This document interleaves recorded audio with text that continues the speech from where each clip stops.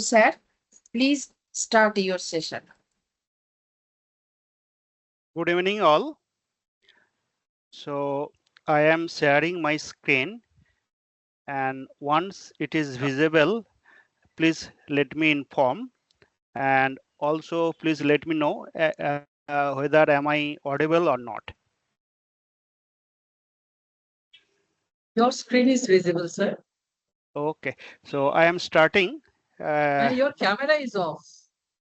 Okay, camera. I am intentionally I just keep camera off. Okay. Otherwise, network will be problem. Maybe during discussion time, I can switch on my camera, so that it will be effective discussion. So right now I am switching off my camera for better clarity in the voice as well as presentation.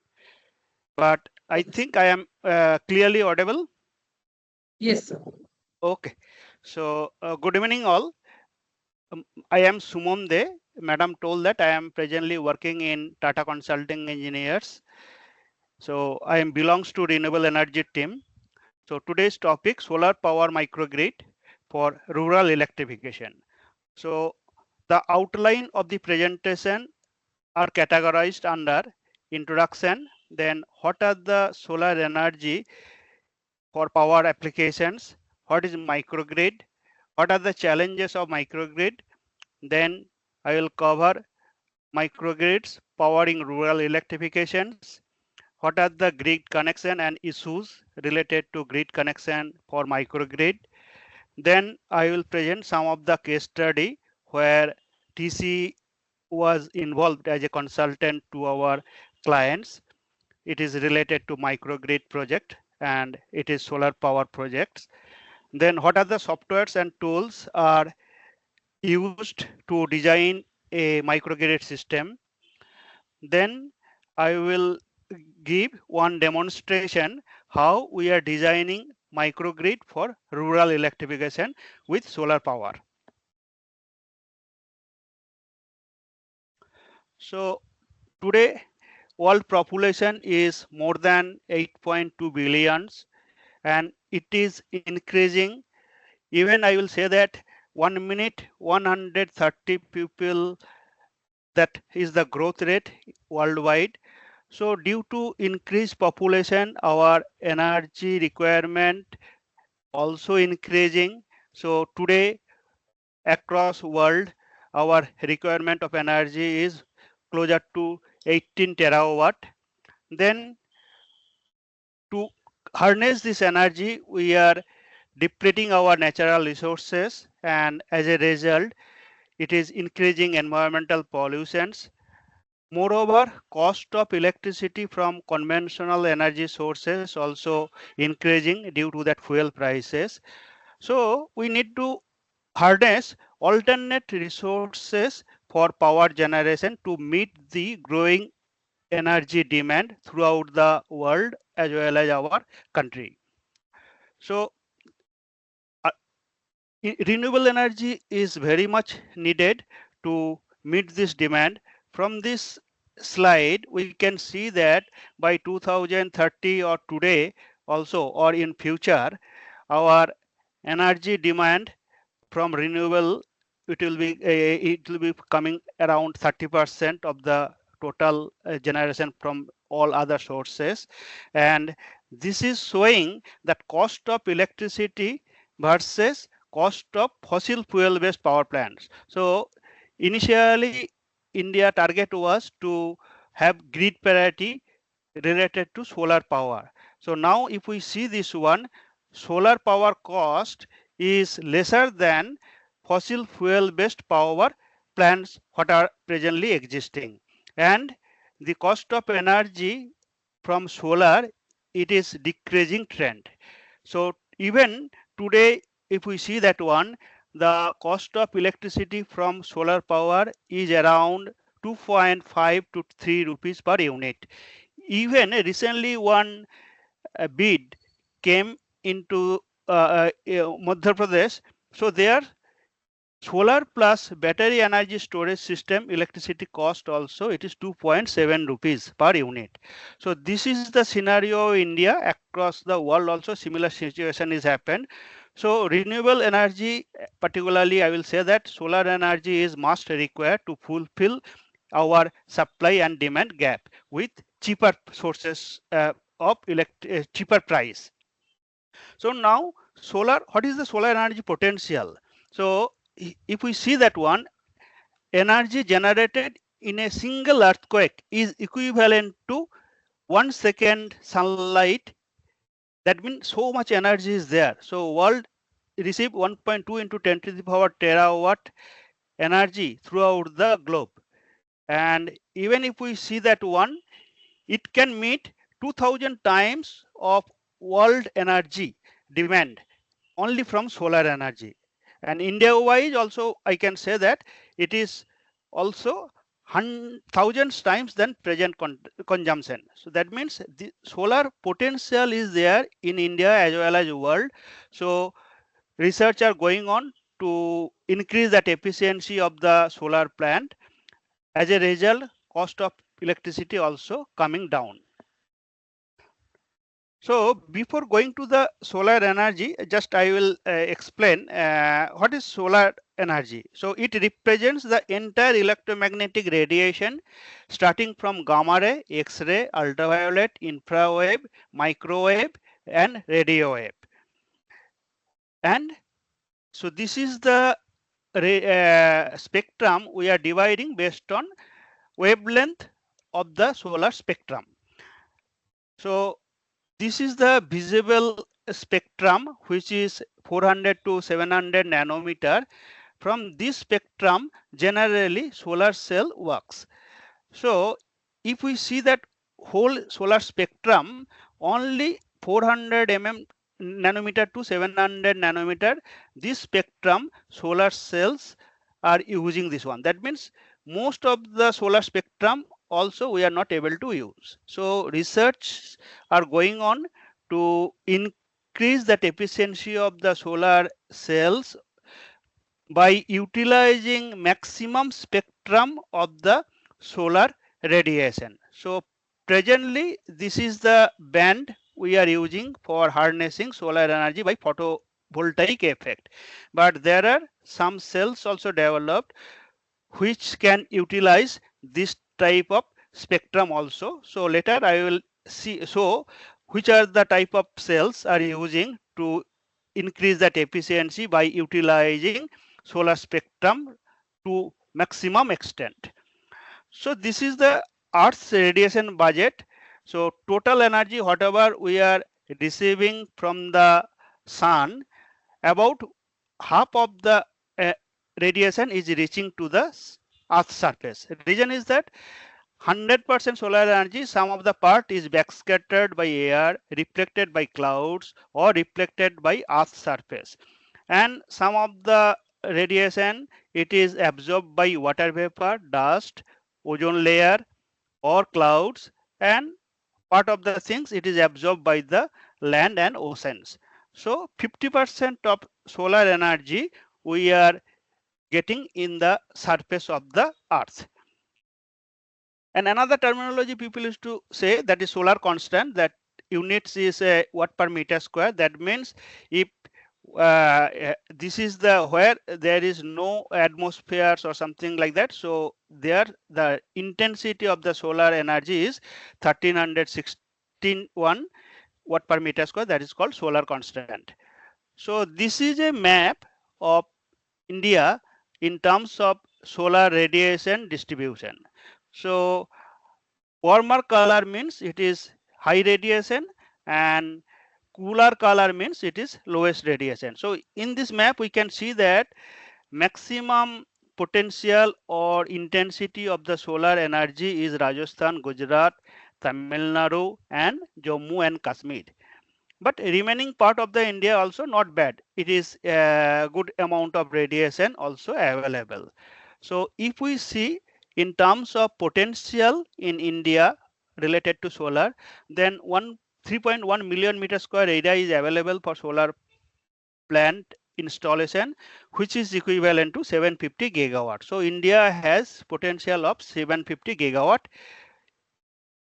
So now we need to understand how solar radiation are available in India or any site, because it is a very site specific and it varies throughout the day, month and year.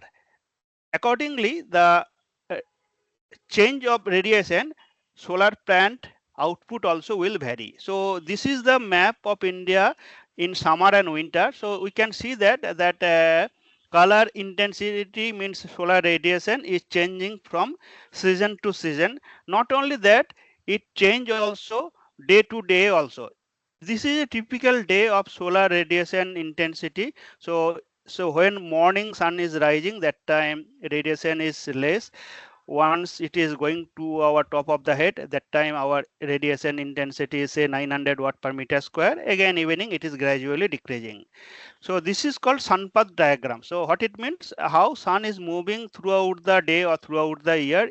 From this type of diagram we can understand that solar energy potential across the year. So this is the winter solar sun path, means sun is rising here and it is going above like that and it is setting here. In case of summer it is going like that. That means summer time the length of the day will be more, whereas winter time length of the day is also less. And during winter time sun travels little bit lower height, whereas summertime sun will travel little more height. This is required to designing a solar plant. So if we see this table also, we can see that GLOB, this is means actually horizontal solar radiation on the horizontal surface. It is in terms of units kilowatt hour per meter square. So each month that solar radiation intensity is changing.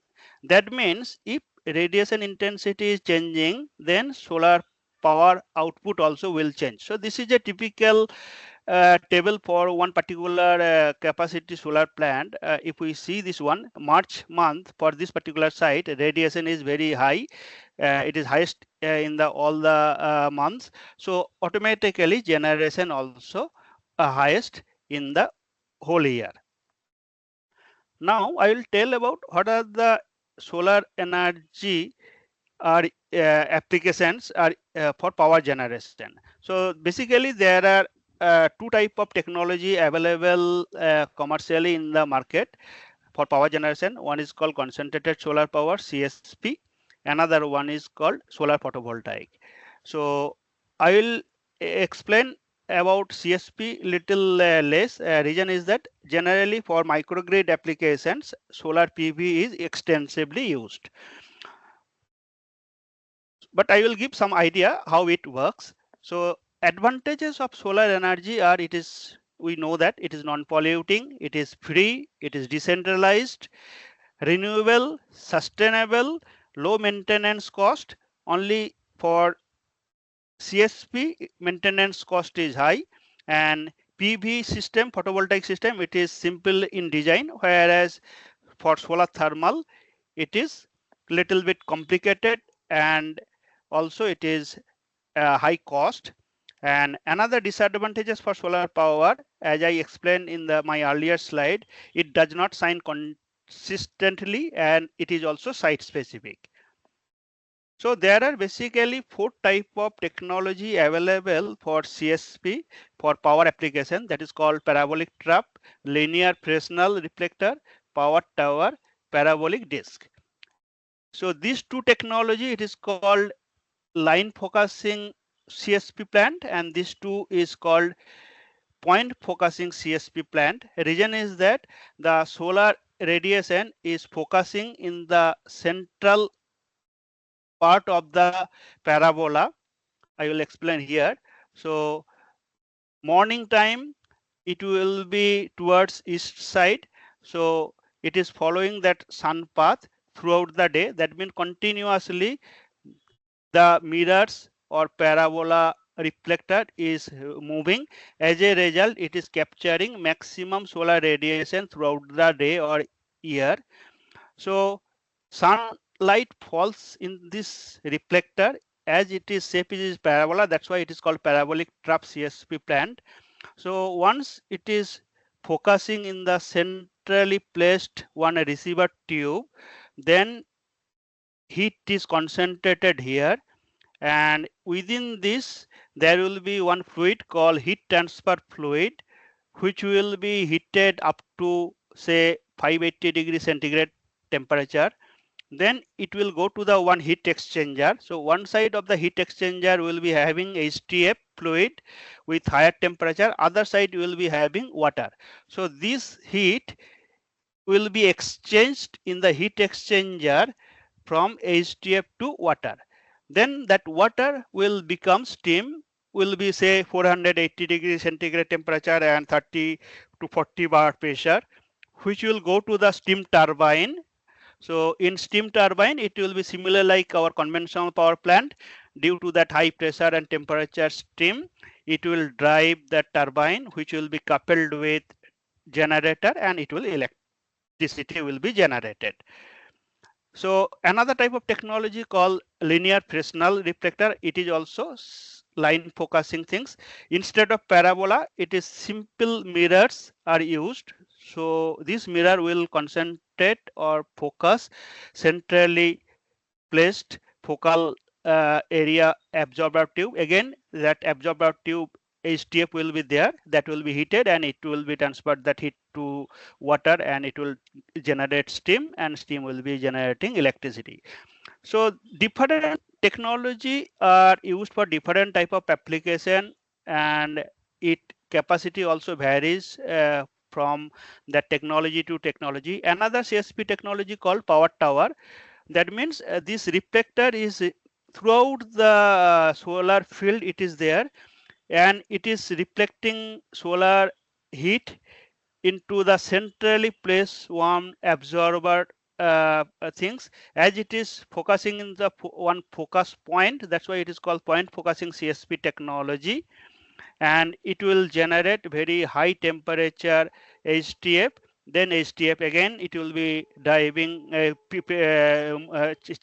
transfer that heat to the heat exchanger to the steam, and steam will be driving that generator, and this steam turbine generator everything will be on the ground. Only absorber uh, chamber will be top of the tower.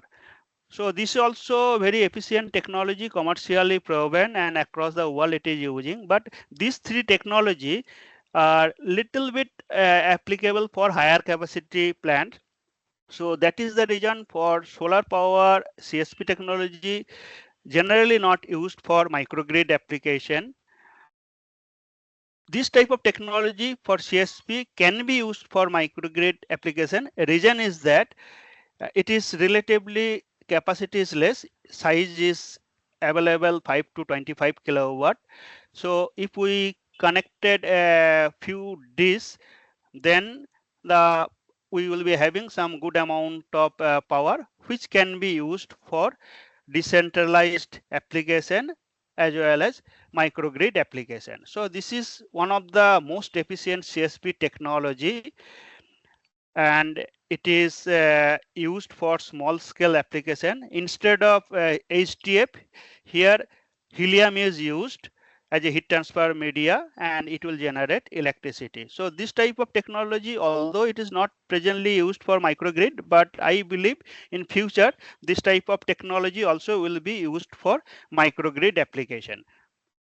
Anyway, so now I will talk about solar photovoltaic technology, which is extensively used for microgrid application, and today's topic also our solar power microgrid. That's why I covered CSP also, because that also one form of a power, but generally not used for microgrid application. So this is the solar photovoltaic system. It is extensively people are using for power generation and microgrid application for different applications. So there are different type of plants are available. From this name we can see that ground mounted system, that means it is mounted on the ground. So generally this module will be oriented towards south to capture maximum solar radiation throughout the day.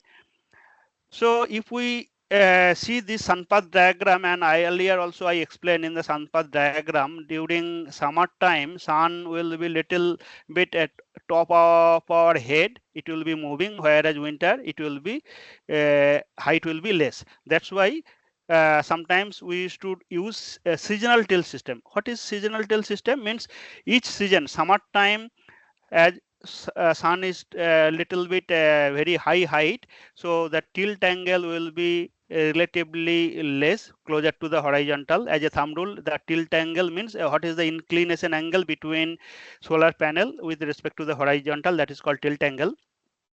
So that will be latitude minus 15 degree, whereas winter it will be latitude plus 15 degree. Reason is that winter time, if we tilt a little higher side, then it will be capturing maximum radiation.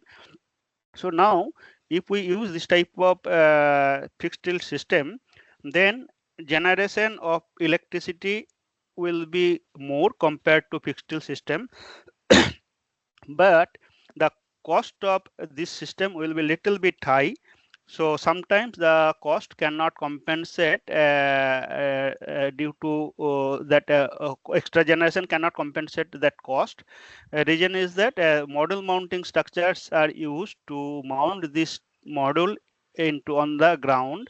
So as it tilt angle is more, so module mounting structure height and pile design or foundation design will be little bit strong, so cost also will be more.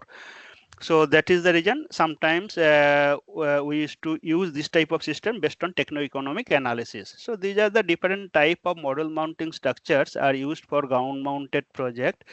So it depends on site specific requirement, how we are designing solar uh, plant, that one, and cost optimization also do. So this type of mounting structures will be used accordingly site specific conditions.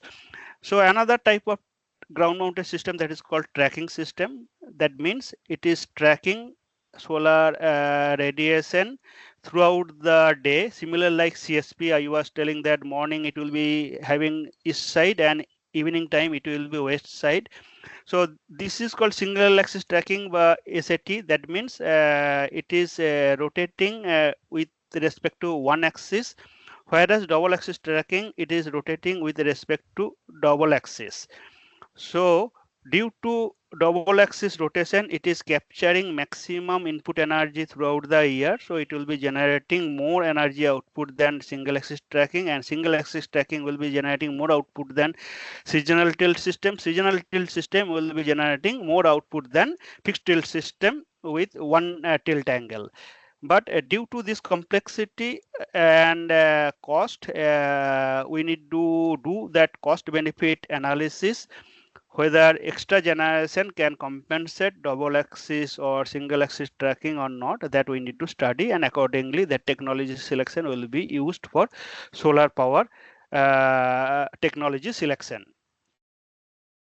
Then another type of plant called rooftop plant. So here also there are two type of plant. One is flush mounted, another one is tilt system. So this type of plant, it will be mounted exactly equal to the slope and orientation of the particular building. So but it needs to give some gap so that air should pass, and solar during generation time it will generate heat, so heat should be dissipated, otherwise due to that heat generation will be less. And this is called tilted system. It is similar like a ground mounted plant. For fixed tilt system it will be tilted towards south orientation, and generally it will be tilt angle will be equal to the latitude. So this is a fixed tilt with one tilt angle. This is a fixed tilt with a three or four seasonal tilt. Here tilt angle will change with during the season time. As a result, generation will be increased. So this is called rooftop plant. Then another type of plant are coming into the market. India as well as worldwide, because land and roof area is now becoming restricted, and across the world we have a very good amount of water reservoirs in say dam or any power plant. There will be raw water river reservoir. Then there will be some mining area where it is abundant and water is filled. Those type of places can be used for solar application, as these solar panels will be floating on the floater or floating platform. That's why it is called floating solar PV. So floating solar PV will be having very good advantages compared to other solar technology. Reason is that as it is installed on the water, so there will be very much less land area is required. Only land area will be required for electrical infrastructure or evacuation facilities. Then as it is covering that water body, so evaporation loss will be reduced. As a result, a very good amount of water conservation can be done with this floating PV. It is modular, so it can be capacity can be increased from few kilowatt to 100 megawatt or 300 megawatt. Worldwide also, there are maximum capacity of floating PV is 300 megawatt. Then it will having better performance because it is very closer to the water body, and it will water will cools this solar panel. As a result, the efficiency of the solar panel will be increasing. So if we are not covering these solar panels or floaters, then what will happen? That sunlight will directly go to the water body. As a result, algae growth will be there. So if we put solar plant on the water body, then algae growth will be reduced. As a result, water treatment cost also will be reducing. So these are the advantages of floating solar PV plant. So that is the reason people are thinking for nowadays floating solar PV. Only one problem is that as it is floats on the water, so it is relatively 10% to 15% more costlier than ground mounted plants. But again, research are going on. In future, it is expected that that cost will be coming down and it will be having similar cost like ground mounted projects. That time it will be dominating also in the market. So I think I am clear so far, or I will continue, or you have any questions, or maybe we can discuss these questions answer session last. So if you have any questions also, maybe you can stop me or ask. Otherwise, maybe we can discuss at the end of this session. Both are okay for me. Can someone confirm?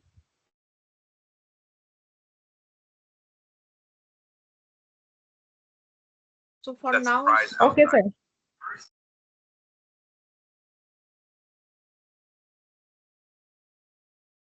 Hello? okay. Sir, you can Hello? continue now. Okay, Sir, okay. please Because continue, sir. okay, because I was thinking whether my network is there or not, or something like that. So okay. So now I will tell about solar. I will be having exactly up to 7:30 now. So I need to finish within 7:30. Yes, sir. You Okay, have to finish by I'll 7:30. okay, I'll do so. So this is a solar cell. It is similar like a battery. Like a battery has one positive terminal and one negative terminal. So solar cells also having one positive side, another is negative side. So solar cell is basically a PN junction diode. It converts the energy of light into electrical energy through photovoltaic effect. Photo means photon and voltaic means it is voltage. That means due to photon, electricity is generating. So how it is generating? So this is that representation view of a solar cell. So here I will say that the light falls on the PN junction and it absorbed as per the band gap requirement of the semiconductor, PN semiconductor device. So when that photon energy, that is H nu, is more than band gap of the semiconductor, then photons will be absorbed, and absorbed photons will generate excess electron hole pair in both sides of the PN junction. So I'll say the number of carriers crossing the junction generates current, and the work done by the carriers to cross the junction is reflected as a voltage. So thus at load one can get current and voltage, that means I into V, that is power. So that is the way the power is generating from solar cell. So PV device is a power generator. It is similar like a conventional generator. Only difference is that solar cells or solar module, it produce DC power, and the power production is equal to proportional to irradiance and inversely proportional to the temperature. That means during morning time my radiation is less, means 200 watt per meter square radiation. That means that time it will generate less power. So once radiation is very high, say afternoon time, that time current and voltage will be more. As a result, power will be more. So that's why I told it is exactly proportional to the radiation. So more the radiation, more the output of the power. So if there is a cloudy day, then radiation is reduced. That means generation also will be reduced. If there will be any shading fall on the solar PV panel, then it is obstructing that solar radiation. As a result, generation will come down. So when we are designing a solar plant, so we need to keep in mind that radiation should be captured maximum so that input energy will be more. As a result, output will be more, and it will be inversely proportional to the temperature. Means more the temperature, lesser the power output.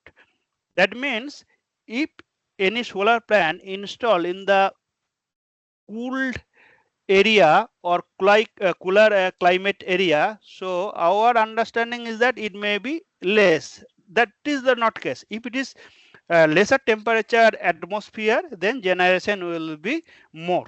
So we need to remember it is proportional to radiation and inversely proportional to the temperature.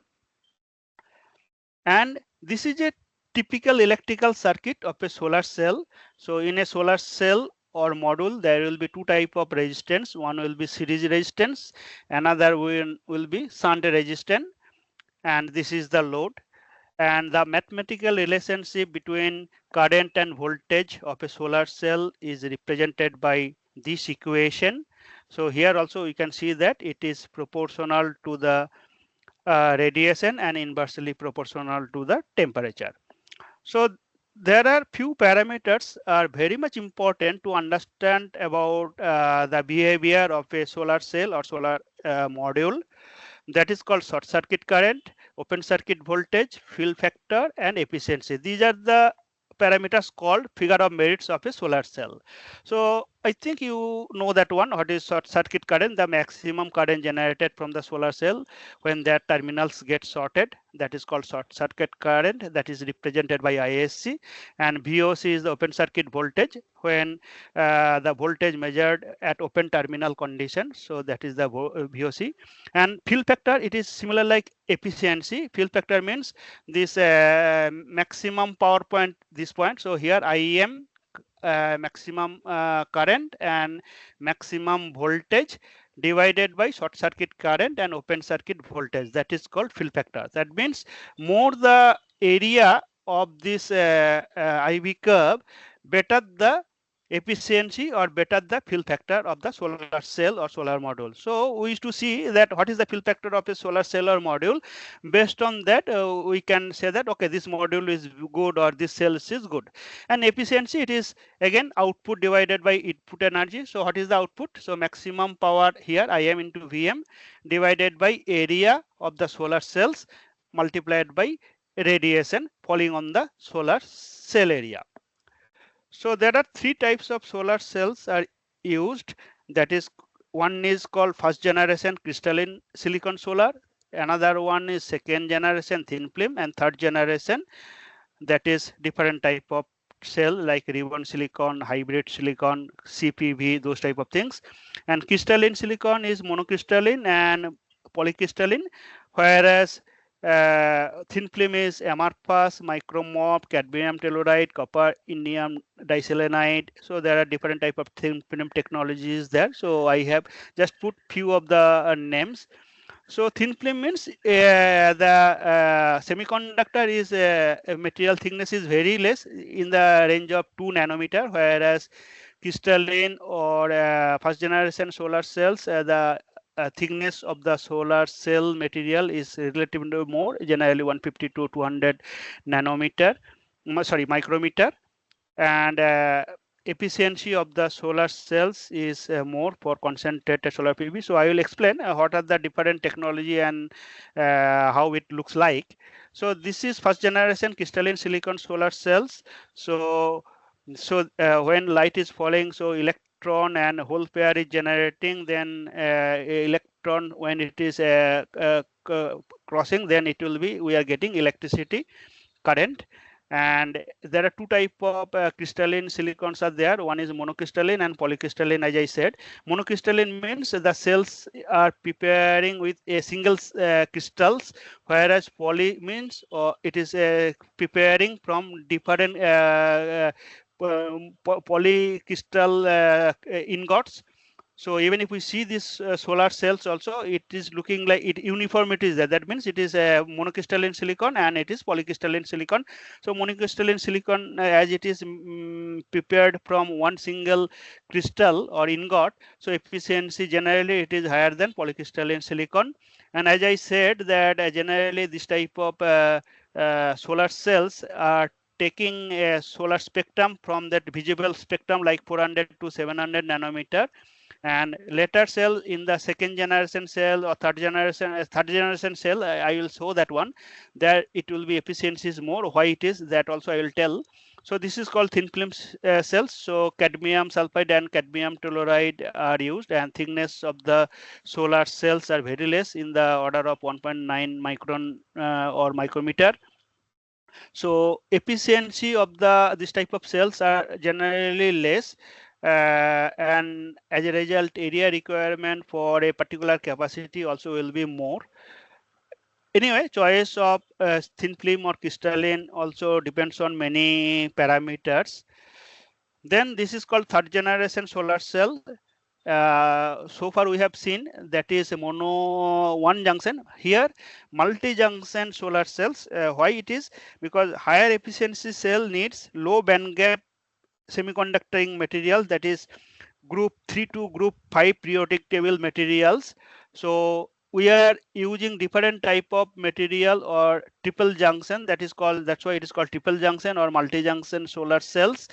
So it is absorbing maximum part of the solar spectrum based on different band gap of the different materials. So you see that actually different semiconductor materials are different band gap.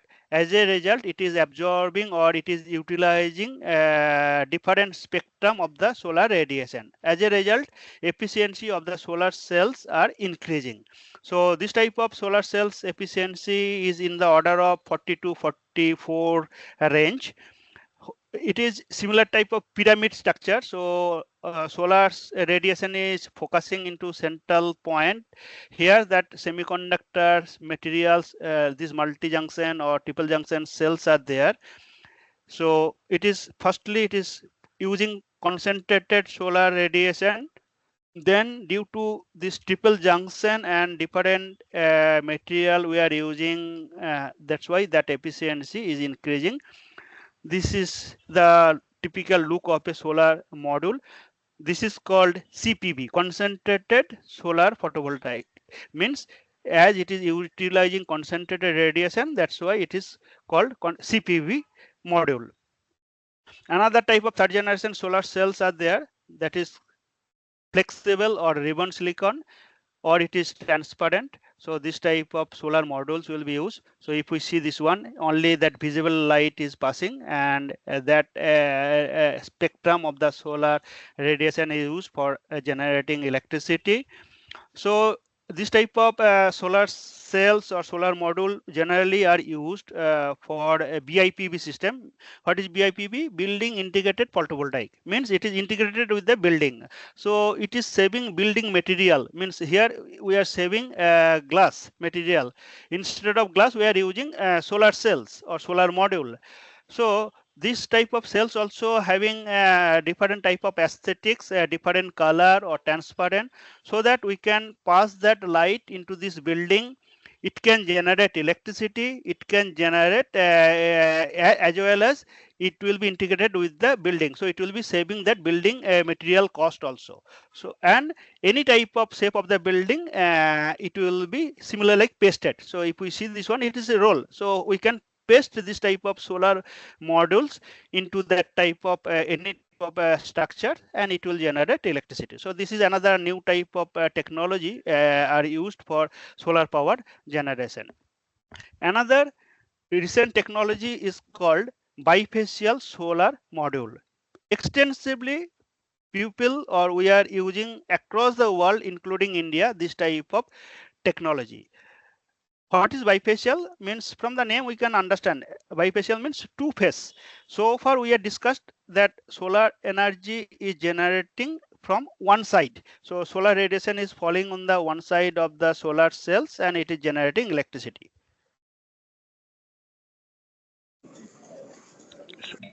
Here instead of one side it is generating two sides, because two terminology maybe I can tell you. One is called direct solar radiation.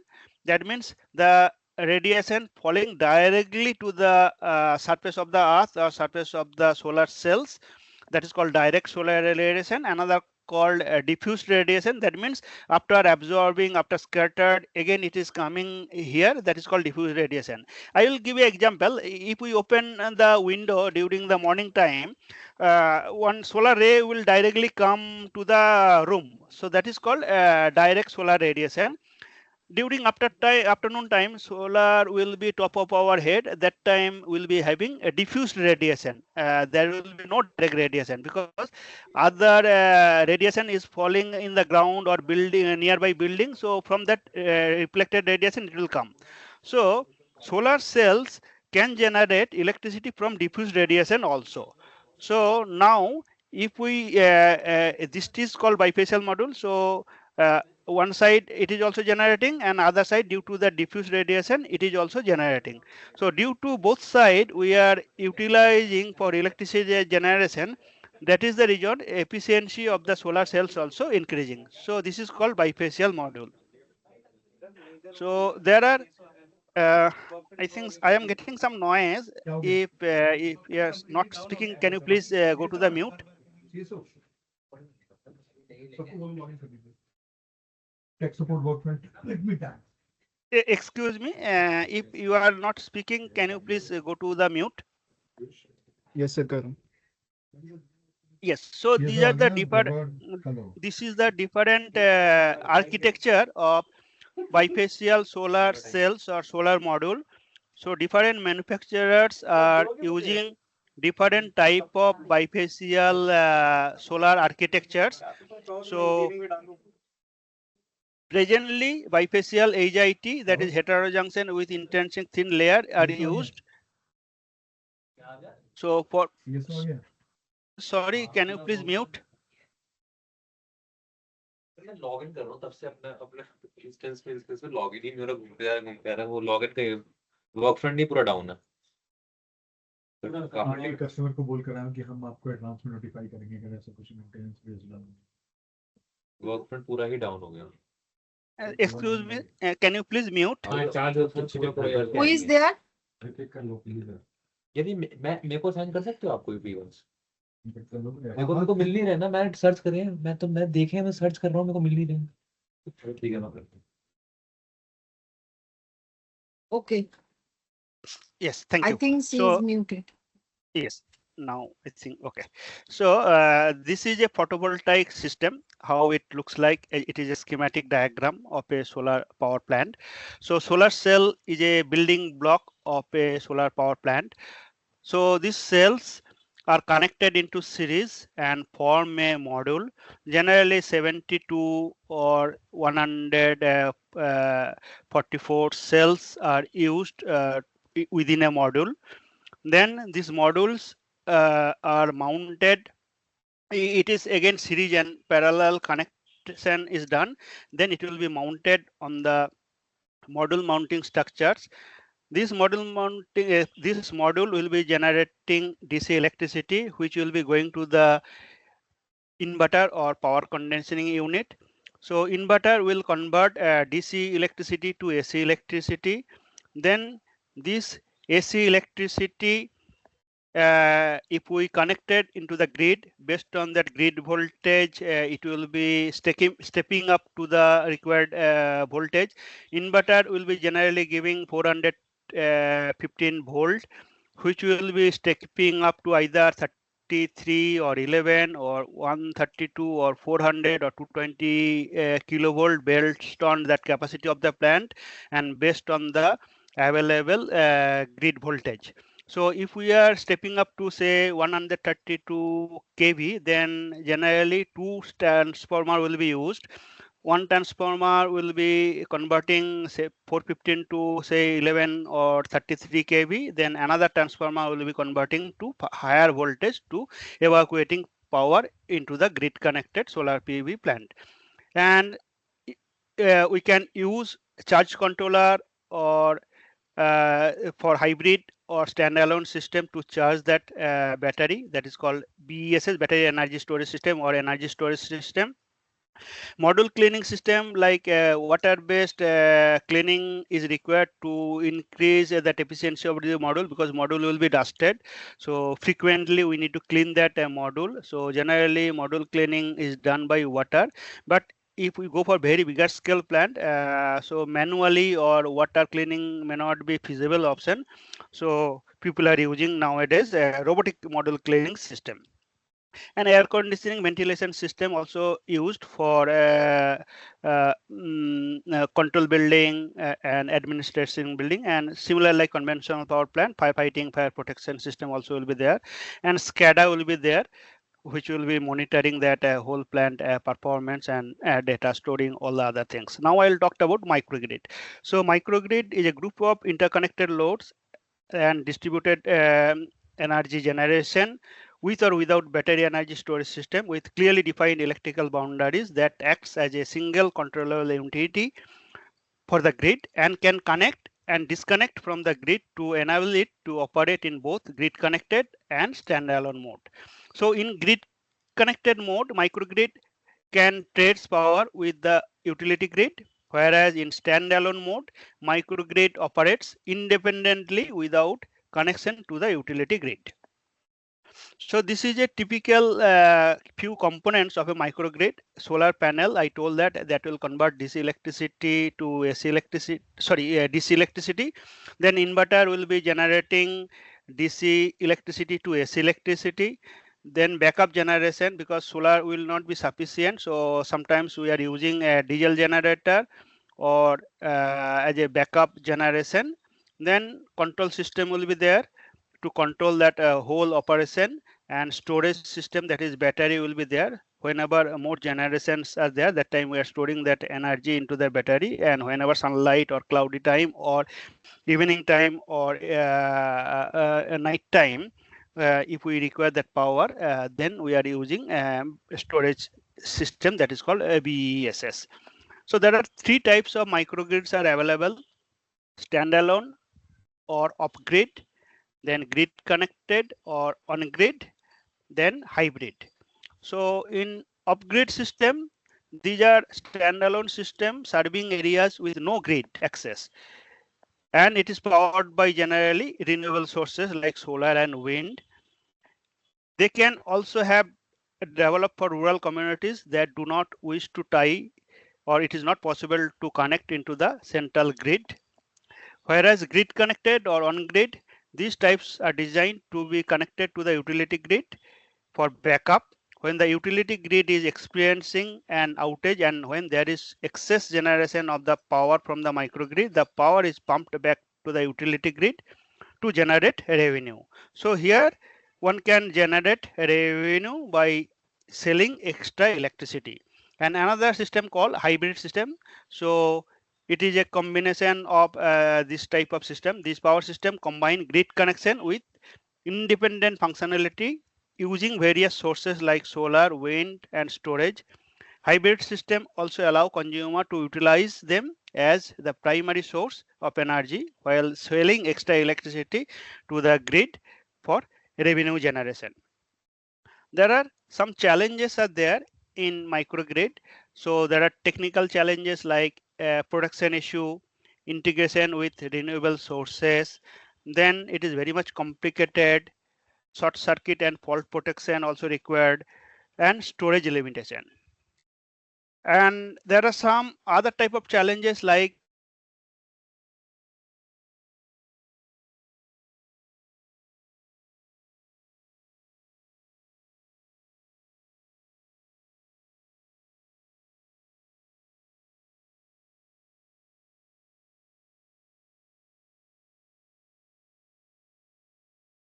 hello. Hello. Yes, I think few seconds maybe internet got disconnected. So now I think it is Yes, sir, you okay. are audible Now it's now. So it is lack of hello.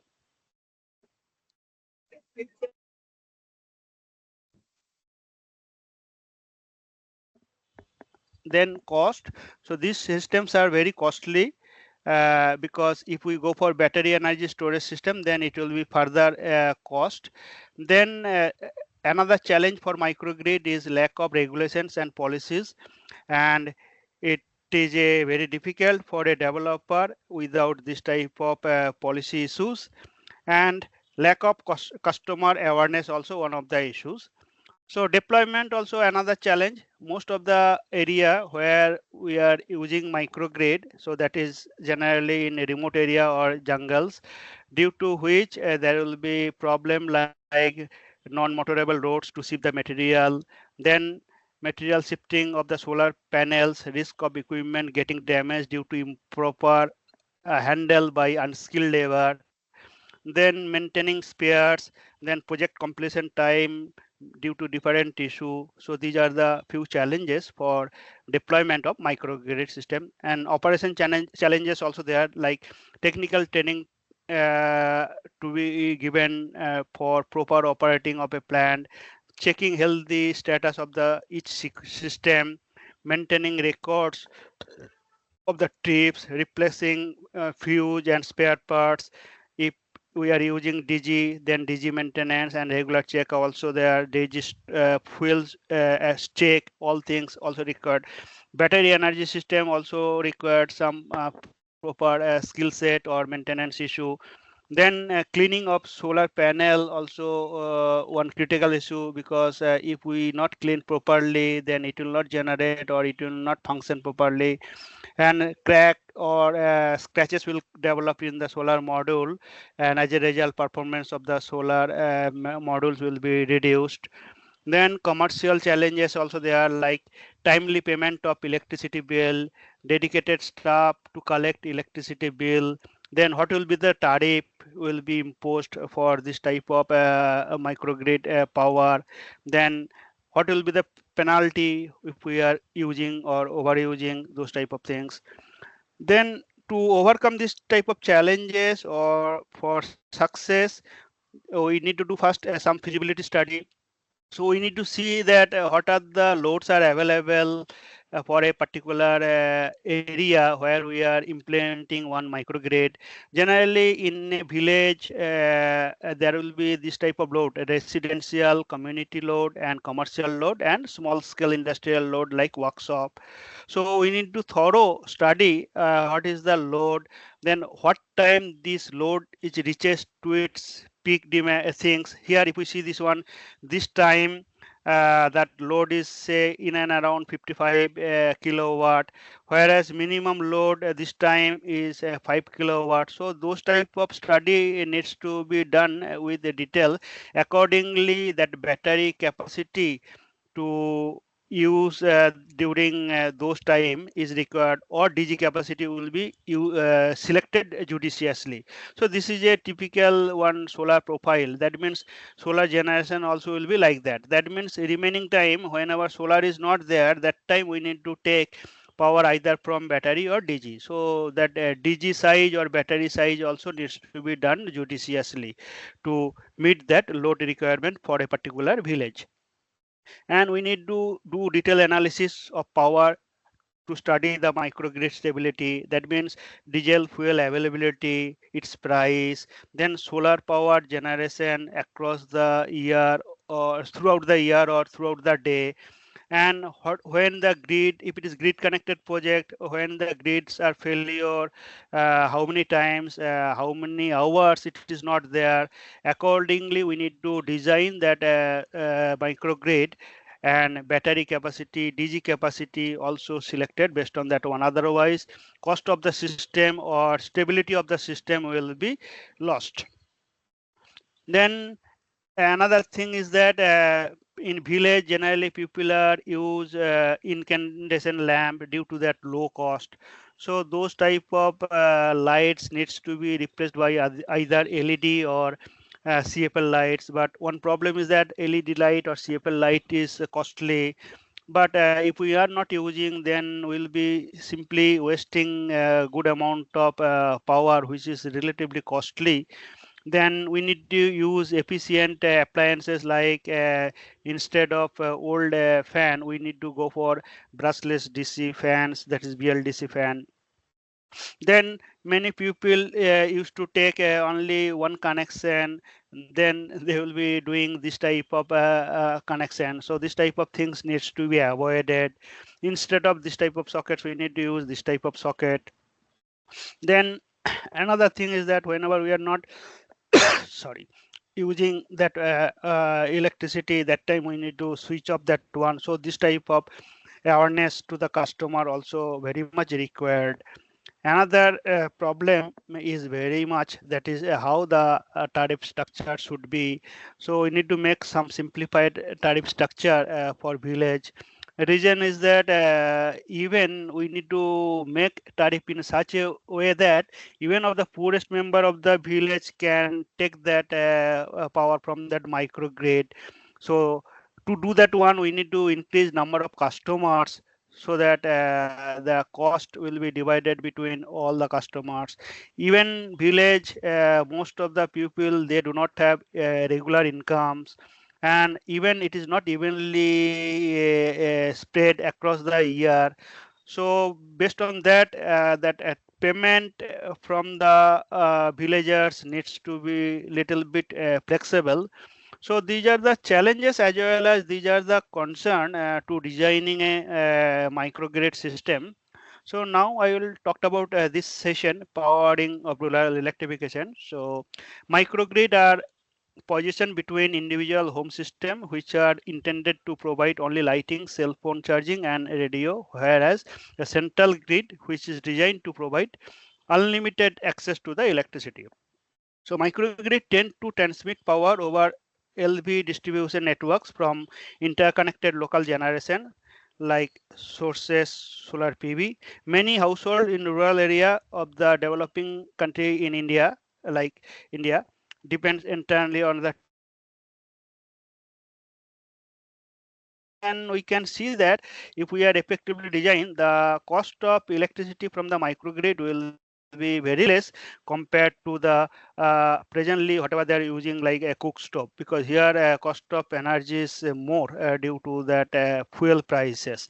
So effective designing of a microgrid system will be add value to the villagers.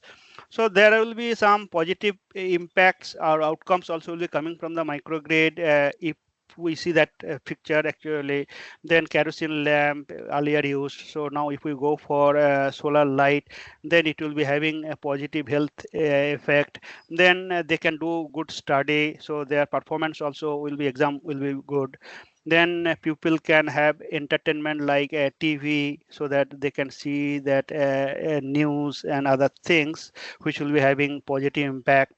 Then earlier days, village people, they used to cook during daytime in absence of a light. Now, if we have that microgrid, then they can cook their food during night time so that they can get fresher food.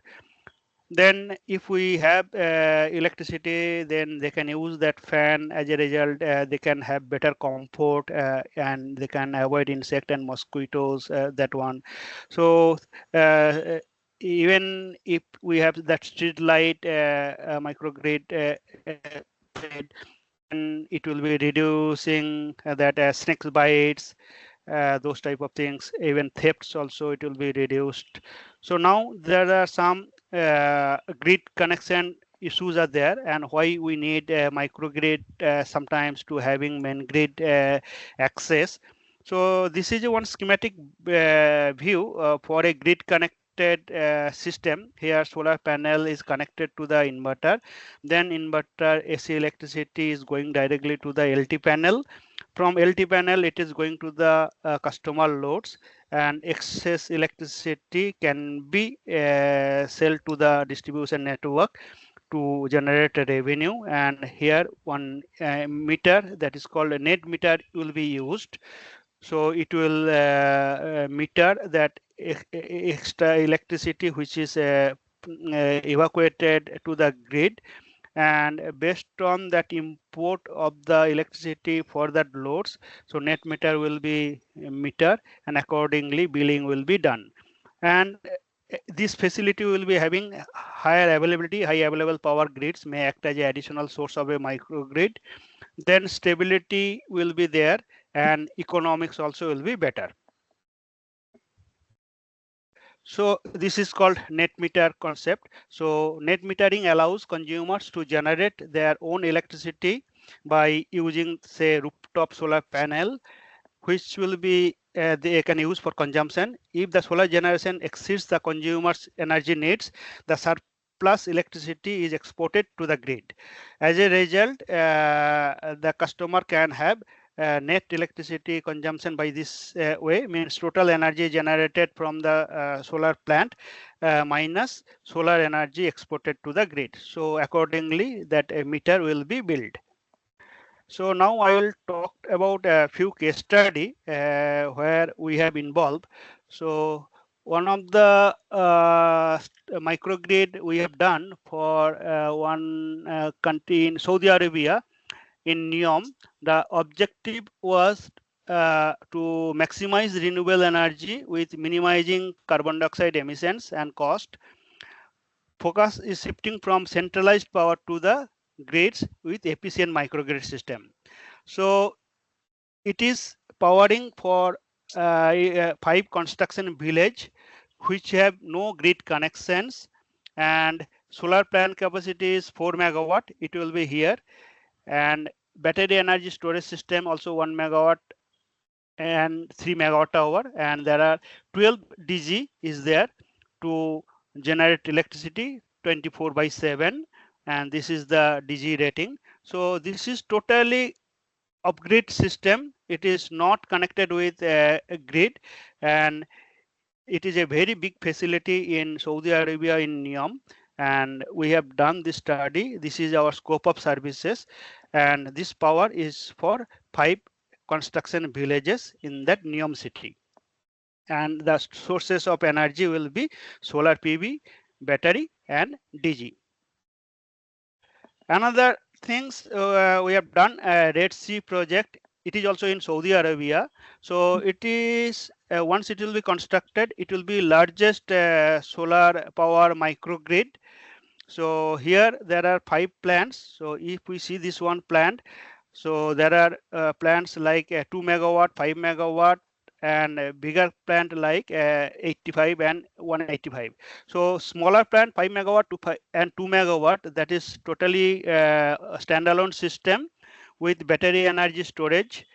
Whereas this bigger plant, it is grid connected project, and here also battery is there to supply that power down the clock. And this is the typical pictorial view of that Red Sea project. Our scope of services was during pre-bid services. We prepared how the solar plant or battery layout will be looks like, what will be the connection scheme, means SLD, how it will be there, we have done. Then what will be the BOQ, means bill of material of the solar plant, and accordingly what will be the cost of the project, how much solar capacity is available or energy can be generated, and based on that what will be the battery sizing, that things we have done. So this is a typical view of the plant layout.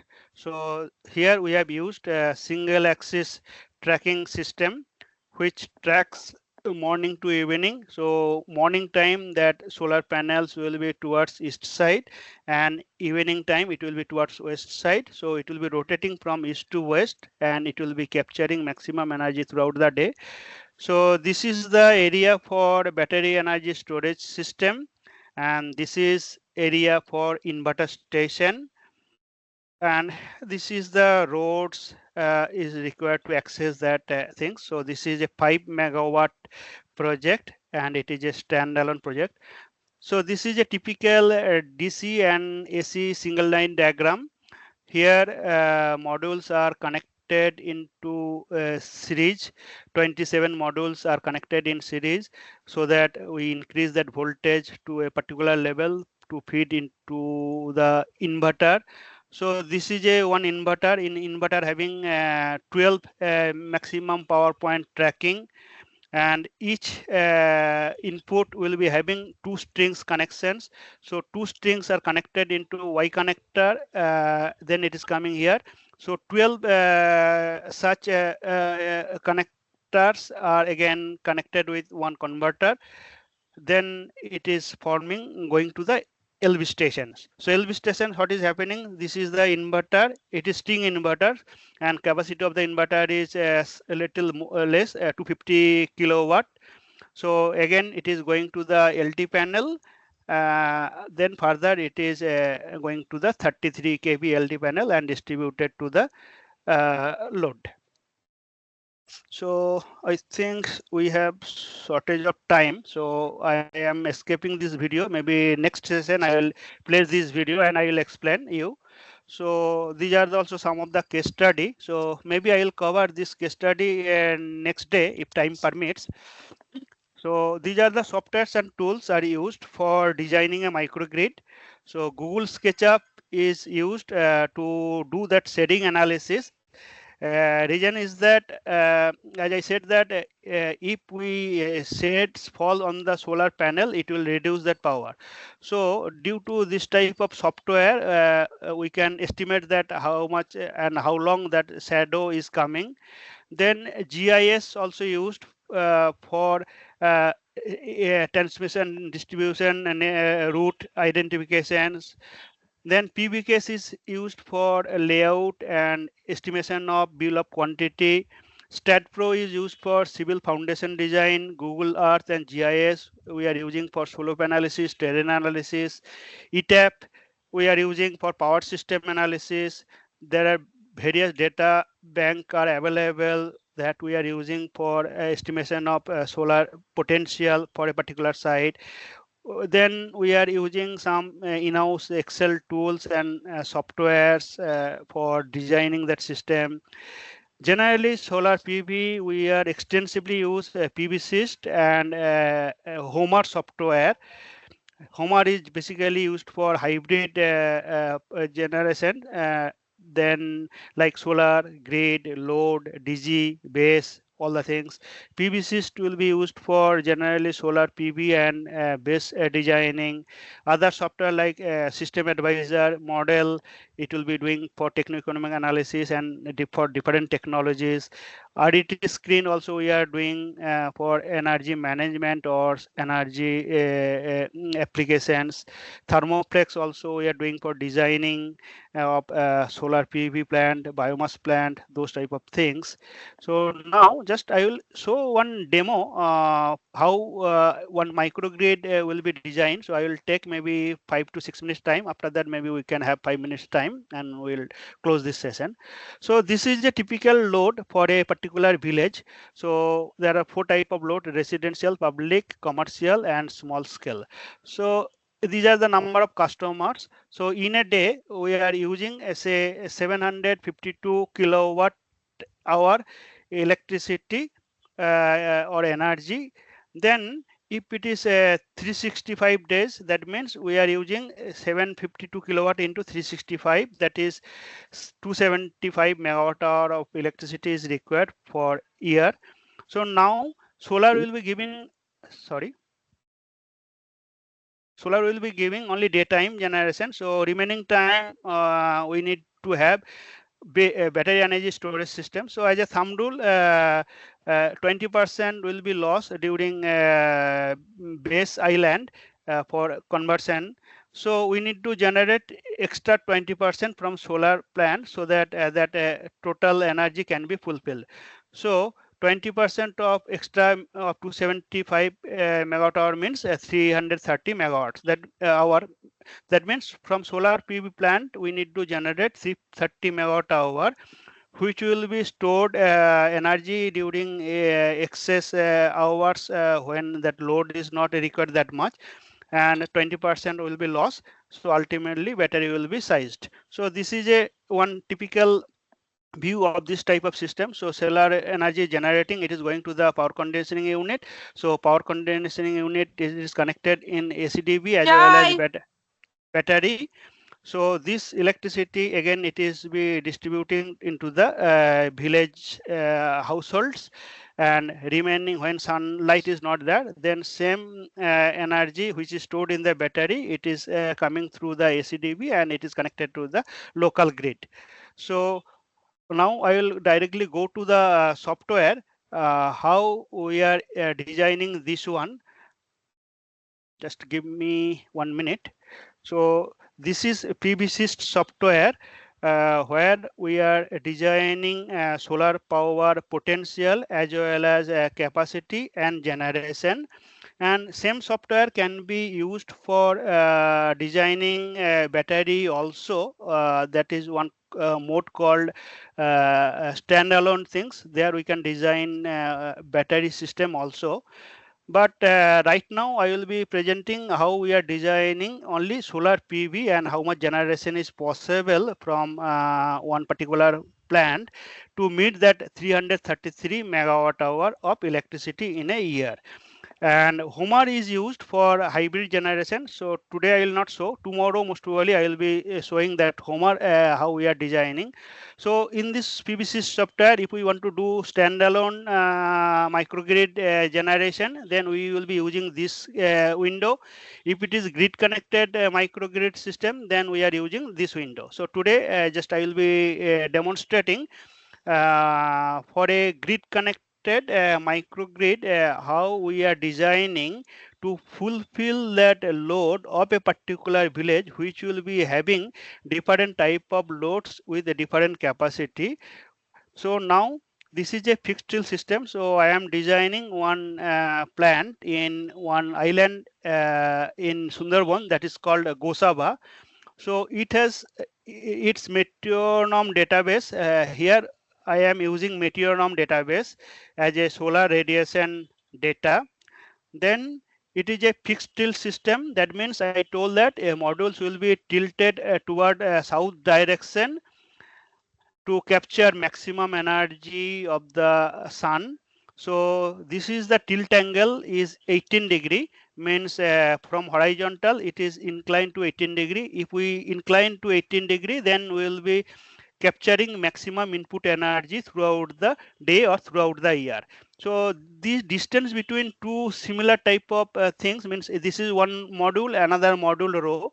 So this is called pitch. So we are giving this pitch 5.5 meter distance. Reason is that to avoid the shadow from this end, one sun is here, then this shadow will fall here. To avoid this shadow, we are increasing the distance. But if we increase the too much distance, then shadow will be avoided, but area requirement also will be more. So that is the reason we used to do this both tilt angle as well as pitch angle optimization with this software. So once we are optimized that tilt angle and pitch angle, then my layout is getting ready. Then we used to go to one system where this system have inbuilt library for module and inverter.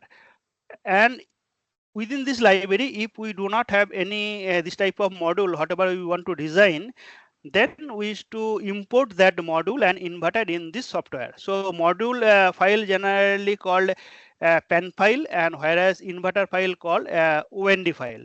So here I am using Bikram Solar module, say 545 watt peak, and another inverter I am using, say Delta inverter. So for 80 kilowatt inverter. So two inverter I am using. That means 2 into 80 is 160 kilowatt inverter, and 8 here based on that inverter input voltage, number of modules will be connected into series to increase that voltage, so that inverter can take that voltage as a input. So here number of inputs can be 6 to 18. So we are using maximum number of modules into series. So once we are connecting 18 modules into strings, that means it is called one string. So one string consisting of 18 modules in series.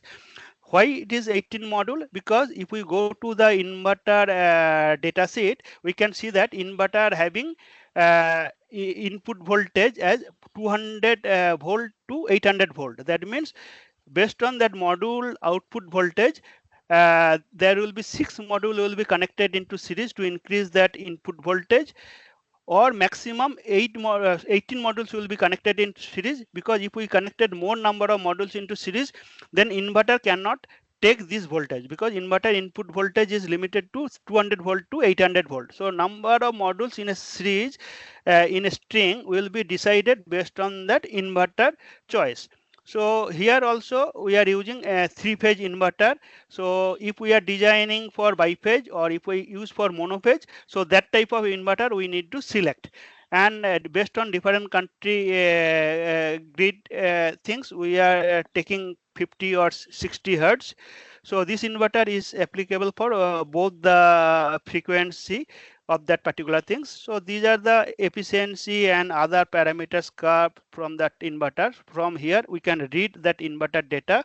Similarly, from module when pen file also we can read a module dimension, module watt peak, module characteristics, module current voltage, like this one.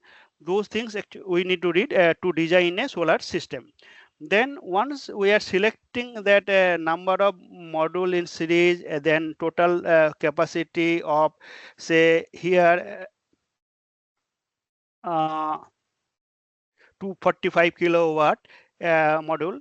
So DC-AC ratio called another thing, DC capacity divided by AC capacity. That means 245 divided by 160. That is called 1.1. So that is called DC-AC ratio or P-norm ratio.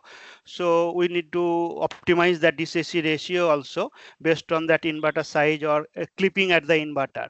Once it is done, there will be different losses we are defining into this window. That is called ohmic loss, means DC cable loss. Solar power module will be generating DC power, which will be connected to the inverter. So this will be the loss due to DC cable. Then we need to define a AC loss also from inverter to LT panel. So generally we need to estimate what is the distance of the AC cable, or we need to estimate what is the percentages loss of AC cable. Accordingly, we need to define a DC cable loss as well as AC cable loss into the system. Then module quality loss, because it is basically even if we say that 545 watt peak module, it is not exactly 545. It will be maybe more than 545, maybe say 550. So if it is 550, that means extra generation is possible. So instead of loss, it will be actually gain.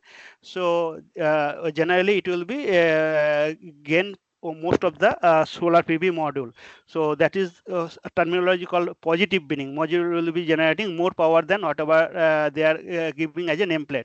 Then soiling loss, what are the loss due to soiling of the module.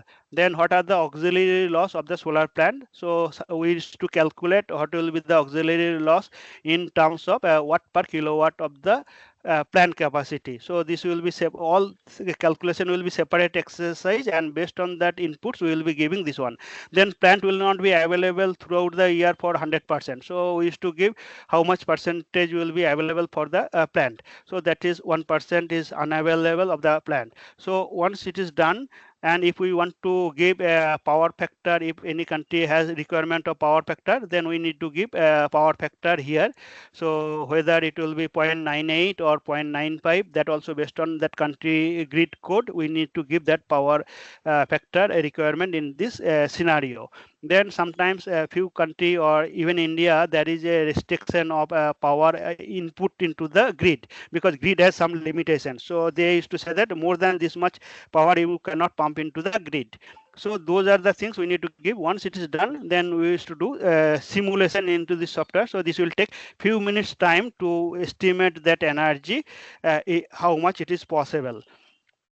So once we'll be doing that one, then from 245 kilowatt peak DC plant, or I will say that 160 kilowatt AC plant is defined by inverter capacity.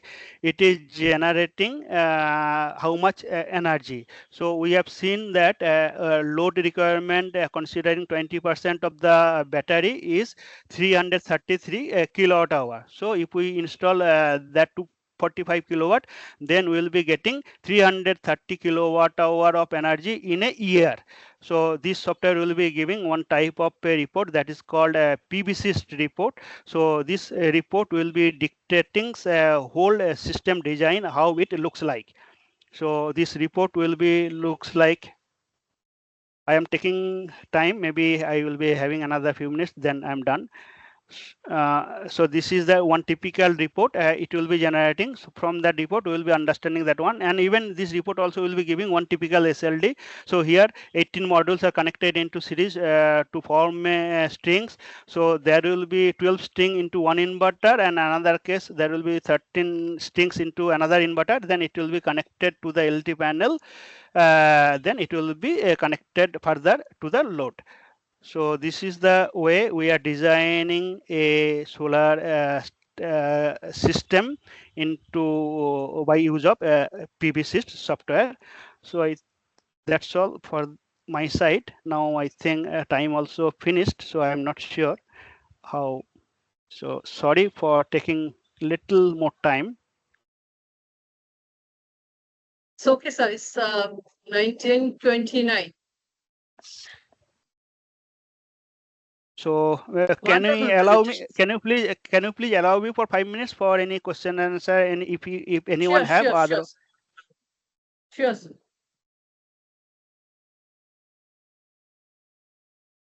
I think Basudev sir have some question.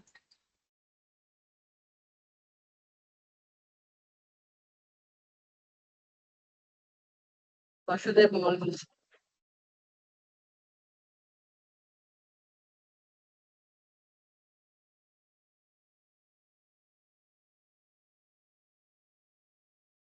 Yes, sir, please.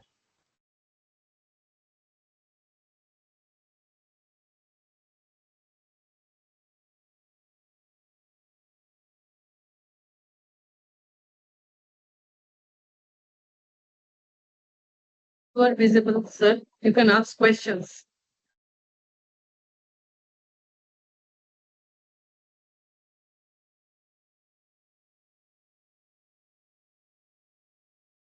You are not Any question, sir? audible. Hello. Yes, please. Actually, sir, PVC software is free software is purchase. No, yeah, generally, if we ask, if we download the software, it is can be used for 1 month time.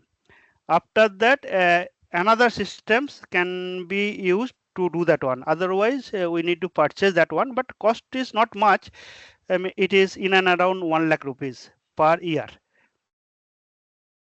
but it is a very good Okay, sir. software to designing, and another software called Homer, that also very good. So maybe tomorrow I will be demonstrate that software, how we are designing a microgrid or hybrid project into Homer software. So these two software, PVSys and Homer, are extensively used across the industry and throughout the world. And this is the only one software whole world is using. And whatever project we are doing, say even kilowatt to even we are designing 3 gigawatt, 4 gigawatt scale project, all things are done by PVC software. Okay, sir.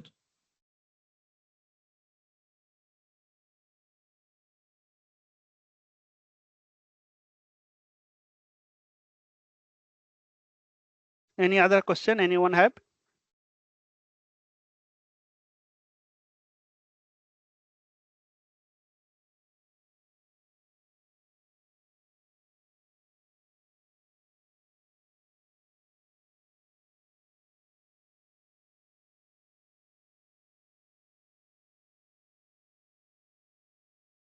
Thank you, sir.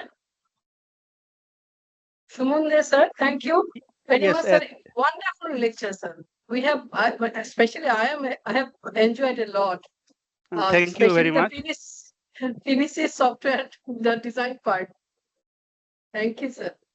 Thank you everyone for your patience and listening me. So I think tomorrow we have session at 7:30. So maybe tomorrow I will cover little less so that maybe we can have some time for question and answering. Okay, sir. Your next session will be 26th at 7:30 p.m.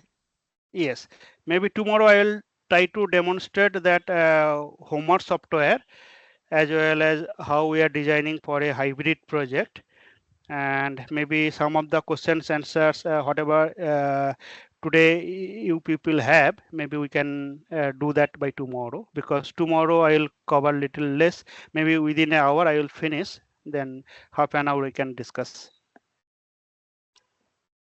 Okay, sir. Thank you, sir. Okay, thank you all. Okay, sir. Thank you. Thank you, sir. So our next speaker is Dr. Ritesh Kumar Heshri, Associate Professor, Department of Electrical Madam, Engineering. wait for 5 minutes. Okay.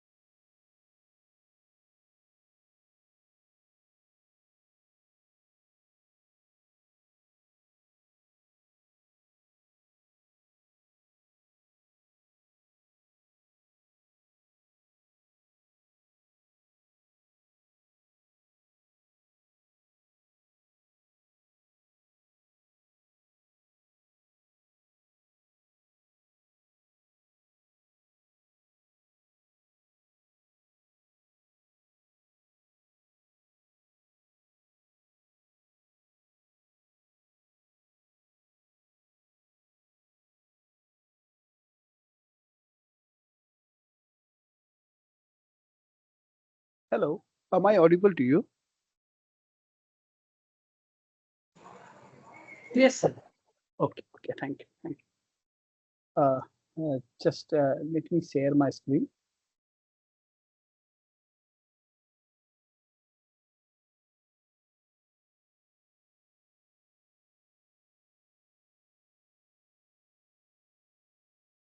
Our speaker is Dr. Ritesh Kumar Keshri, Associate Professor, Department of Electrical Engineering, Visheshwara National Institute of Technology. Thank you, sir. Good stuff. Thank you, ma'am. Thank you. Just allow me. Just a minute.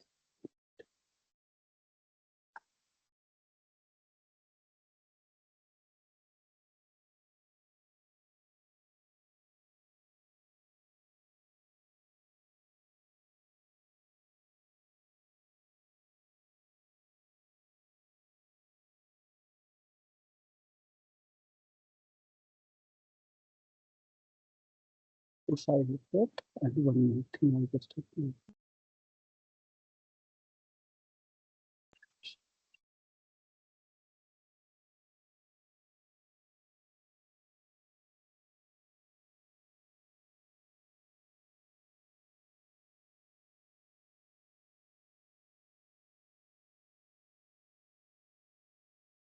Okay, now my files are open. I'm just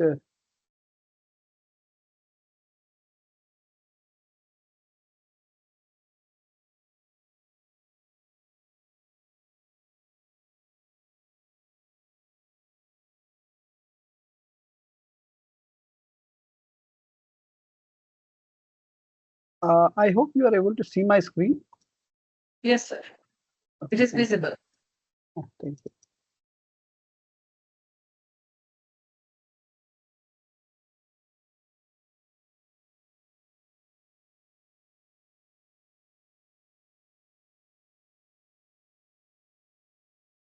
Okay.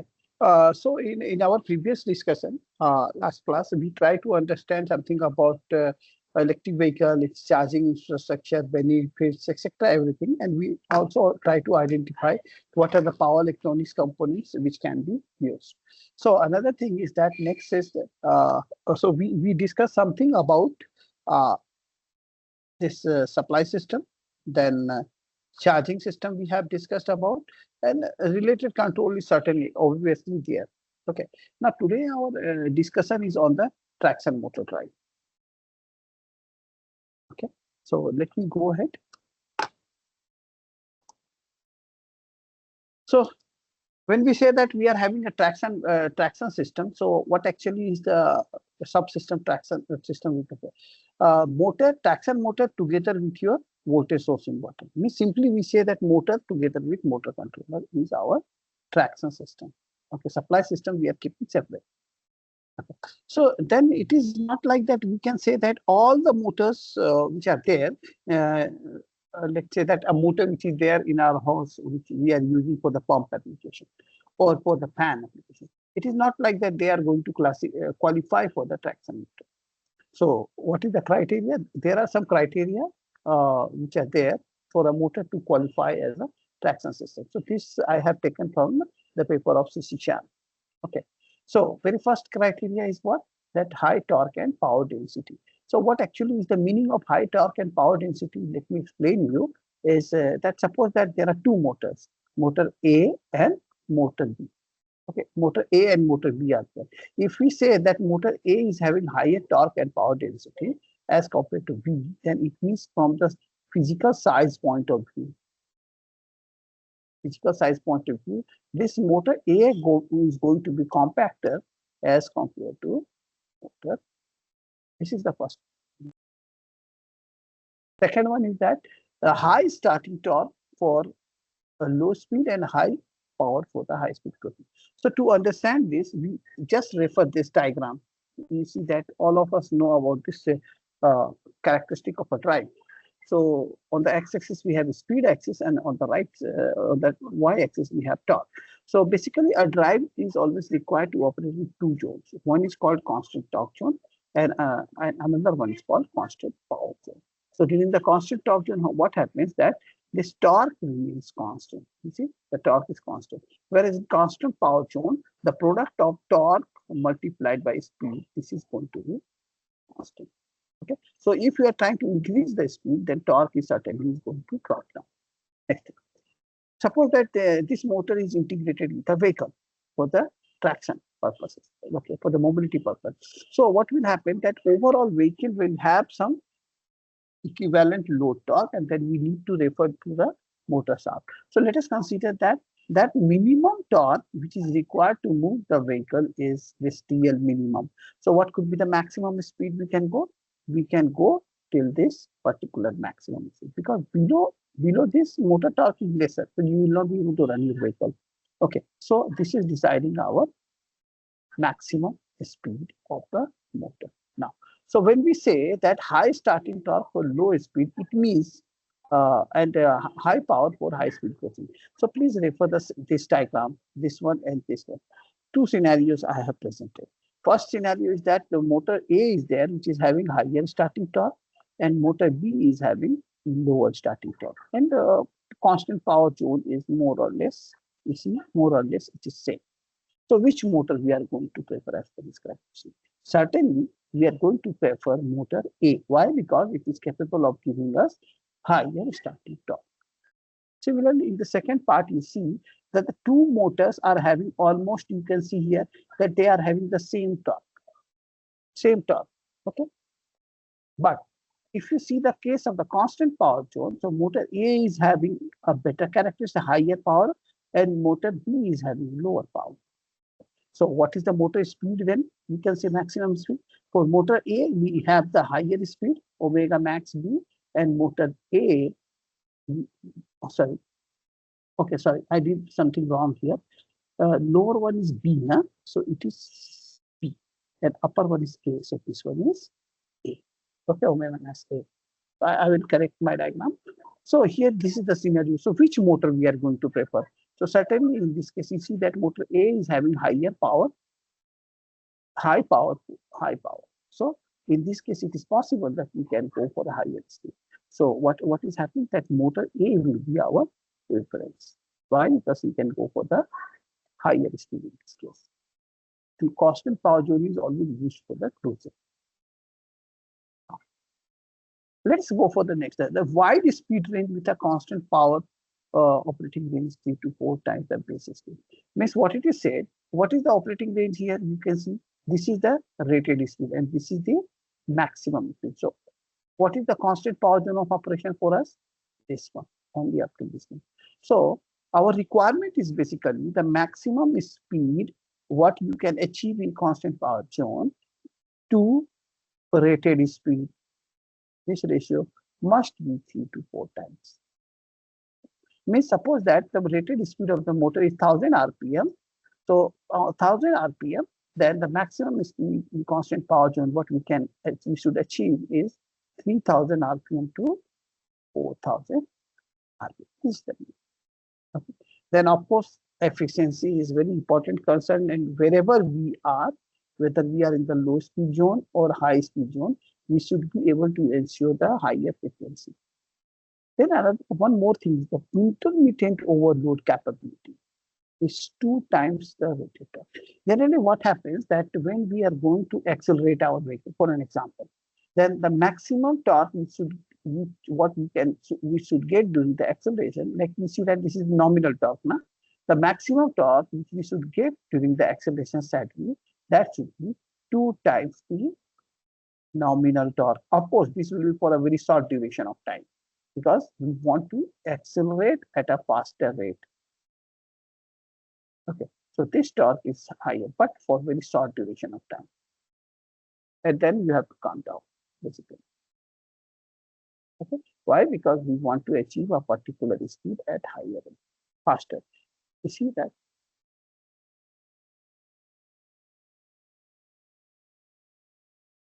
Oh, sorry, not that diagram. Rather, we should make. Yeah, this is the situation. You can have one case like this, and you can have another case like this. To reach the same speed, in which case you will be able to reach out. You can guess here. Okay. So what it is there that the torque what is required is times higher. Okay. For better acceleration. The reliability, etc. Certainly these terms are there. Okay. Let me go ahead further. Now, then what are the candidates for permanent magnet motor, traction motors? Then non-permanent magnet solutions are there and permanent magnet solutions are there. So non-permanent magnet solutions are induction motor, synchronous motor, switch reluctance motor, and synchronous reluctance motor. So all these 3 are synchronous motor. This can be rare earth magnet free motor, these 2. Okay? And this can also be. But the moment we say permanent magnet type, then we have a permanent magnet synchronous motor. So it can be of 2 types. One is called BLDC motor and second one is called BLEC motor. And generically, when we say PMSM, it means that we are having a permanent magnet synchronous motor which is having the sinusoidal back EMF. So the name given is PMS. So these are the candidates. Okay. Now let me go before I just explain you what actually is the nomenclature of PMF, EMS motor. It is very important. That's why I'm explaining you. Okay. Let us consider. You all know about the synchronous motor. So here is a synchronous motor. Let's say. Let us consider that the windings are there. Okay. You can make more also, no problem. Now, if you remember, those who are from electrical background, this is the synchronous motor. Small part, synchronous motor. Okay, and it is having external excitation to the rotor. So we are giving plus and minus here. Okay, plus and minus here. Just a minute. Just a minute. I will be reading two diagrams. So, or just before I copy it, so that I should not have to do. Okay. So here you see that we are having external excitation, that is DC. So when it is excited by DC, what it is going to do? It is going to produce a stationary rotor flux phi r. Why? Because when you are exciting it, it becomes a magnet north and south. So it is going to produce a stationary rotor flux. Now, let us consider that it is stationarily excited by 3 pin for the time. You see that. Let us consider that we have not given any current into the stator. It is not excited. Just we have given the excitation to the rotor. So it has turned on into an electromagnet. So phi r is there, but nothing will happen. It is stationary. Suppose that now what we do, that we start rotating this rotor. What will happen? It will, you start rotating this rotor, this phi r will linked with the winding. And now, because this is rotating, so EMF will be induced into the stator winding of the motor. Okay, EMF is going to induce. Now, what will be the nature of the EMF? It depends that how the winding is made up. If the winding is distributed in nature, then the back EMF is going to be sinusoidal. If the winding is concentrated in nature, just like the case of DC motor, then the back EMF is going to be trapezoidal.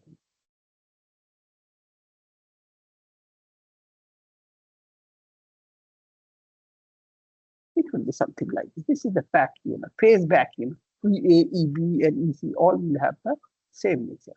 So this is case for what? When the winding is concentrated in nature. Distributed winding.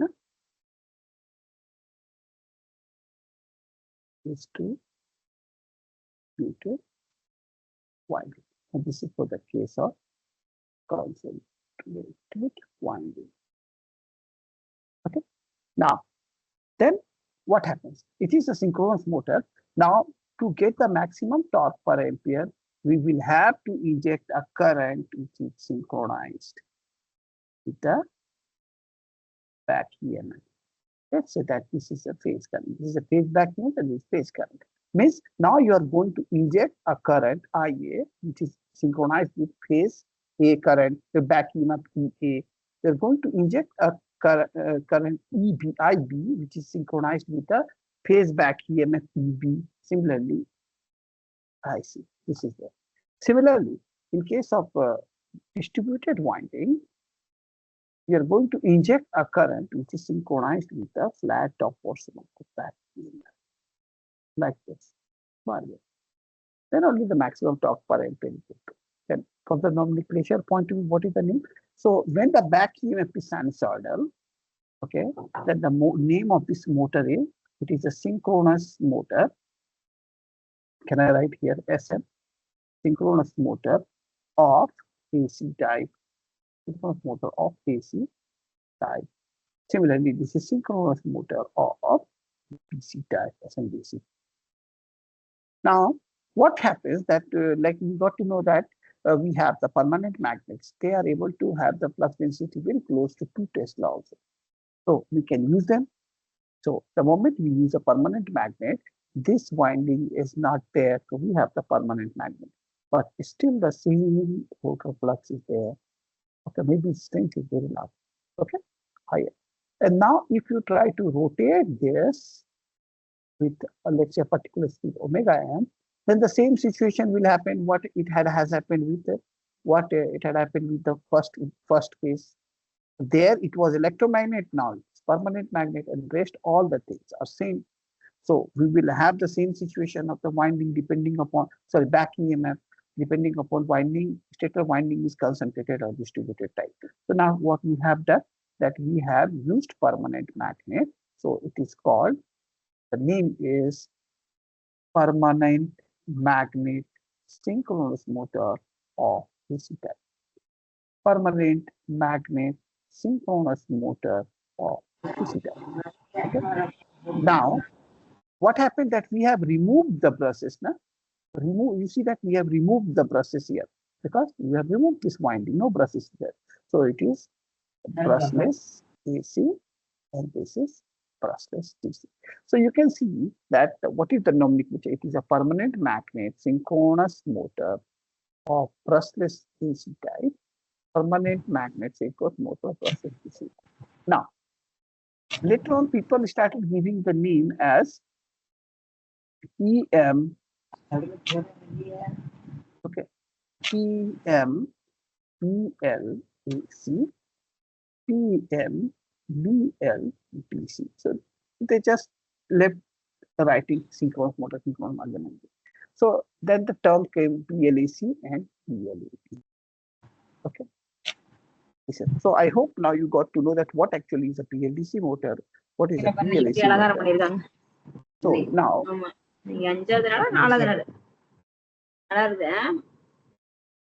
so the generic name of our motor is EMS. Okay. Anyone is having any doubt, you can ask me.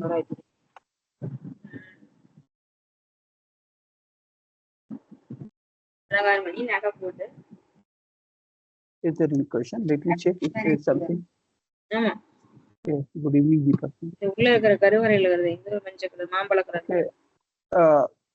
Can you mute whoever is speaking?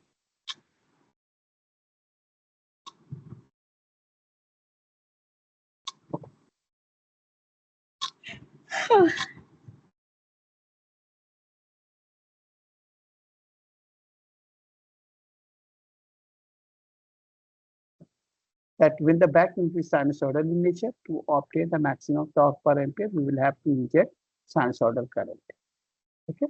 When the back EMF is trapezoidal in nature, then we need to inject square wave current, which is synchronized with the flat top portion to obtain the maximum torque current. Now, let us go ahead further. So as you see that here we are having PMBLDC motor. For example, we are considering the case of PMBLDC motor, and then we are having a voltage source inverter in which we are having 6 switches.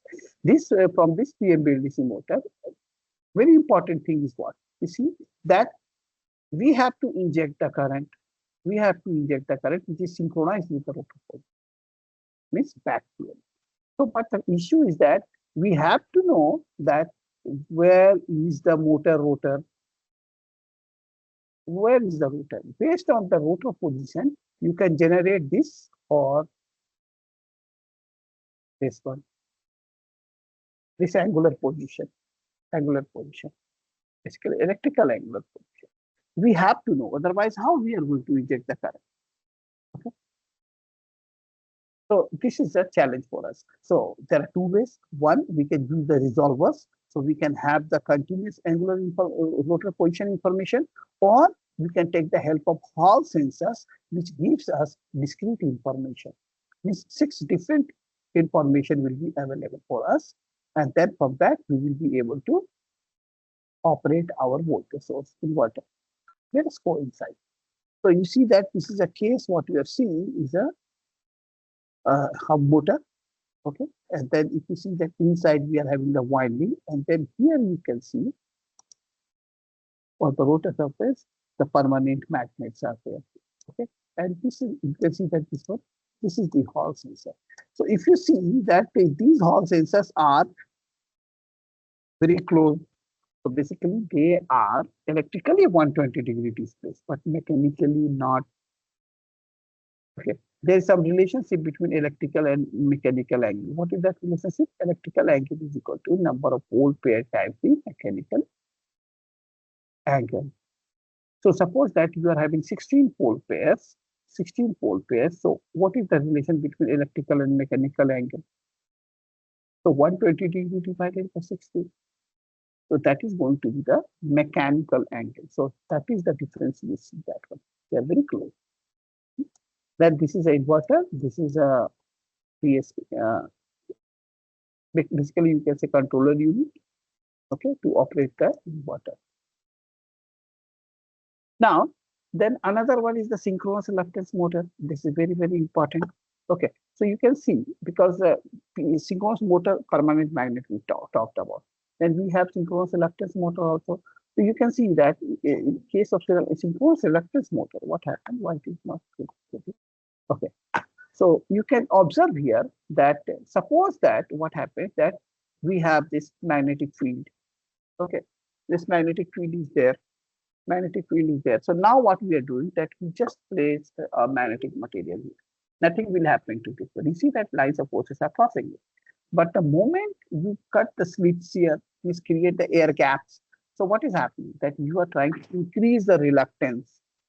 So what will happen? If this is the situation, this rotor will try to align itself so that it can allow the lines of forces to cross easily. So this is basically the concept of a reluctance motor. And the structure you can see that how it is. So this is called a carrier, the shaded portion, and white portion is your battery.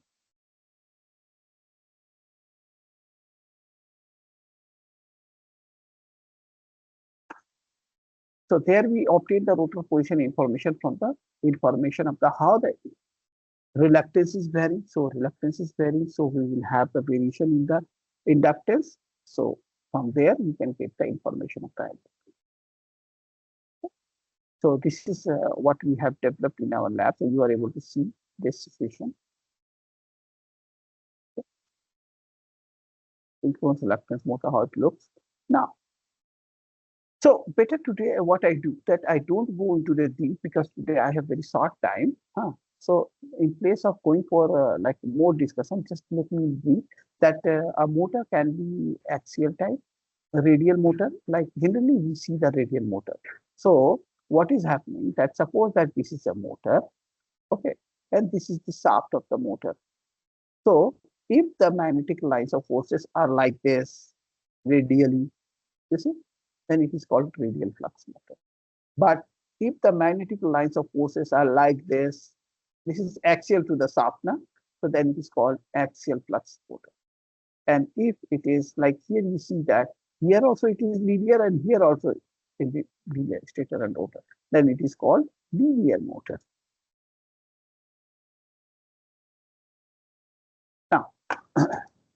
Now, let me go ahead further to our discussion. We directly go into the BLDC motor. Okay. So in BLDC motor is what? Basically, it is a permanent magnet synchronous motor having the trapezoidal back EMF. So you can see that, as I explained, that this is the back EMF for phase A. And similarly, this is, let's say, the back EMF for phase B, and they are displaced from each other by 120 degrees. So you need to inject the current. So the current should be synchronized with the flat top portion of the back EMF. You can see it is synchronized with the flat top portion here to here. So this is why we are doing, because if you don't do that, you will not be able to get the maximum torque per ampere. Simple calculation is then you see that current is 0, and so E into I, and for another page like this is E into I for this segment you see, and this is minus E into minus I, so it is 2EI. So that is the electrical power what is here, and at a time on 2 phases are conducting. So you see that we have a back EMF, so other phases are also there. So that for each phase, the current is going to be square wave, and they all are shifted by 120 degree and synchronized with the flat top portion of the back EMF of the corresponding phase. So IA, IP, and IC. Okay.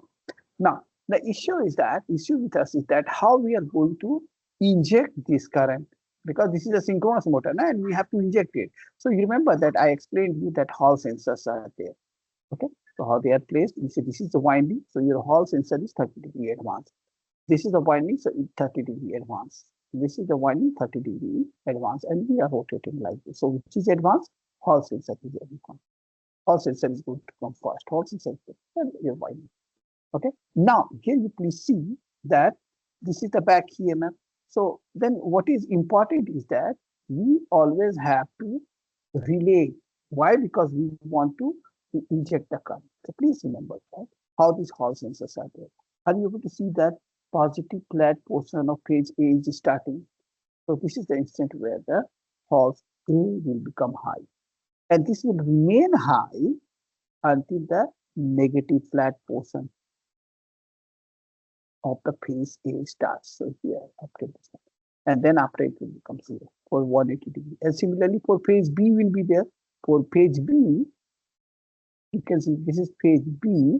So phase B is starting from positive Hall, where the positive flat portion is starting, and it continues till the where the negative flat portion is starting. Okay. Similarly, you can see that for phase B.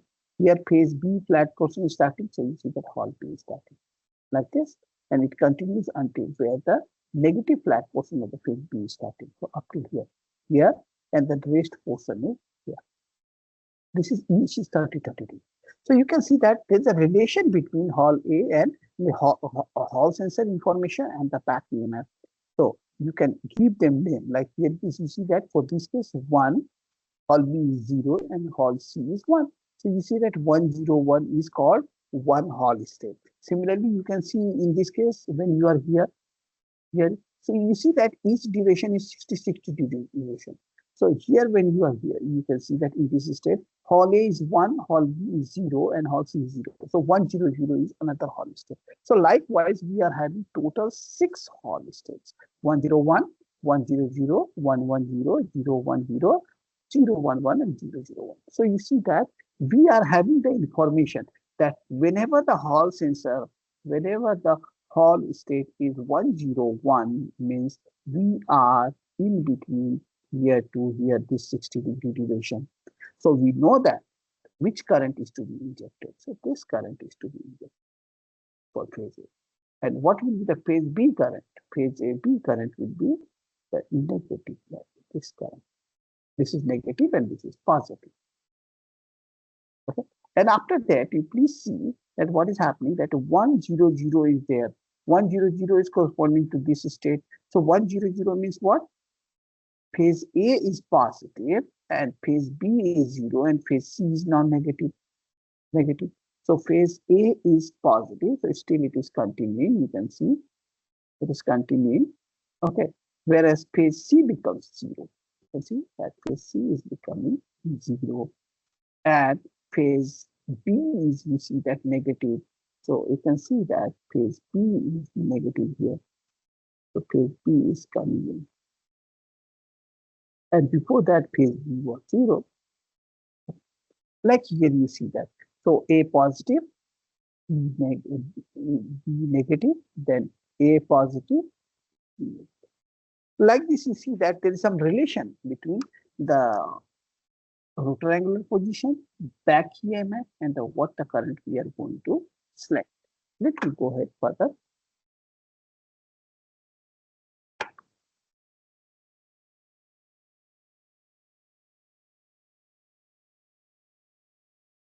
Okay.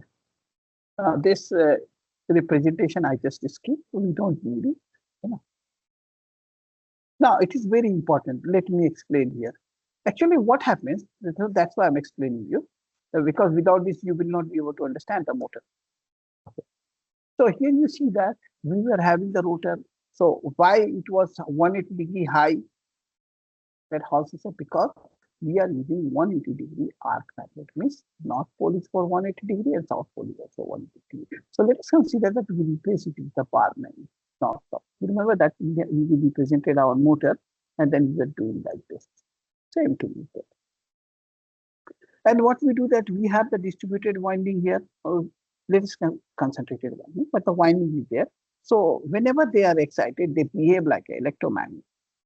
The pole is being created. So for that, you see that we have created like when phase A means what? Phi A. When you are going to excite phase A, let's say this is on. So what will happen? Positive current is going to flow. So that is going to relate phi A flux. When you are going to excite phase B, okay, positive current is coming, then the flux will be like this. And when we are going to excite C, then flux is going to be here like this, the phi A, phi B, phi C. Now, if we go to the next page, now here see that if you change the current, means here you see that the same thing is there, what I explained to you. Now you see that if you change the current, let's say that in place of this current, now you are saying that the current is this one, negative current is there, then it is going to produce phi A minus. Negative current is there, then it is going to produce phi B minus. Okay, when this is there, so it is phi C minus. So you can see that you have 6 rotor fluxes, phi A, phi B, phi A, phi B, phi C, and phi A minus, phi B minus, phi C minus. Now, what happens here that we select a sequence. Okay, you know that this inverter can operate in 180-degree mode and 120-degree mode of operation. 180-degree mode or 120-degree of operation. And what is happening? We just have seen that to obtain the maximum torque per ampere in our circuit, we have seen that at a time only 2 phases are conducting. Only 2 phases are conducting, and each is of 120-degree duration. So, which is the mode of operation of the inverter? 120-degree mode of the inverter. So, inverter will be operated in 120-degree mode. So now you see that what is happening, that for 60-degree, 60-degree, each section will come. But in any case, what will be the sequences of this? Let's say that 6-1 is operated, then 1-2 is being operated, then 2-3 is being operated, then 3-4 will be operated, then 4-5 will be operated, then 5 and 6 will be operated. So when 6 and 1 is operated means what? 6 is negative current and 1 is positive current. So what are the fluxes produced? 6 is negative current. So it is phi B minus, and this is phi A plus. Okay. Similarly here, when 1 and 2 is operated, so 1 is positive, so it is phi A positive, and 2 is what? Phi C. 2 is what? Where is 2? This one. So it is like this. So it is phi C negative. Similarly, in this case, 2 and 3 is there. So 2 is phi C negative, and 3 is what? 3 is this one, phi B positive. Phi B positive. Similarly, here it is 3 is there. So 3 is what? Phi 3, this one, phi B positive, and 4 is where is 4? This one, phi negative. So are you able to see that we are able to select them? So where is that? Let's say that 6 and 1. Where is 6? Phi B negative. Where is phi B negative? This one. Okay. And where is phi A positive? This one was phi A. The 2 rotor flux are there. So their resultant will be what? Sorry, stator flux. We are giving the current here. So when phi A, this is current is like this, the current is flowing in like this. And this is B, right? So current is flowing in the reverse direction. And the current is, the C is there. So current is flowing like this one. You can make it like this one. So you can see that at a time only 2 phases are conducting. 2 phases are conducting. So you can see that at present, which is the flux? Phi A positive. Which is the flux? Phi B negative. This is phi A positive. So you have the stator flux phi S, which is the resultant of this. So this is the stator flux. Now you have created the stator flux. So rotor has to catch this because it is a synchronous motor. See this one? So what happened that you can see here that we have the stator flux like this. And let's say that rotor was here. So rotor will try to move here. Means its tendency is what? It has to move here to come into the stability. So you see that it goes there. Now it will stuck there. It will not move further. To move, make it to move further. You see that same thing. We have to transit from here to this state. Means IA positive and IC negative. Means phi A positive and phi C negative. You have to. So phi A is positive and phi C negative is here. So our resultant will be here. Means phi A is this one positive and phi C negative will be this one. Phi C negative. So what is the resultant status? It will be like this. So we have to move our, then rotor will try to catch here. It will move further. So you have to ensure it. So please see this one. So that is either, this is IA, IC minus. Okay, it has moved here. And likewise, it will continue. Likewise, it will continue. See that? So sequence we are deciding. This is 120-degree mode of operation. Okay, now. Now, when we talk about the speed torque characteristic of the motor, here you please see that we know that what is the speed torque characteristic typically. So we have studied that we have two characteristics. One is called constant torque zone of operation, and second one is called constant power zone of operation. Okay, this is omega n, and this is torque. So how is it possible? This is possible when we do field weakening. Field weakening. Which field weakening? Field which is produced by the rotor. We will have to reduce it. Okay. This we need to do. And so what we have to do, what we have done here, we have used a permanent magnet. You can see that. We just prefer to have the permanent magnet. So how we can reduce this fire? Not possible. Okay. So because it is not possible, so this section will also not be available. So what is our torque speed characteristic then? Our torque speed characteristic remains like this. So why? Because this section is not possible. So we are able to operate only in constant torque zone of operation. And what is the power versus speed curve? It goes like this and it finally comes down. See this. This is the power versus speed curve. And this is the peak force.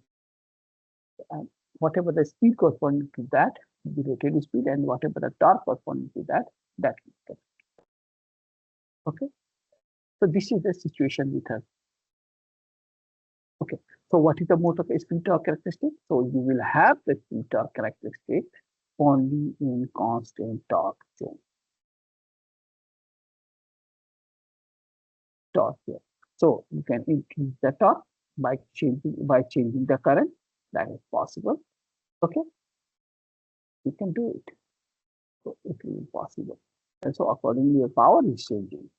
Power is changing. So by the excitation from the stator rotor, it is possible that you can have the different possible.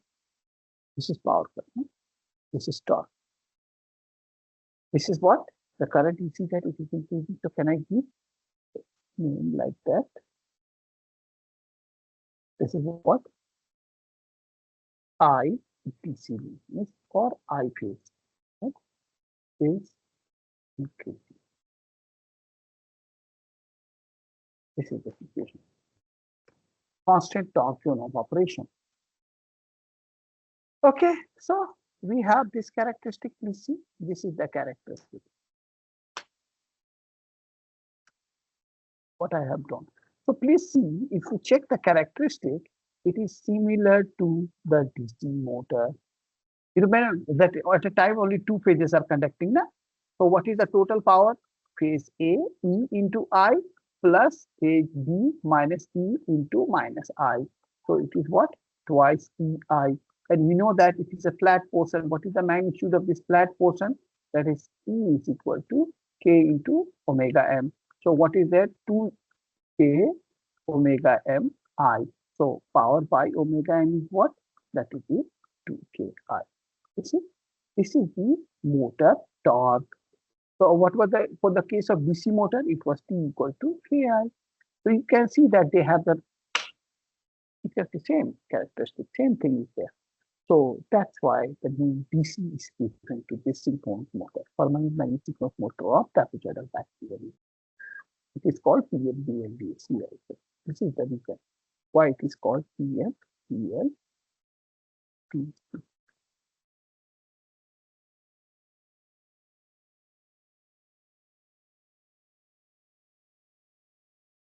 So they have the same characteristic, DC motor characteristic. Now, let me go ahead further. I skip this thing because I have to explain you the control. So when we want to control the motor, please remember, when we have the inverter.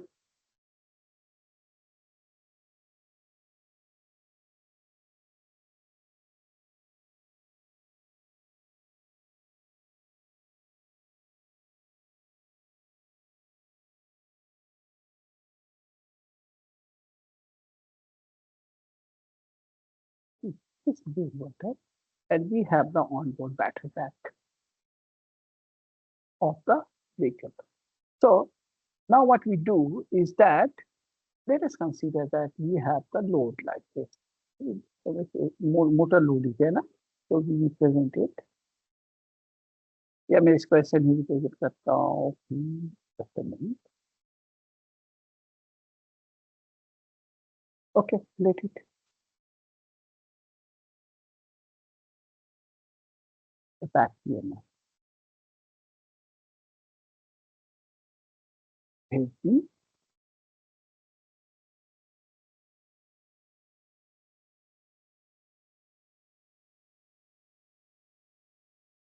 safety.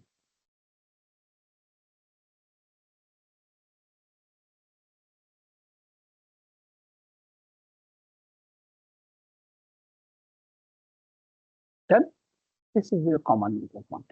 This is EA, this is EB, and this is EC plus, plus, plus. Now, what is happening? Let us consider that switch 6 and 1 are in operation. Okay, so what will happen? You see that the connection will be like this point. Let's say this is point A. Okay, and this is 0. So what will happen? The current will enter from here, it will come back, and it will go down from here, and it is going to complete its path. Okay, it's going to complete its path like this. So what is the voltage of this point? Let us consider that this is VDC. Let us consider that this is DC. This voltage. And let us consider this negative terminal of the battery. So voltage of this terminal means terminal A. The same now. What will be if this we just turn on the switch? Then what will be the voltage of this point? This point voltage will be the same as the VDC. So voltage of this point VAO is going to be VDC.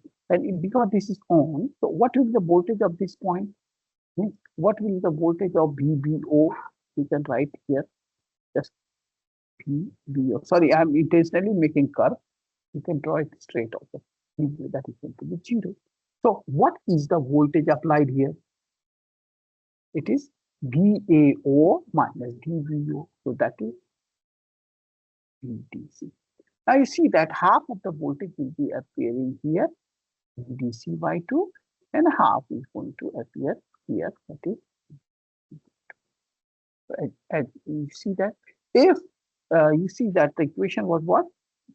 Voltage what we are applying, VDC by 2 is equal to IR for one page. Let's say the current is I, resistance R, steady state we are writing, plus this P. Remember that we were writing it is equal to IA RA plus P. We were writing before. Same thing I have written. P is half VDC, half of the VDC for this page, and IA is the current which is flowing in this page, IA, and RA is the resistance, is the back unit. Now, can you see that what is the speed here? Are you in a position to vary the speed?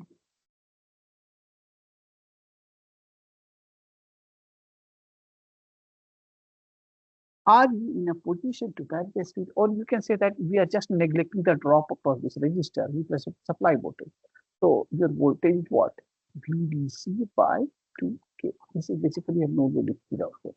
So are you in a position to vary the speed of the motor? Certainly, answer will be no. Why? Because everything is constant. Battery voltage is constant, back EMF constant is constant, everything is constant. Then what is the way to vary the speed? So the way to vary the speed is to vary the voltage itself here, one. So what we can do is that we can modulate this switch. So the moment you are modulating it, means turning on, off, you are doing the switch. Let's say that duty ratio of this switch is delta.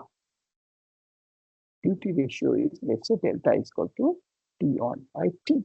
So when you start modulating the upper switch and keep the lower switch on only, so what will be the voltage? This point voltage will become delta VDC. Okay, this VAO will become delta VDC and VBO still will remain 0. So what is VAB? So this VAB will become delta VDC. So half of the voltage will be here, half of the voltage will be.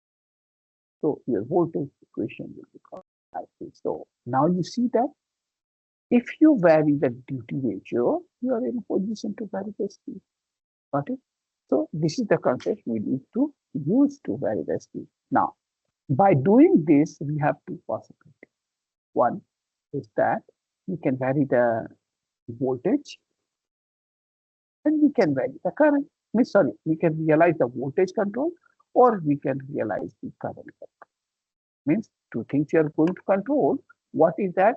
You want to control the current which is which is flowing into this phase, or you are going to control the voltage directly, what it is being applied to this line to line, or the voltage which is being applied to this phase from VA is what? Maybe you are interested in controlling VAN or you are interested in controlling line voltage. Okay, the two possibilities are there, always to control. So the voltage control is not that much effective, okay, in ensuring maximum torque per ampere, but yes, current control is. So and how we realize the current control? That is by DC link current control. Are you able to see that? We sense the DC link current. Let's say this is IDC.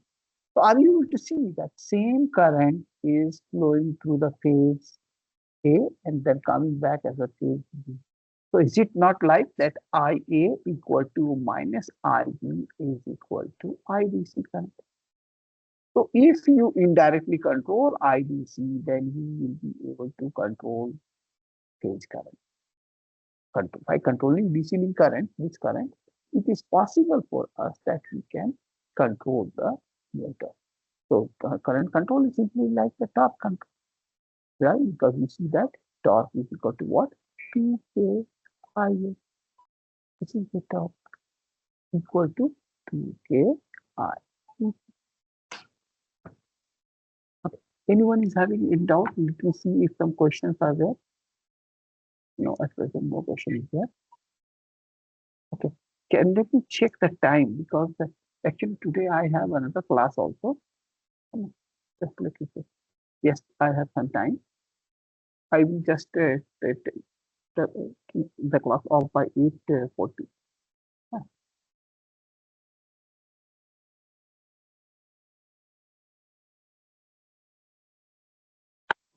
Now, so if anyone is having any doubt, please ask me.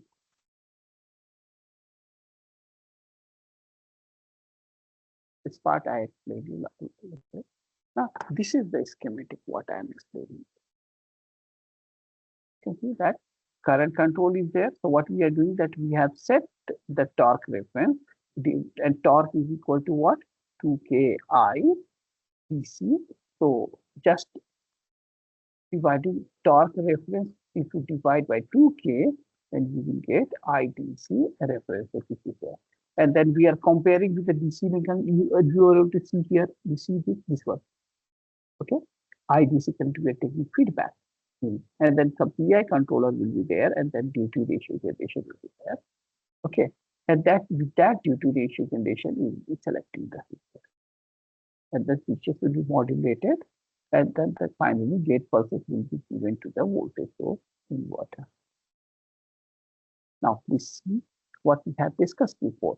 You remember that we try to identify the Hall states 1, 0, 1, 1, 0, 0, 1, 1, 0, 0, 1, 0, 0, 1, 1, and 0, 0, 1.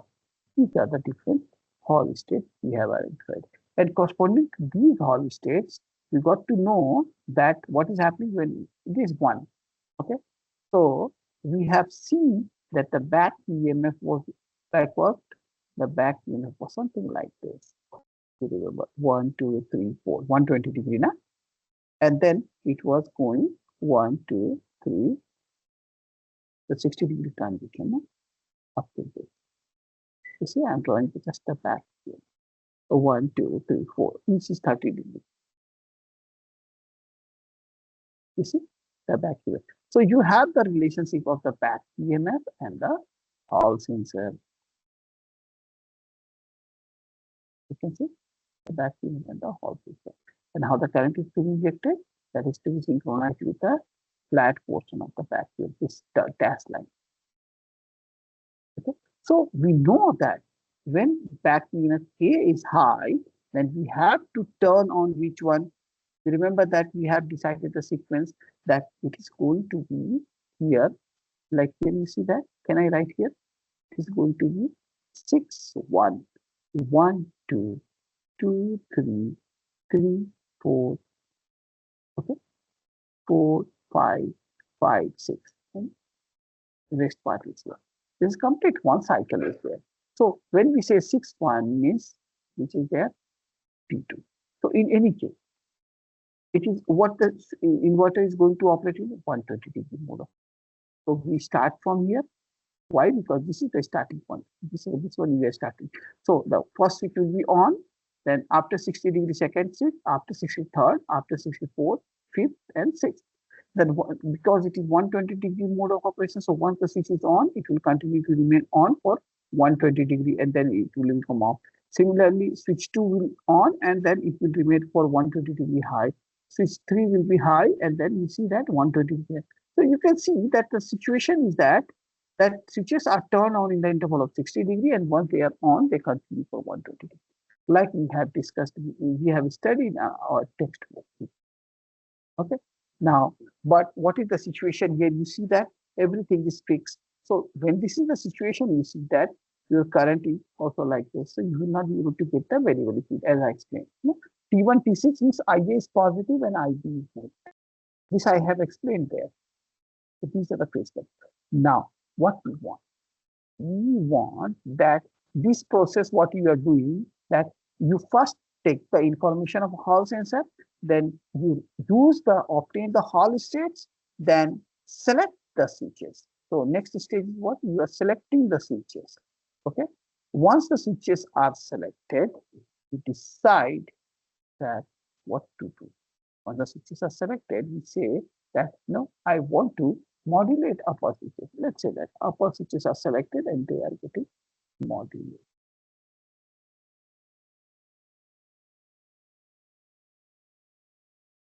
Only upper switches, T1, T3, and T5. They are modulated. So we are able to validate this one. Now, the question arises how we ensure the current is going to be controlled like this.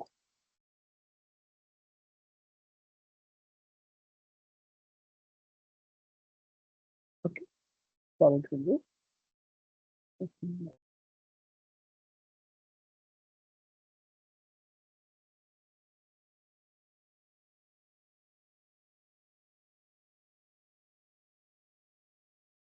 Current is being controlled. This is like, now the question is that how we are doing so. So what I do is that, let us consider that we have selected the switch. Let me go there, next slide.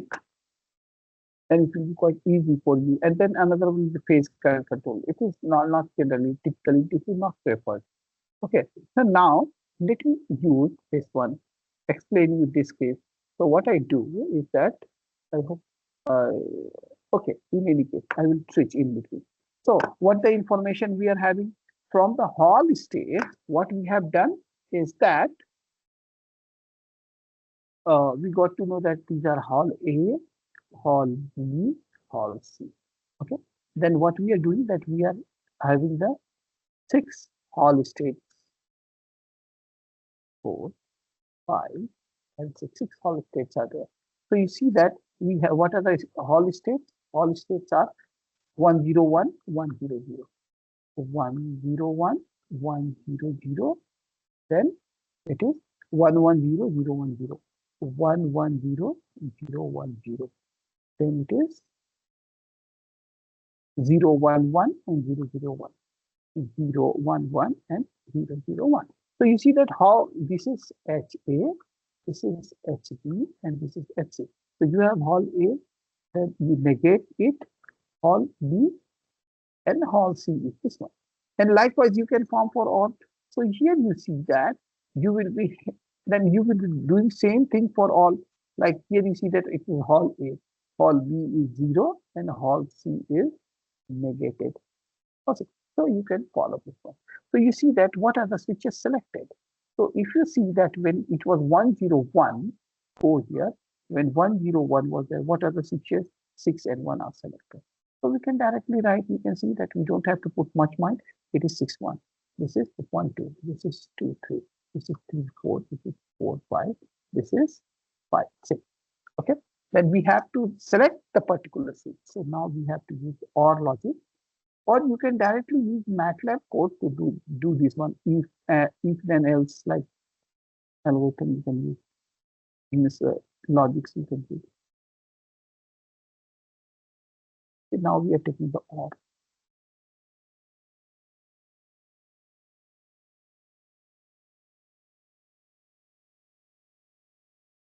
So how many completed? 5. So one more is here. Na? This is there, and one will come from top.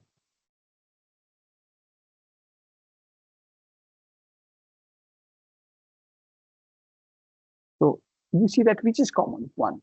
So here we will be getting the gate for 1. When we switch, 1 will be selected.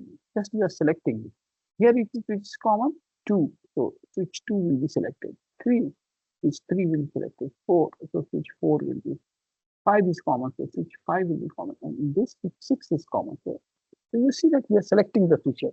Means whenever their turn will come, you are just generating the high signal. Okay, just generating the high signal. But remember, what is our intention? We want to modulate S1, S3, and S5. So what we do? So what we do is that we add them with a PWM pulse. So it will become S1 modulated. This is S3 modulated. This is S5 modulated. And so here the pulse is simply. What we need to do is that we have to give the modulating pulses. So what are the values here? So anyhow, we have to generate the modulating pulses. This is S2, this is S4, and this is S3. This is S2, this is S4, and this is S6 done. Okay. Now, question is that how we are going to generate these gate pulses, PWM pulses, PWM. So for that, let us consider, remember that I explained you the logic IDC reference. So this DC is compared with the DC bus current. When you are having a PI controller, then duty limiter, okay, and then this is delta reference, and then you make a comparison with carrier signal. Okay, this is 0 to 1, 0 to 1. And so here now you are having the PWM pulse, delta PWM. So this pulse is even to compare. So you have 2 parts. Here to here it is called, here to here it is switch selection. Okay, switch selection. This part, what you are doing, including this part.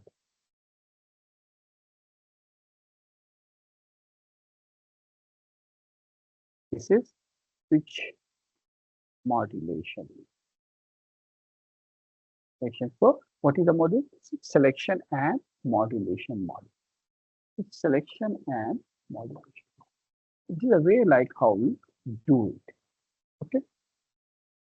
Okay. Anyone is having any doubt? Okay. One question. It appears that something is there in the chat box. Nothing is there. Okay. Fine. Now let me go ahead further. This is a phase control. I'm not focused on this one. Now you see that what I have explained here, whatever you are going to do, let's say for example, let's say phase current control is there. Okay, phase current control for the time being. So in this case, what happens? We don't do the DC link current control, rather we directly control the phase current. Okay, so when you're going to do that, you will have to generate the phase current reference. How you are going to generate it? So to generate it, you need continuous rotor element. So, but what is available to you? You are available with only, you see, discrete information. What is the discrete information? You please see that you have only this information available. So what generally we do is that you take the help of PLL. Actually, in PLL, you try to work with this. Now, this is the AC supply. So we check greater than or equal to 0, then it creates zero crossing detection, like this one. So we don't take this one. Rather, in the PLL block, we start working with this one. So you have this information. So from this information, it is possible that you can get the information of angular position. It is possible that you can get the information of speed also. Electrical speed you will be getting, and then you can calculate mechanical speed. It is possible. So PLL is a very important tool for us. You see that you use the Hall state. From there, you can estimate the speed, okay, and then you can estimate the angular position. So you are in a position to generate this angular position. So once this continuous information from the discrete information is available, it's theta electrical, you can generate, you remember that sine theta or cosine theta, okay, which is to be injected. Or you can generate, if theta is in between this, make I plus like this, or something like you can do it continuously. So this is what is explained here. So this is a way like how we obtain it. So you see that? Are you able to see that? That you're generating this angular position. Okay. So this is called phase current control. You see that? You have the back EMF, so you did not, you see the generated angular position, and you found that this phase V, you can, if you make the cosine, then it is synchronized with the position. You see? Synchronized with. These are Hall sensors, no? Hall sensor, Hall sensor, Hall sensor. So we take the information of Hall, discrete information position, and then we generate the angular position. And so now, even in PMSM motor, which is being used in market for low cost applications, they are using Hall sensors in PMSM motor. And then you are using some algorithms like just I explained you to get the continuous angular position, and then they implement their field oriented control, FOC, etc. Okay. Those things they are doing. Okay. Anyone is having any doubt, you can ask me now.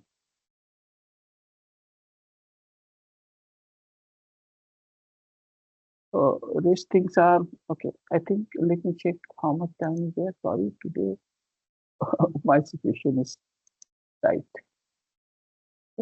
Okay, I think I have to stop here. If you have any doubt, please ask me. Only portion which is left is that how we design the controller.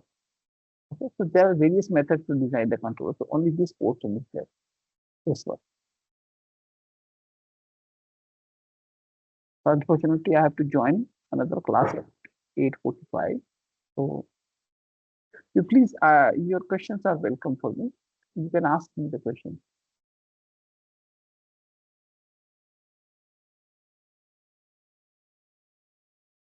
Okay, participants, if you have any query, you can ask.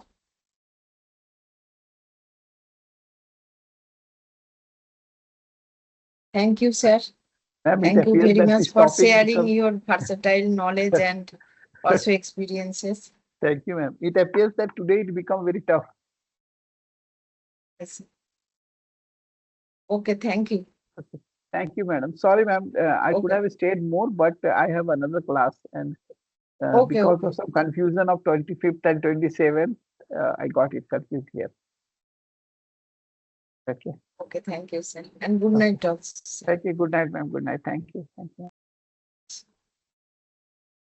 If So a for audience have today, any question, you please. can definitely ask the questions, and to me, you can call me. I do not have any problem. I just type in my number, 831-4437-97, and I'm writing my email ID also. So don't hesitate to contact me if you have any doubt.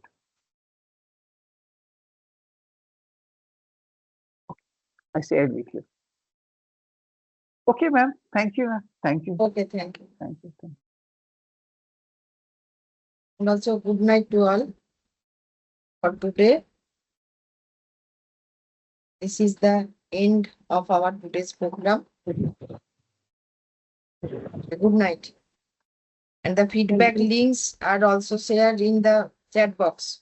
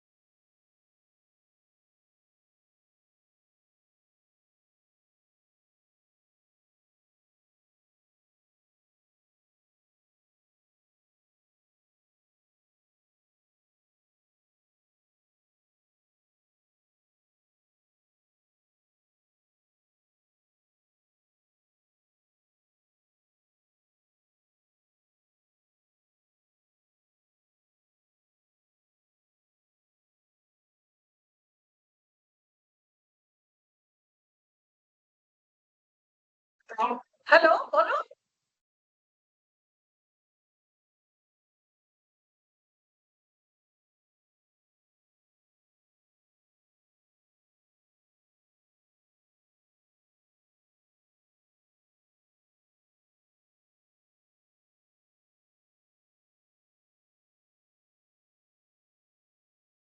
Organized by Department of Electrical Engineering, Netaji Subhash Engineering College. At the outset, I would like to express my heartfelt gratitude to the All India Council for Technical Education for granting us the opportunity to organize this FDP under the ATAL Academy. Their continued support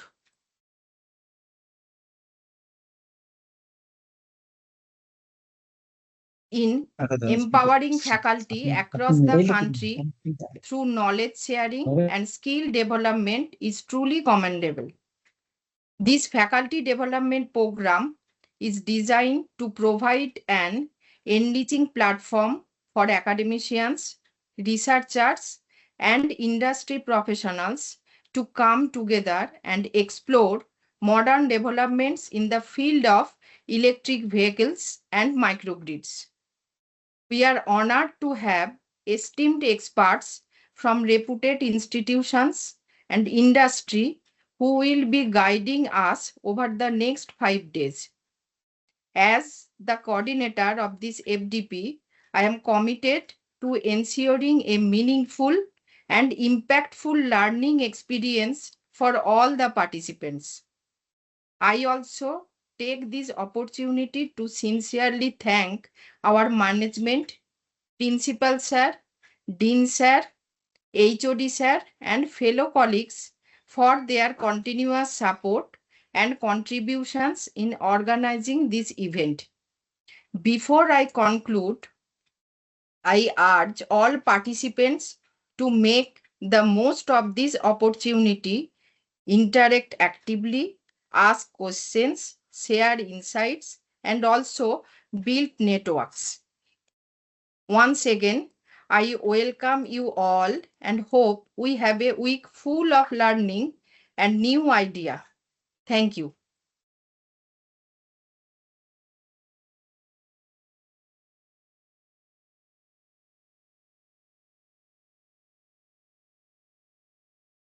Now I am requesting our principal sir, Dr. Amal Kumar Ghosh, to share his valuable words. Please say something, sir.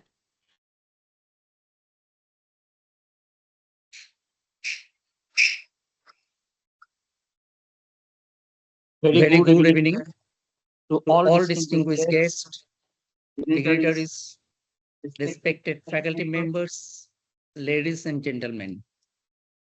It gives me immense pleasure to welcome you all to this enlightening 6 days faculty development program on e-mobility and microgrids, a pathway to sustainable energy.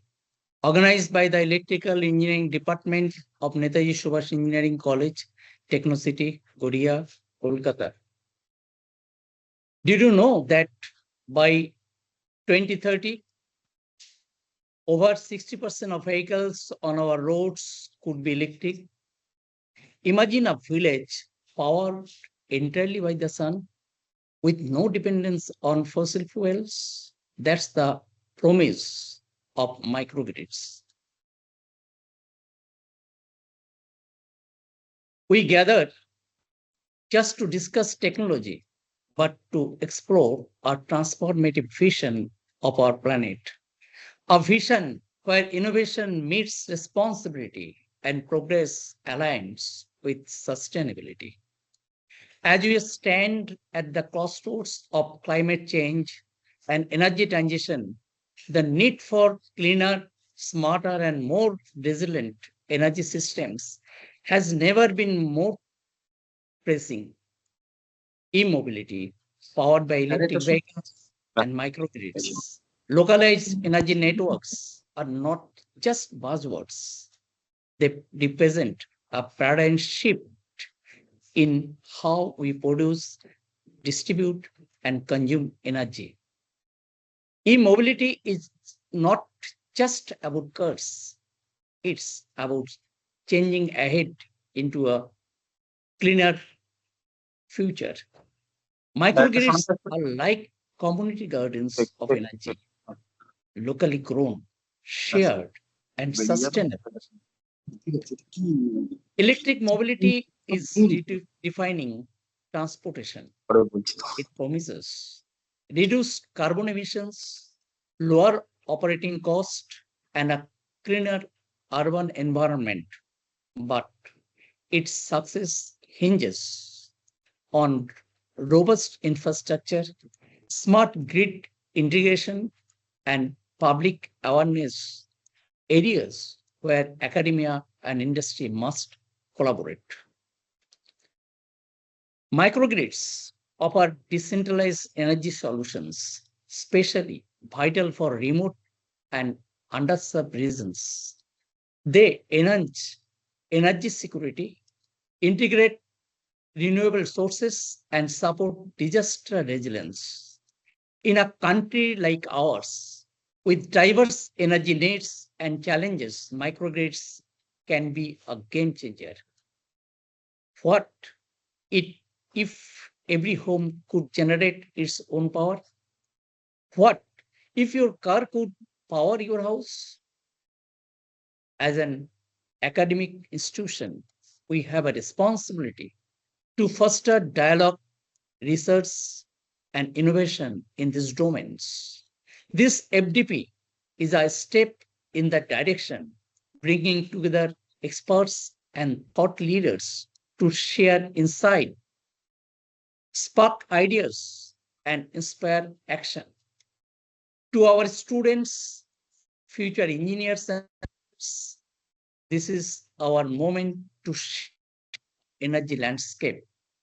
To our guests and experts, your insights today will light the way forward. I extend my heartfelt gratitude to our speakers, panelists, and organizers for making this event possible. I encourage all participants to engage actively, ask questions, and think critically. Let this be not just a FDP, but a catalyst for change. Let's not just talk about sustainable energy. Let's build it, drive it, and live it. As Mahatma Gandhi said, the future depends on what we do in the present. Today, we choose sustainability. Once again, I welcome to the journey towards a sustainable energy future. Let's make it impactful together. Thank you. Thank you again.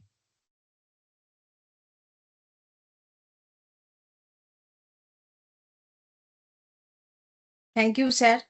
I would like to extend my heartfelt appreciation to our respected principal, sir, for the thought-provoking speech.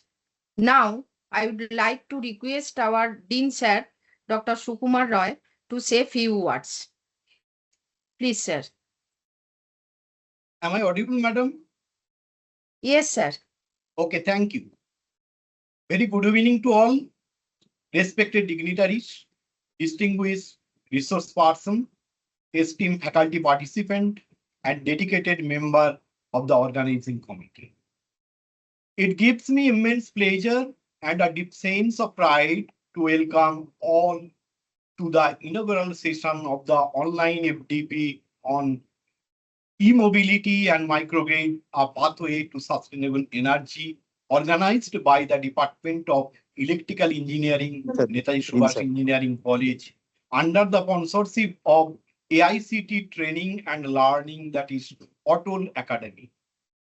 We are truly honored that our institution has been selected to host this significant and forward-looking program.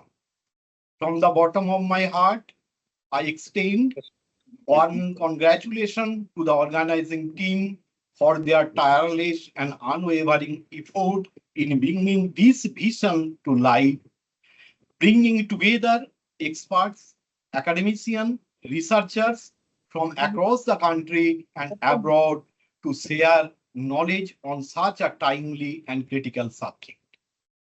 I would like to sincerely acknowledge the contribution of Dr. Shampa, Associate Professor Electrical Engineering of our esteemed institution as coordinator of this FDP, and Dr. Swapna Roy, Associate Professor Electrical Engineering of our institution as co-coordinator for curating such a timely and impactful academic initiative.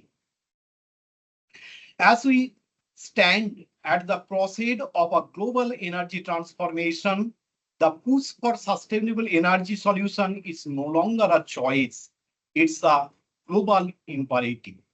In this context, electric mobility and microgrid have emerged as two of the most promising and complementary innovation, driving the shift forward a cleaner, more resilient and inclusive energy future. These technologies are not only vital in reducing our independence on fossil fuels, but also play a crucial role in addressing the energy access gap, particularly in rural and underserved regions. The integration of EV infrastructure with localized microgrid holds informative potential for both urban development and rural electrification, paving the way toward a truly sustainable and decentralized energy ecosystem. Over the course of next 6 days, this program will serve as a dynamic platform to explore cutting-edge development in the area of electric vehicle technologies, battery management system, charging infrastructure, grid integration challenges, and energy management strategies. It will also focus on the pivotal role of microgrid in enabling clean energy access and in advancing sustainable development. Each session has been carefully designed and will be delivered by eminent experts from both academia and industry, offering a blend of theoretical insights and real-world perspective. The objective of this FDP are twofold. First, to empower faculty members with advanced knowledge and emerging insights in evolving domains of e-mobility and smart energy system. Second, to cultivate a collaborative academic ecosystem that encourages innovation and long-term partnership among the participants. I sincerely encourage all participants to make the most of this unique opportunity, engage wholeheartedly, ask questions actively, challenge ideas, and reflect deeply. Take back not just knowledge, but also inspiration, something you can apply in your teaching, research, and institutional practices. Ultimately, it is our student and the society at large who will benefit from your growth as educator and thought leader. Before I conclude, I extend my heartfelt thanks to AICT and ATAL Academy for their consistent support in promoting faculty development, nurturing academic excellence, and research capacity in higher education across the country. Once again, my sincere appreciation to the organizing team, especially Dr. Shampa and Dr. Swapna Roy, for conceptualizing and executing such a relevant and impactful program at a time when the world is accelerating its efforts to combat climate change, reduce dependence on fossil fuels, and build a sustainable energy future. With this, I wish you all a fruitful, engaging, and intellectual enriching experience over the coming days. Thank you. Joy. Thank you, sir. I would like to express my sincere appreciation to our esteemed Dean Sir for the informative and engaging talk. Next turn for our beloved HOD Sir, Dr. Tridivesh Nag, who always inspire us. So, sir, please share your thoughts.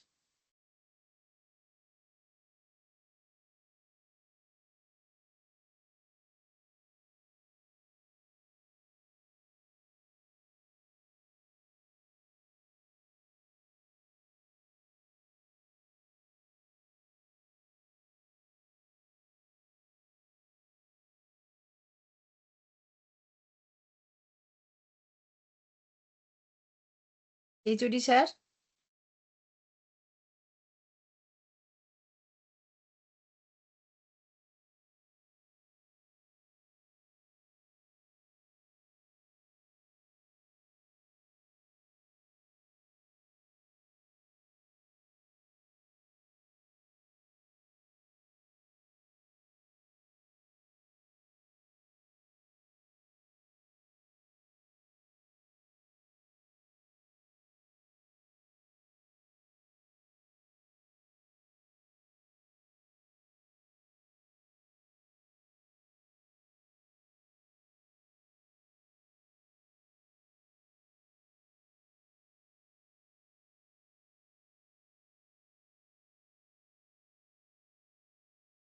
Professor Nag, unmute yourself.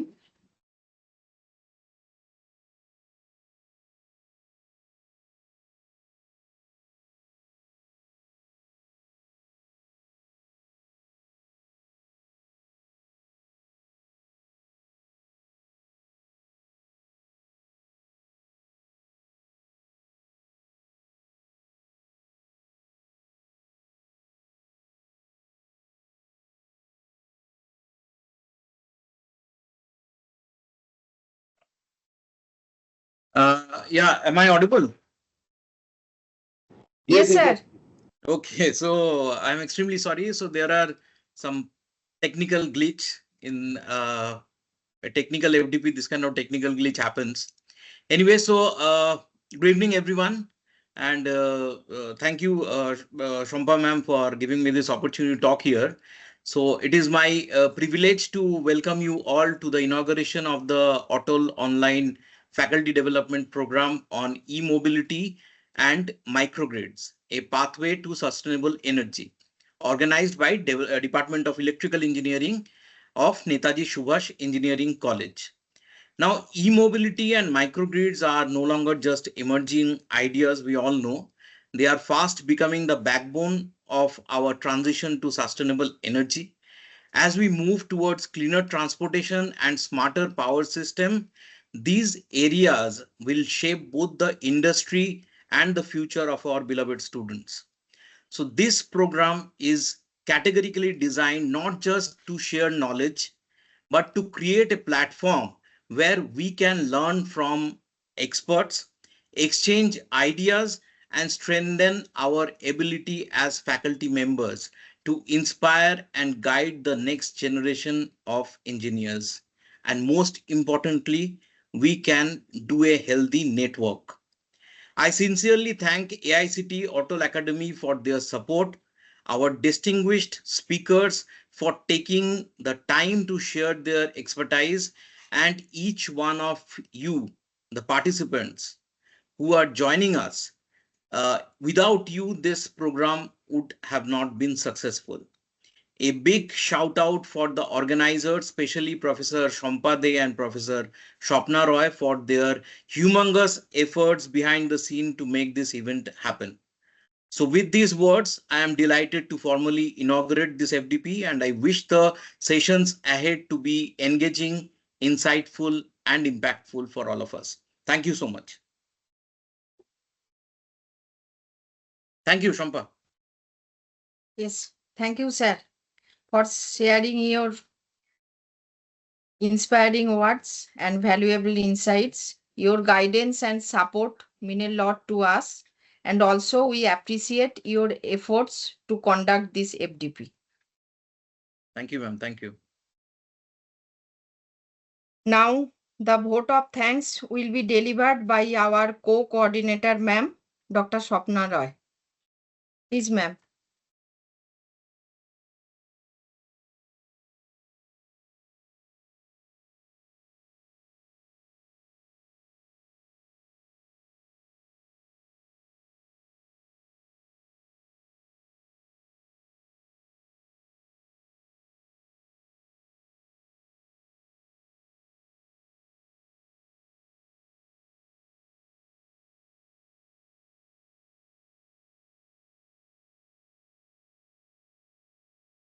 It is my immense pleasure and privilege to extend my heartfelt vote of thanks to the Principal, Dr. Amar Kumar Ghosh sir, Dean Dr. Sukumar Roy sir, Head of Electrical Engineering Department, Dr. Tridibet Nag sir, distinguished participant faculties from all parts of India.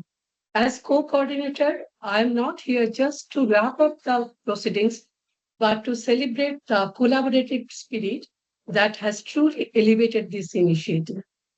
First and foremost, let us express our deepest gratitude to All India Council for Technical Education under ATAL Academy banner for sponsoring and supporting this program. I must acknowledge the invaluable support from our college, our principal sir, our dean sir, HOD sir, and the entire administrative and technical team. I must a special thanks to our participants, a total of 180 dedicated educators and professionals registered for this FDP, and I hope they will transform this program into a vibrant learning experience. I want to thank our all esteemed resource person for accepting our invitation and their willingness to share insightful real world knowledge. And finally, I would also like to extend my sincere thanks to my fellow organizers, especially coordinator Dr. Shampa for her exceptional leadership quality and our tireless volunteer team. Thank you. Thank you for your late night brainstorming and session and everything. Once again, thank you all from the bottom of my heart. Thank you. And next, our technical session will start now. Now this is 6:30. The session speaker is Dr. Ritesh Kumar Keshri, Associate Professor, Department of Electrical Engineering, Visheshwara National Institute of Technology, Nagpur. I would like to share. Please, ma'am. Hello, ma'am. Yes. Please wait 5 minutes. Wait for only 5 minutes. Okay, sure. Okay.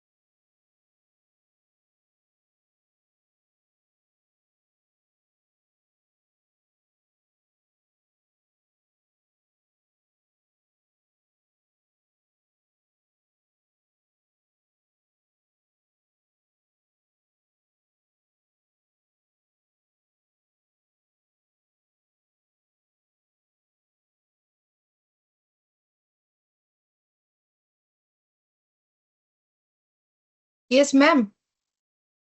Swapna ma'am. Yes. Yes. Now you can start. Sir is with us.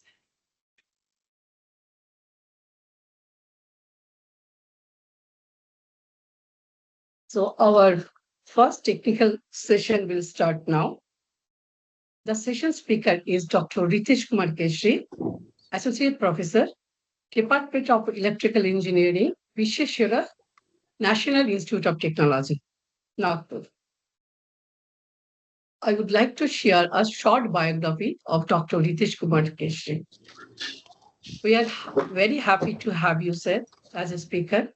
Dr. Keshri is an accomplished electrical engineer and academic expert specializing in power electronics and electric drives.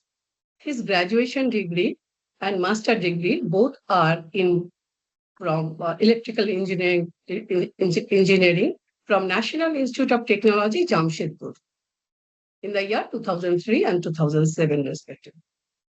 He completed his PhD in energy engineering from University of Padova, Italy, in March 2014, supported by fellowship including Young Researcher Fellowship from Italy's Ministry of University in 2008 and a 34-month Erasmus Mundus Fellowship from European Union in 2010.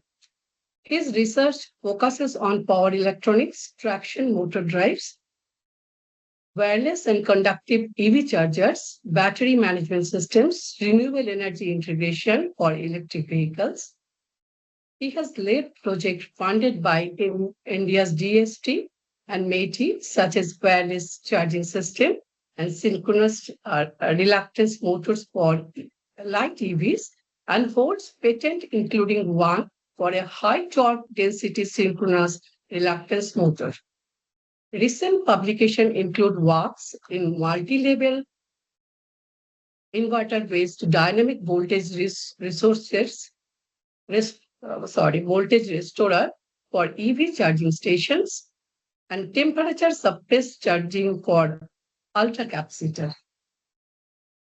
Dr. Keshri is deeply involved in IEEE, serving in role like chair of the Transportation Electrification Technical Committee and contributing in conferences such as IECON. As of 2025, he coordinates Visheshwara National Institute of Technology's Center for Advanced Mobility and the Global Initiative for Academic Networking Program, that is GAN, since 2024, while mentoring the innovation through the Tesla Club. I would like to request Dr. Keshri, sir, to start his session. Sir, please. Thank you, Swapna ma'am, for the kind introduction. Just one thing I want to say that name of my elder sister is also Swapna.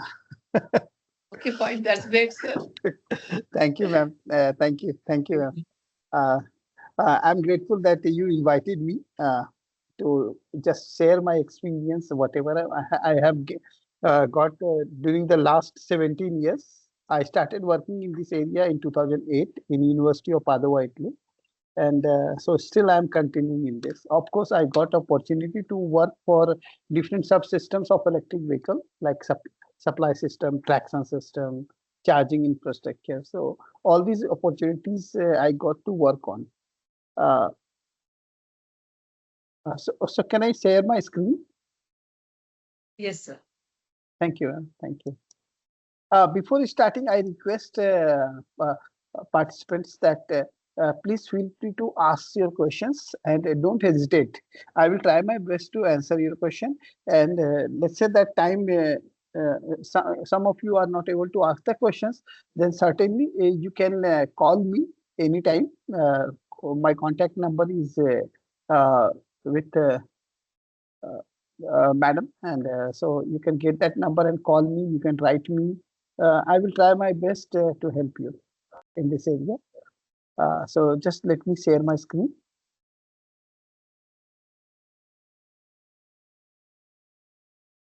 Okay.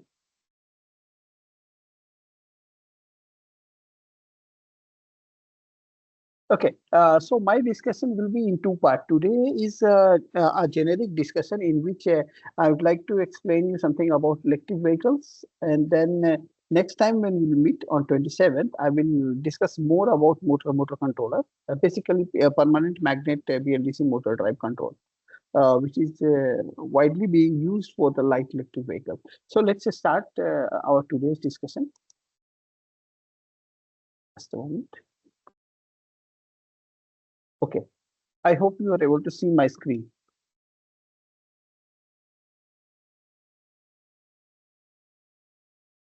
Okay, so very important. This is not the first time I am talking on the same topic. I have talked on the same topic to multiple places, and whatever the content you will be seeing here, all those are the outcome of our research activity at VNIT. So let us first try to understand what actually is an electric vehicle. Suppose that it is better I try to explain with this diagram. So if you see this diagram here, then this is first one is the case of an IC engine electric vehicle, which is a conventional one. So we are having an IC engine that is coupled with a differential gear, and to the differential gears we are having the wheels. So this is a conventional case, and of course this is a fuel tank. If you calculate the efficiency of this one, then you will find that overall efficiency is coming around 19%. Now, our intention is to electrify this IC engine based vehicle. So, very first target which could be is that electrifying this shaft itself. This shaft. Okay. So, how we can electrify this shaft? So, same fuel tank and IC engine is there, but this time with the IC engine now a generator is coupled. Okay. Now, this generator is giving us three-phase output, and then after that we have AC to DC rectifier. So which is forming a DC bus. So this for the light vehicle application, it can be 48 volt. Then for four-wheelers, etc., it can be 320 volt to 360 volt. And for trucks, etc., it can be even higher. So when we are saying for this one, this is 48 volt DC. Okay. This is that DC bus. Please remember this one. This particular bus is very, very important for us. Now, after that, to this bus, we have a motor controller connected. We all know about the motor controller. So in an electric vehicle, we have a motor and motor controller. So all the manufacturer will be giving you these two together, motor and motor controller. So you can see that to the DC bus, a motor controller is connected, and then it is feeding to a traction motor. And this traction motor can be your induction motor, it can be a PMSM motor, it could be a synchronous motor, it could be switch reluctance motor or synchronous reluctance motor. Now you see that this traction motor is coupled with a differential gear. So where is that electrification took place? From this place to this one. So this is basically we are saying that it is an EXL, you can say, or electrified powertrain of a conventional IC engine. But here, if you calculate the efficiency, you find that the efficiency is something around same 19%. So we don't see the benefit in terms of efficiency. Then the question arises that why we are going for electric vehicle. So let me first explain you that what actually is the definition of electric vehicle. If the final tractive power, what you are seeing, is being delivered through an electric motor, then we say this vehicle as an electric vehicle. That doesn't mean from where we are receiving energy. We can receive the energy from, you can see at onboard IC engine. We can receive energy from onboard battery packs alone or together. Like if they are giving the energy together, then we say that they are hybrid electric vehicle. We have some energy from IC engine and some energy from battery pack. So this is basically a definition of an electric vehicle. Means we will say a vehicle as an electric vehicle if the final tractive power, what you are seeing here, this final tractive power, what you are seeing at present, is being delivered through an electric motor. Okay, this is the only definition. Now, the question arises that why we are going for electric vehicle. So let me go back again to the previous slides, then it will be more clear. So here, please see that why we are going for electric vehicle. I hope I will be able to convince you.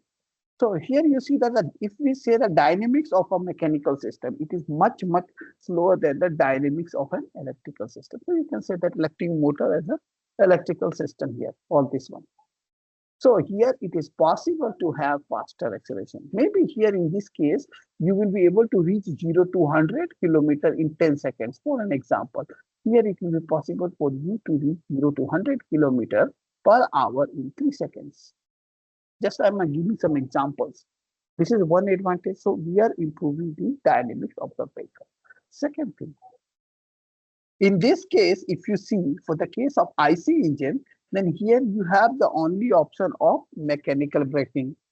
But if you electrify your vehicle, so you see that you are having a DC bus. Remember that I told you. Here it will be possible for you to make an arrangement of electrical braking. This is a brake register basically. Okay, electrical braking you can allow. Second thing, it is possible that we can, during the regeneration, it is possible that we can recover the energy. Of course, we cannot submit back to the IC engine. It is not possible. But yes, from this DC bus, we can recover some of the energy, maybe in some onboard battery pack, like this. So here you have what the advantage we are seeing. We will be having the faster dynamics. Second, we will be having the facility of electric braking. Third, it will be possible to recover the energy. Basically, what we are doing, we are trying to improve the performance of the electric vehicle. So performance means this: acceleration, regeneration, braking, electric braking, possibility of connection multiple sources, all this. So this is the reason that why we are going for electric vehicle. But this is not the only reason. There is another reason also. So basically 2 reasons are there. One is that we want to improve the performance of the vehicle. Okay. And second, at that time, we want to reduce the emissions which are contributed by it. So how we are reducing the emissions? Please have a look. You can see that efficiency, how much we were getting if we just electrify it, only 16%. Okay. Now let me go to the next slide, then it will be more clear to you. Now this time what we are doing, that let us consider that we are integrating a battery pack. For an example, let's say consider that this DC bus voltage is 48 volt DC bus, DC, and this battery pack is also connected as 48 volt. Okay, this is 48 volt. And this DC to DC converter is just placed there, and it is operating at the gain unity, and the purpose is to facilitate the control power flow.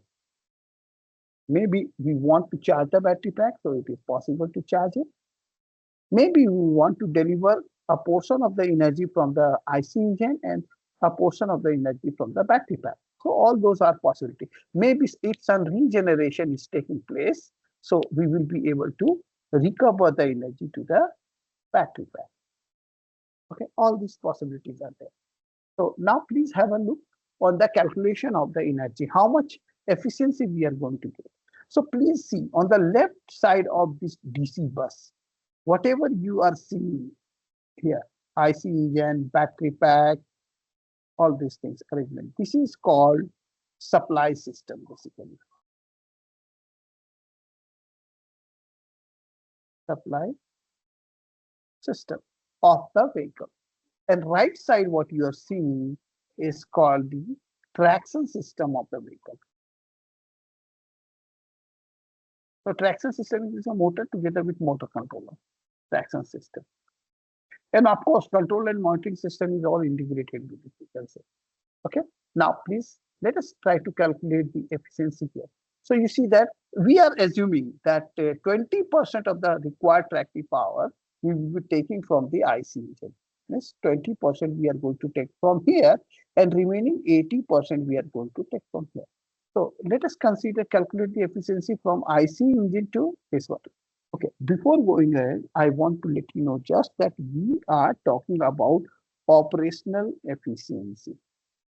Only operational efficiency. We are not calculating that how much a carbon emission were there while making the petrol.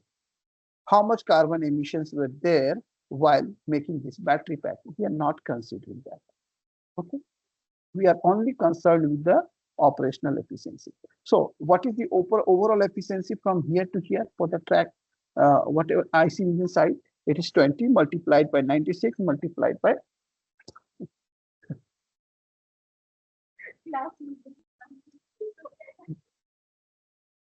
okay. 20 multiplied by 96% efficiency multiplied by 97. So this efficiency turned out as 18.6%. So consider 19%. And then battery. So this is having efficiency of 97%. Conversion efficiency, because converter we are using. So somewhat around 97% efficiency is there. So what is the conversion efficiency? 97% for this part. So now you have to decide how much percentage of energy you want to take from IC engine and how much you want to take from battery pack. Please remember, whose conversion efficiency is less from the side IC engine side. If you are going to draw more from the IC engine and less from the battery pack, then your efficiency is going to be poor. But yes, you see that here, what we are deciding that we will be taking 20% from IC engine and 80% from battery pack. So what is the efficiency of the supply system? This supply system, what you are seeing is having the efficiency of 81%. Earlier, what was something around 18%. Now 81% is there. This is done. Now, what we have to do, we have to calculate overall efficiency of the powertrain. So efficiency of the supply system multiplied by the efficiency of the traction system. So you can see supply system multiplied by the efficiency of the traction system. Okay, so you can see that when you multiply all 81.22% multiplied by this efficiency, multiply this and this one, you get 69%. So you can see that we are having an overall higher efficiency of the overall powertrain. Now, what is the advantage then? So consider that when you are working with conventional IC engine vehicle, like in this case, let's say in this case, let's say that with 10 liter of petrol, you was able to run 100 kilometer. 10 liter of petrol, you was able to run 100 kilometer. Okay. And now here you see that we have the 69% efficiency. So what will be the difference then? So it will be just, you will be seeing that 1 by what is it, 0.7, we say 70% efficiency. So you will be seeing that here something around 1/3 of the petrol will be utilized. Means 1/3 of the fuel will be utilized to run the same 100 kilometer. Okay. So what is happening? That you are able to reduce the, because you see that only 10 liter were consumed for 100 kilometer. Now something around 3 point something liter are being used to run your vehicle for 100 kilometer. So what is going to happen with this? Basically, with this, we are going to reduce the emissions which were being contributed by burning the petrol or diesel, whatever. Okay, this is the advantage we see. That's why we say that the purpose of what is an electric vehicle, final tractive power is to be delivered through an electric motor.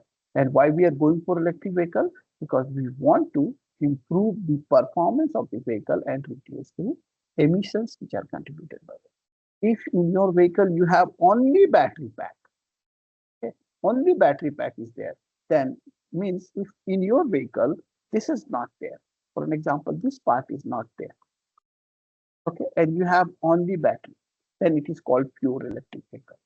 But if in your vehicle, if this and this both are there, then we say it is a hybrid.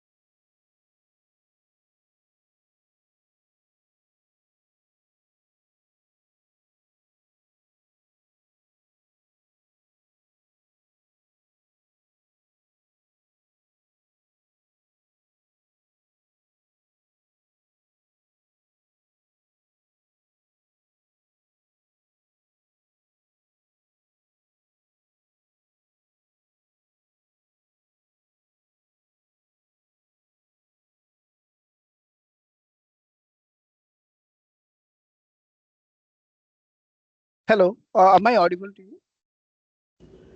Yes, sir, audible. Okay, where I lost it, had I completed that 69% and comparison on the range of the this part? Okay. So basically, what happens that I hope I was explaining this part and what you was able to receive. And so here, actually, I was trying to calculate what is the need for the electrifying our vehicle. And so we found that if we go for this hybrid type of arrangement, in which 20% energy we take from the battery pack and 80% we draw from, 20% from IC engine, 80% from battery pack, then we are able to achieve 69% efficiency, conversion efficiency. Okay, operational efficiency basically of this system. So what the meaning of this one? With this, it is possible. Let's just suppose that the previous case IC engine was giving 100 kilometer in 10 liter. This time it will be possible to have same distance in something around 3 liters, 3.5 or something liters. It will be possible to get that. So this is the advantage we see. So this says that we are able to reduce the emissions which are being contributed by the conventional vehicle. Okay. Now, let me go to the next topic here. That because I think some of you would be from electrical background and some would be from other backgrounds also. So I try to make it generic bit wise. Now then we see that we have this powertrain, like you see that this we have said, and we, as I explained you, that please remember this DC bus. So what is the advantage we are getting here? That to this DC bus, it is possible to connect different energy sources and power sources, which are much more efficient than the IC engine. Okay. So with this, what will happen? The major of the tractive power will be receiving from this, these onboard sources, and minor will be drawing from the IC. So it results in the overall improvement of the efficiency. So, so you can see here. So what are the different types of power electronic converters which are required here? So like rectifiers are needed, then inverter is needed, DC to DC converter is required, and then this is you can see a DC to AC inverter for your flywheel. Now you remember that I used the term energy sources and power sources. Then what is the difference between the two energy between energy and power source? So energy sources, basically those sources which are capable of delivering nominal current to run your vehicle, they are energy sources. For example, battery. Okay, with battery, your battery will be able to give you 100 ampere continuously for 3-4 hours. Okay, 3-4 hours you will be able to get. Maybe like you are running your vehicle at 50 kilometers per hour, and so with continuous 4 hours you are able to run your vehicle for 200 kilometers. So that depends on the capacity of the battery, basically. But yes, what is the capability we are observing? We are observing that our energy source is, for example, battery is capable of delivering 100 ampere of current continuously for a long duration of time. Okay. And whereas the power source, this power source cannot deliver you that much of high current. For an example, when we are accelerating, whenever you are going to accelerate your vehicle, at that time, we need to ensure 2 times the rated torque. Okay, 2 times the rated torque. So for example, what is the meaning of this one? In conventional, suppose that we are trying to draw 100 ampere of current for continuous running. When you are going to accelerate your vehicle, you will be drawing 200 ampere of current. So this source, energy source, will not be able to deliver you instantly. Okay, or if they are delivering at the cost of their life. Okay. So, but there are some sources like power sources, when you see that they are capable of delivering you this 200 ampere of current in a very short duration of time. For the very, at that time, it will be 10 to 20 seconds. Only that, not more than that. Okay. So with the power sources, you will not be able to run your vehicle. You will be able to meet only the transit requirement. Okay. So I hope that you understand what actually is the energy source and power source. And of course, when we say energy source, we are going to represent them in kilowatt hour per kg. That is the energy density. And power source, we represent them as kilowatt per kg. This is the representation basically. Let me go ahead further. So what are the different energy source? Battery, fuel cell, photovoltaic panel. What are the power sources? Supercapacitors, flywheel. Now, then you can see here that just a moment. Then different power electronic converters for the charging interest. At present, I'm just talking about the power electronic converters. Okay, here I didn't explain. Just we saw that we need rectifier, inverter, DC to DC converters, like this thing. Similarly, for the our charging infrastructure, we have conductive chargers, then wireless chargers. These are the things which are there. Okay. Just a minute. I think what is the problem in putting full screen? Just a moment. Now. So you can see that here you are able to see the two different chargers. One is called conductive charger and another one is called wireless charger. So these two are the development in our lab. This is the wireless charger, what we have developed, and this is a conductive charger. Okay. You can see here again the power electronic converters will be there. So some is like one is power factor correction rectifier, and then we have a buck converter. Similarly, here you see that when we talk about the wireless chargers, we have power factor correction rectifiers, and then H bridge inverter, and you can see this rectifier. So I just explain you one by one. First, let me explain you what is the necessity of when we work with a wireless charge, any charger. What is the necessity of this power factor correction rectifier? Okay, you remember that we receive energy from the grid. So what is the nature of the voltage? This is sinusoidal. This is sinusoidal illusion. Okay. What is expected? Expected is that the current should be sinusoidal so that we should maintain unity power factor. And so whatever the kilowatt is required, we should deliver only that. We should not draw excess energy from the excess PA from the supply from here. Let's say this is supply voltage and this is the supply current. This is supply voltage and this is the supply current. But in practice, what happens? Suppose that we don't use this rectifier, PFC rectifier, we don't use this one. So what is going to happen? Are you able to see this battery? Basically, mostly the battery packs are charged with DC charging, constant current charging. Means you are trying to inject a constant current into the battery. This is the requirement basically. So this is a constant current you are trying to draw. So this is basically turns out as a different arrangement. You see that this rectifier was there. So here, let me go here and I just try to explain you. So when you see a charger, we have the read point that, and then basically what we do that we connect a full wave rectifier. Okay, then here basically we try to either you use a compensation. Okay, so like capacitor filter we connect, and then we are having the charger. A DC converter charger is there, and here is the onboard battery pack. So let us for the time being, we consider that this, for the time being, we are considering that this is not there. Okay.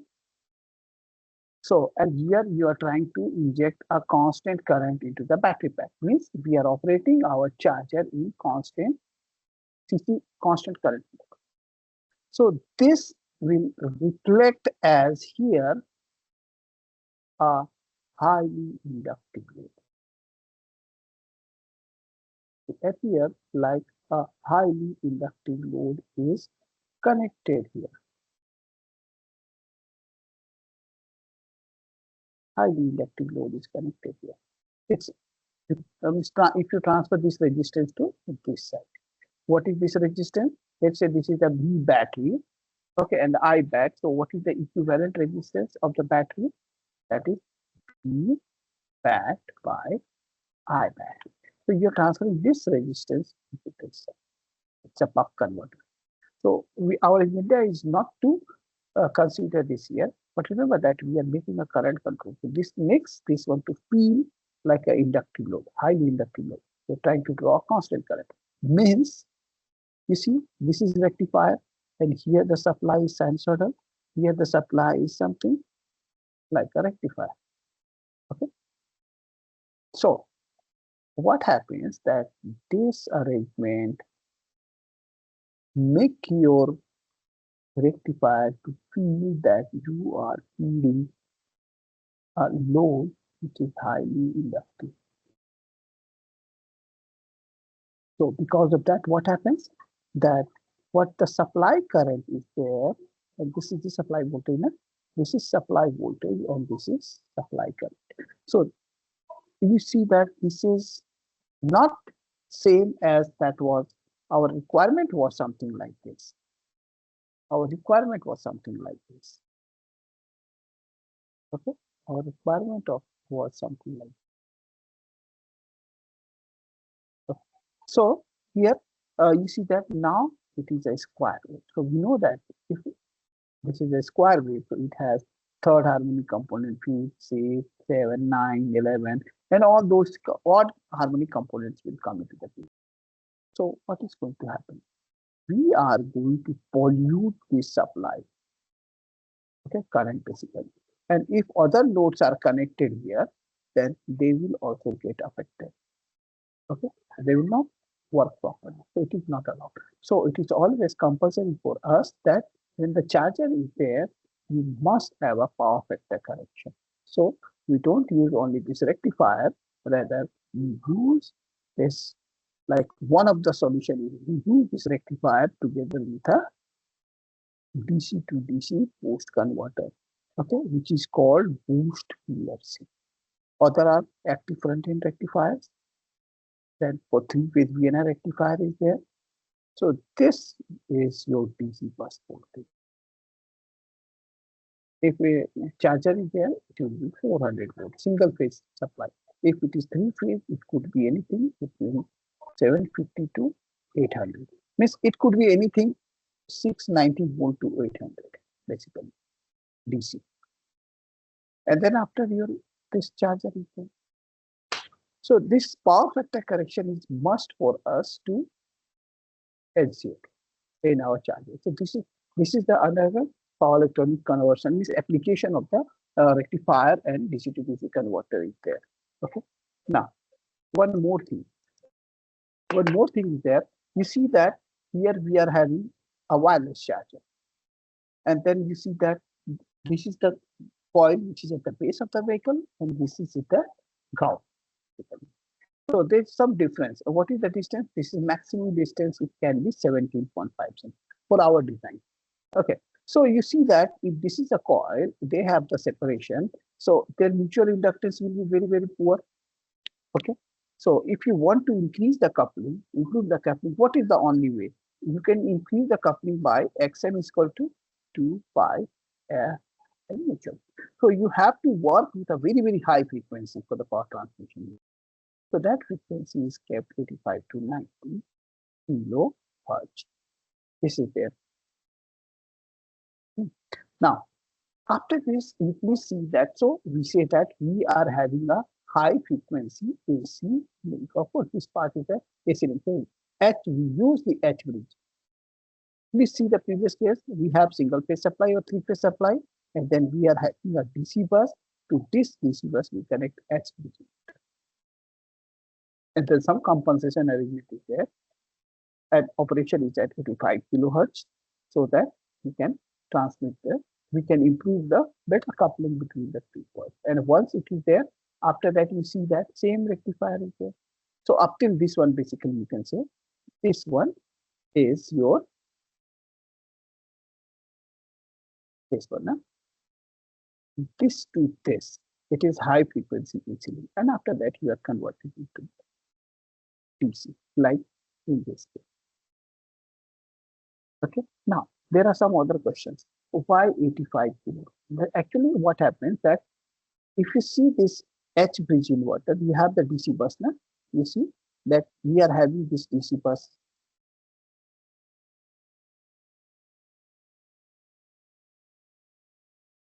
Just a minute.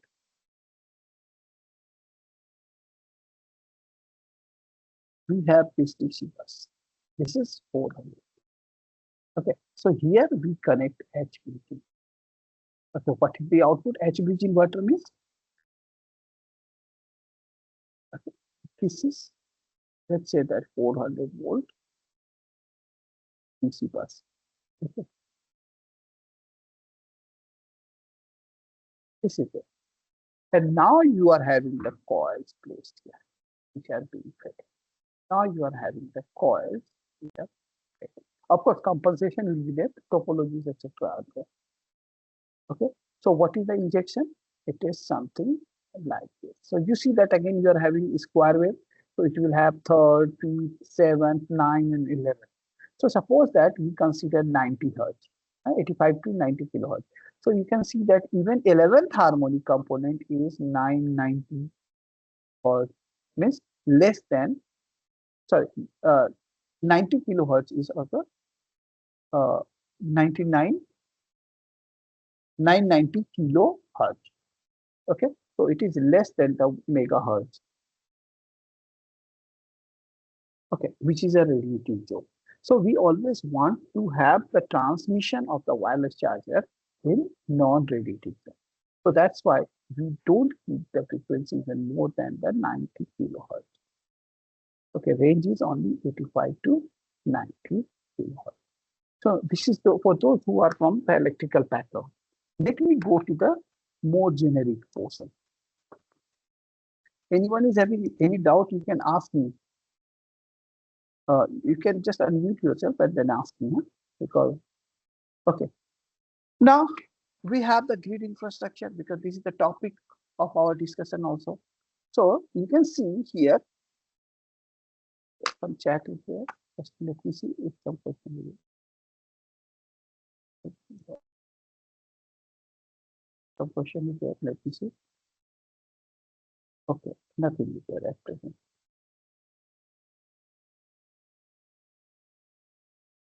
Okay. Now, like you see that we are talking about the charging infrastructure, electric vehicle charging infrastructure. So what are the things there first? Before we go into the charging infrastructure, it is very, very important for us to understand. Just we have seen the charger, in which we will be having a conductive charger or wireless charger, but the single charger. But when we talk about the charging station, so at that there we have the multiple charging points. Multiple charging points are available with us. Means you can charge multiple vehicles at a time. So this is the difference between a single charger which is there at your home and a charging station which is made for multiple vehicles. So the two charging stations you are able to see. One charging station is purely fed by solar panel, and it has some battery energy storage systems. And the second case, you are seeing that you are having a charging station which is fed by the solar panel. Then you are receiving the energy from the DC bus to power your electrolyzer to produce hydrogen. And then you are storing this hydrogen into metal hydride tanks. And then whenever is required, you are using this energy stored in this one to feed the same common DC bus to the charging station. Okay. Now, some questions are there. Why we are talking about the solar charging stations or the charging grid which is there, which should be powered by either solar or let's say solar fuel cell and battery storage. So it is very important for us. So you can see. Let us consider, give you some example. Suppose that generally I give this example to everyone. Suppose that there is a society. Okay, there is a society in which let's say that 250 houses are there. Okay, 250 houses are there. 250 houses are there. And let's say that you are having a distribution transformer with you. You are having a distribution transformer with you. Okay, let's consider we are making like this. Okay, a single line diagram it is. So which is of, for an example, in general, it is 200 kVA for this type of society. What we see that suppose that 50%, 50 houses, just 50 houses starts using electric two-wheeler, two-wheeler. What will happen? This is a very important question. So if you see a two-wheeler charger, you will find that it draws 4 amperes continuously. Continuously 4 amperes is drawing. And it is going to charge your two-wheeler in around 6.5 hours. And when these hours are there, it is the night hour. Okay, night hour. And continuously you are trying to draw 4 amperes. Now look onto your house. In your house, basically, you will see that at none of the time you are trying to draw more than 1 ampere of current. Sometimes you draw when you operate your mixer and all those things. So, but typically average you draw 1 ampere of current. So, what is the need of this society? 250 ampere continuously. You are trying to draw, for an example. But now here you see what you have done. 4 ampere of current. One charger. How many houses have adopted? 50 houses. So what is the total current? 200 ampere. And this plus house is 250. So total, now you are trying to draw 450 ampere from the same distribution transformer. So you can imagine the situation, what will happen to the distribution. And this generally gets loaded typically, not the charging case, 80% of it, so 160 kVA, okay, during the summer itself. But here, whole of the year, you see that your transformer is low. So this will not work. It will affect the power quality of your supply. Okay.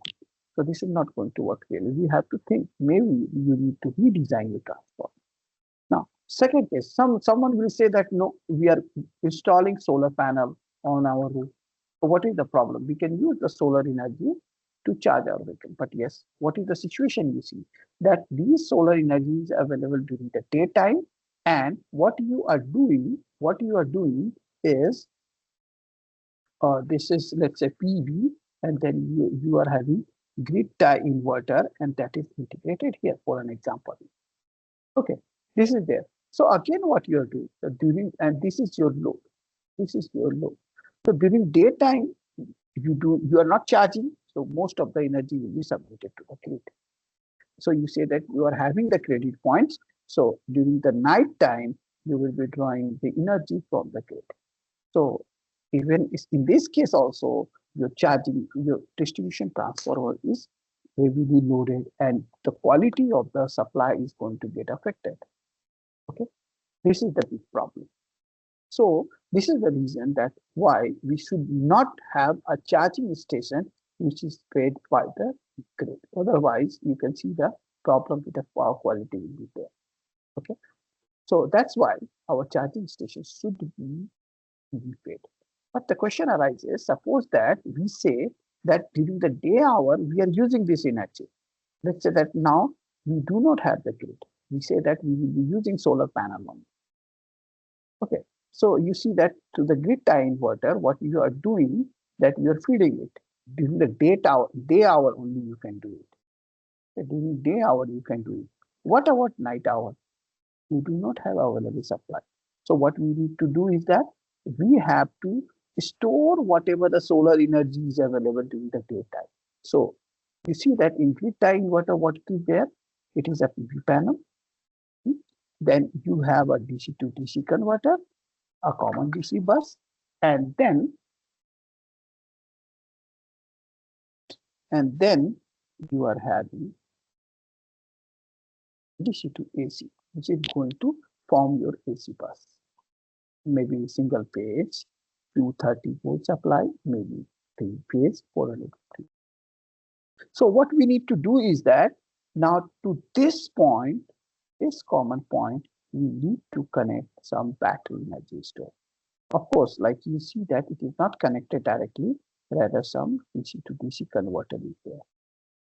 And then here we connect a battery pack. What is the purpose? Purpose is only that during the evening hour, we should be able to charge our vehicles So this is the solution basically. Now, because you are having the battery, so you can even, when the sun is not there, if this part is not there, you can use the energy to charge your vehicles. Okay. But again, the problem is what? Problem is what? That this battery pack is costly. So are there any other solution? Yes, other solutions are there. So you can see that, just a moment. One solution appears is that during the daytime, whatever the solar energy is available, we use to produce the hydrogen. And then hydrogen is stored in metal hydride tank, okay, canisters, etc. And then during the evening hour, we can use this energy, convert that, generate the electricity to the fuel cell and submit to the DC bus. So even though during the evening hour when this is not there, sun is not there, we are able to charge our.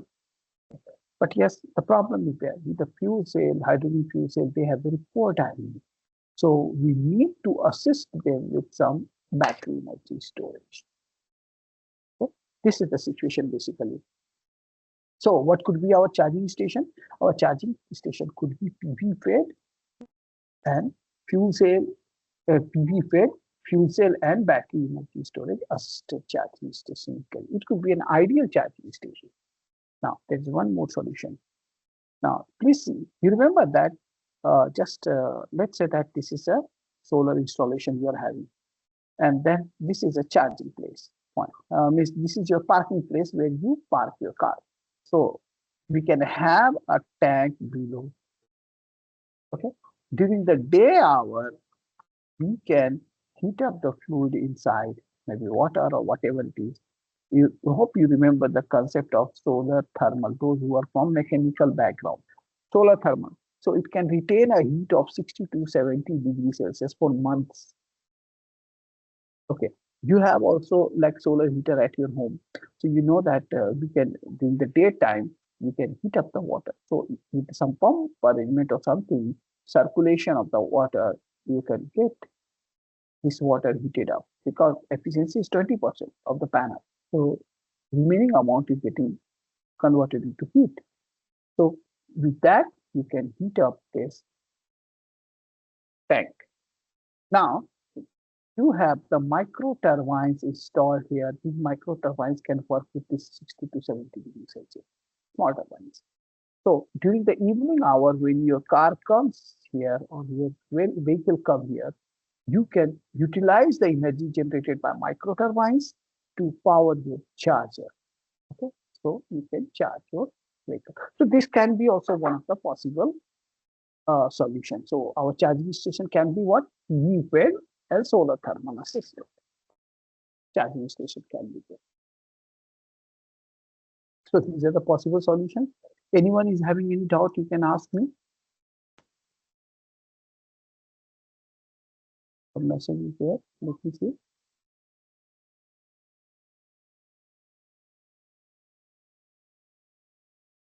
Okay, no message. Okay, now let me go ahead. So let us define our different subsystems of an electric vehicle. Now we try to understand something. So we have supply system in which we can have energy sources and power sources. So energy sources like battery, fuel cell, photovoltaic panel, or their combination with power sources. Like here you see one example is there, which I worked in past. PV panel is on top, then battery pack is there, and this super capacitor is there. So battery, alternator, photovoltaic panel. So they can all form a supply system. Remember that whenever you are going to integrate multiple energy sources, you will have to take the help of DC to DC converters. The reason is simple here. And where we are going to use buck boost converter, mostly you see that when the battery pack is there, it is directly connected in series. But other sources like supercapacitor and PV panels, they are connected to charging station. So here also a logic is there where we are going to use these boost converters for the cases where the output characteristic of the source is variable in nature. For an example, like this is voltage and this is current. The solar, depending on the solar insolation characteristic changing. Okay. Suppose that this is fuel cell. So depending on the load condition, This is I, this is P. Okay. It can be lightly loaded, so terminal voltage higher, loaded, so it will be lower. But we need to maintain a particular point. Similarly, in this case, we need to follow maximum power point. So whenever such a situation will be there, where the output characteristic of a source is variable in nature, use of DC to DC converters are mandatory for us. Otherwise, we use them for the proper power flow. So we have the two systems which have seen, supply, and the traction system is what? Traction motor together with a motor control. So mostly it is a voltage. Third subsystem is what? Control and monitoring system. And fourth subsystem is your charging infrastructure. Charger or charging system. It can be on board or it can be off board. Okay. Now, you please see that we are in the generic or at present with the electric vehicle. You see that we said that we try to mix the energy sources and power sources. So what is the reason? You can see that you see that hydrogen fuel cell is there. So it has very high energy density, but at the same time, it has a very poor power density. Similarly, if you see supercapacitor, so it has very high power density, but it has a poor energy density. But if you mix the two, then we have the supply system, which is having very high energy density and power density. So this is the reason basically going for the mixed energy storage system. So it is equally applicable for the onboard system, means the vehicle, onboard vehicle, battery alternative system, or battery flywheel, or hydrogen flywheel, hydrogen battery, hydrogen supercapacitor, ultracapacitor, like this thing. Okay. And similarly, same requirement is there for the charging stations. Okay, please let me know when my time is over. Otherwise, I will keep on speaking. And okay, so you see that, as you remember that I explained you the two cases that whenever they are variable in nature, so if battery is there, that is connected in series. This is the configuration of the supply system. And when the output characteristic is variable in nature, like this is solar panel, we need to follow this maximum power point. And we need to use a boost converter. And similarly, we need to maintain operating. So we have to use a boost converter. Let me go ahead. Now, just to understand that use of mixed energy system, whether it is a onboard system, means vehicle is moving, accelerating, etc., or we are talking about the case of a charging station. How power sources help us. So you see that this is a battery pack. Okay, battery pack is there and it is feeding the traction system. Sorry, sir. Yes, Yes, sir. Yes, sir. You can take time up to 8. 8 okay, PM. I can take up to 8 now. Okay, Okay. then I have sufficient time. I can discuss so many things. Okay. Okay, and at the same time, I expect questions from participants. Please ask me. If you don't ask, then how I will be able to say anything? But like when I'm speaking, I will be just explaining you what it is there on my slide. Okay, sir. Okay, If the participants you have any query or question, you can raise your hand. Okay. So now you see that we are having a battery. So normal running condition, you can see that we are trying the current from the. Okay, yes, it's Nancy's. What is your question?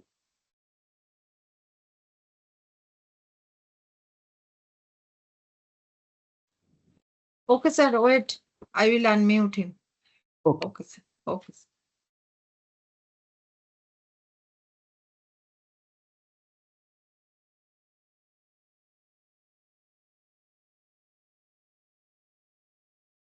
KPS is not asking anything. So I think, shall I continue?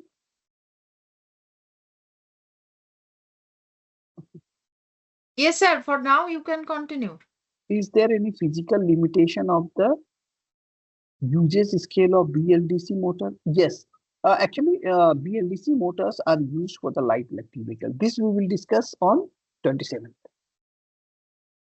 Motor about the motor and its motor control. Up to 2 kilowatt, we prefer BLDC motor. And beyond that, we need to go for the PMSM motors.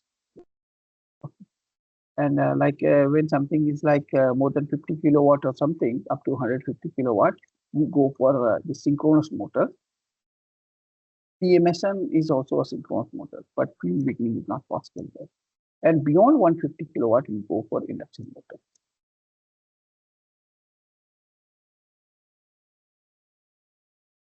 Okay, so let me explain this one. So let's say that you are having the vehicle and you have the onboard battery pack and this is the traction system. So during the normal running, the battery is filling.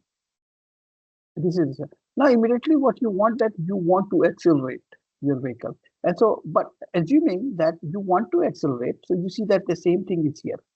So, but this system is not there, ultra capacitor system or any power source is not there. So what will happen? This battery is there. So when you want to accelerate, battery will have to deliver that excess current, because you know that we discussed that a battery will have to deliver excess current to meet the torque requirement. And once that is over, it will settle down to the normal current. But it affects the life of the battery pack. So now what we can do then?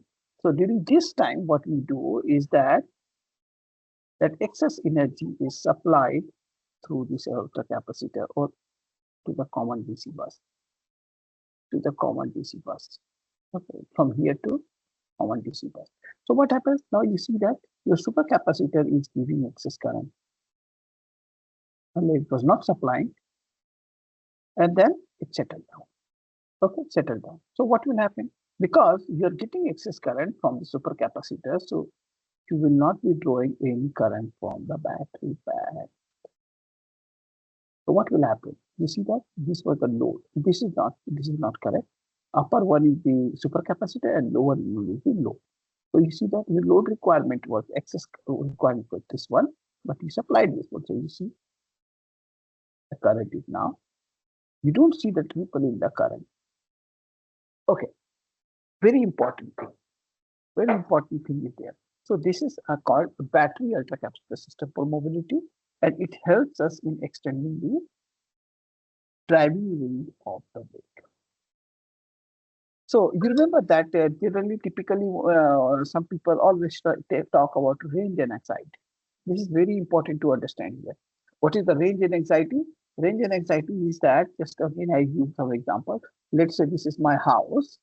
This is my house, and here is my office. Okay, here is my office. Here is my office. Let us consider that my office is 10 kilometers from my house. 10 kilometers from my house. And manufacturer said that I will be able to run, let's say that my vehicle, I will be able to run my vehicle in one complete charge for 100 kilometers. So in a day, how many kilometers I am running?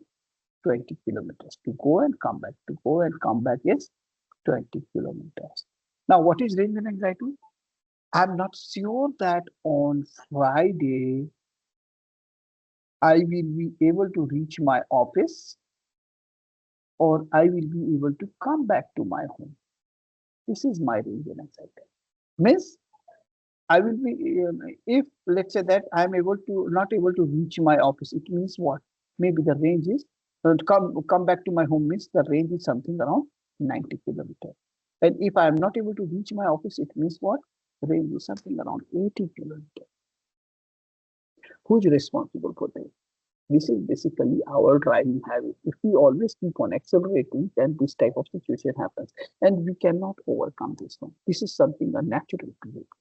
Just I want to give you an example. Suppose that manufacturer says that if the vehicle range is 500 kilometers, just multiply it with 0.8. So it is something, your vehicle will be giving you a range of something around 400 kilometers.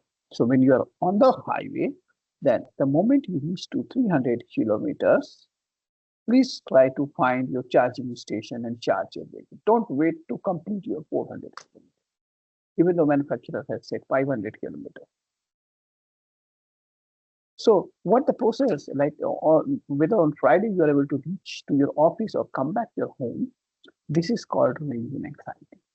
We are not certain about the range of your vehicle. So if it is there, then what we can do?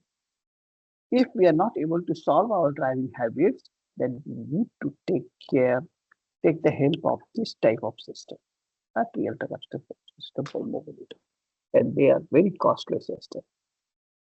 So we have to think for our proper driving habits when we work with electric vehicle, when we use electric vehicle. Okay. Now, typically what happens that when we run our vehicle, this is very, very important thing. That's why I'm discussing this one. When we run our vehicle, and like especially for the electric vehicles, so many things are there. People say that it got fired when it was, you see, that charging. It got fired when the vehicle was running. It got fired when the crash took place. So the different types of failure, basically we say thermal failure of the vehicle. Means which is going to fail? The battery pack is going to fail. So this is the situation what you are observing. Thermal failure while charging, thermal failure while driving, thermal failure while when the crash is taking place. So what actually is happening here? Just I want to explain you. Suppose that you are running your vehicle, or for example, let's say first take charging your vehicle. So you are trying to charge at very high rate. So the battery temperature is rising, and maybe your cooling arrangement is not working properly. So what will happen? Generally, what happens that during the charging, you cannot go beyond 50 degrees Celsius, and during discharging, you cannot during charging running, you cannot go beyond 60 degrees Celsius. So let's say during charging, what happens due to some reasons, the temperature is rising. Maybe your cooling system is not working. So that leads to the thermal runaway in the battery pack and battery failure. While running your vehicle, maybe because of some reason, some cooling arrangement or whatever reason, let's say that you immediately put a brake and some regeneration took place. Okay, regeneration took place or plugging took place. So that braking register does not work. Where is the brake register? This is the brake register. You remember that I have drawn brake register. Okay, at the PC bus. So this failed. So what will happen? Whole of the recovered energy will be submitted to the battery pack, and there will be a thermal runaway because the battery is not designed to work with that much of high rate of rise of current. Okay, that is the situation. So that causes the thermal runaway. For the third situation is that let's say that your vehicle is running and immediately some crash took place. So your vehicle was running, battery temperature was very high, internal pressure was very high, and immediately when the crash took place, there is a huge pressure onto the battery pack. And then the burst takes place because of the pressure. So that causes the fire into the battery pack. So to overcome this type of issue, what happens, especially like when the crash took place, the design is made in such a way that whenever the crash is taking place, that the force, what it is there, pressure gets distributed all across the cages, avoiding the pressure onto the battery pack. Okay. Now here you see that this part I try to explain. Regenerative braking, electric braking, remember that. So forget about the supercapacitor for the time being. Okay, forget about this one. So this is a supply system, this is motor controller and traction system. Okay. Now you see that this is a tractive load, example of a tractive load, and this is the characteristic of the motor, characteristic of the speed torque characteristic of the motor. Suppose that you try to reduce the speed of the motor because we want to run at a lower speed. So immediately what will happen, this point will go into the regenerative zone, second quadrant of operation. Okay, and then it will come from here to this one. But please see, the problem here is that it is much farther from here. So maybe the possibility is that braking torque is very large, so it causes a huge amount of current to flow into the battery pack. So this is a critical problem. Can I interrupt you? Yes, madam. Sir, in the chat box, we can see there are 3 questions Yes, from the participants. Let me see. After finishing, you will answer it, sir. Okay, just a moment. What is the use of supercapacitor bank? Okay, can we use synchronous motor with a load you can use it, but onboard space is very less. Okay. How the regenerative braking is applied in case of it. Yes, this was I was willing to explain you. Okay. So first I explain about the regenerative braking, and then I explain like what is the use of supercapacitor. Okay. I hope only these two questions were there. No? Just let me check. If anything else was there, just no? Okay, these two questions only. Okay. So you see that basically you are able to see that here is the speed torque characteristic of the motor. I'm just erasing it. The speed torque characteristic of the motor. This is the characteristic of a tractive wheel, and this is the characteristic of a motor. So where is the operating point? Wherever the motor characteristic is cutting the load characteristic, that is the operating point. So we are running at present at this particular speed omega m. Now what happens that we want to reduce the speed of the motor to omega m2. So what we have done, we have changed with the help of what we say motor controller, we try to change the voltage which is being applied to the transformer delta PWM. So now we will be having the new characteristic because you have changed that characteristic. Those who are electrical background, you would be knowing this formula omega m equal to minus RA by A square torque plus P dc by K. So this is equation of a straight line in representation. If you change, let's say delta VDC here, so depending upon the DT ratio, it can go up or it can come down. So the characteristic can be changed. So wherever the motor characteristic cuts the load characteristic, that is the operating point. But so what happened that we wanted to reduce the speed, so we reduce this delta value. So now this characteristic does not exist. Which exists? Only this one exists. Only this one exists. So where is the operating point? You know that the motor speed cannot be changed instantly. So where the operating point will be there? Wherever this line cuts this one, same speed. So here it is coming. Okay? The speed will not change immediately. It will take some finite time.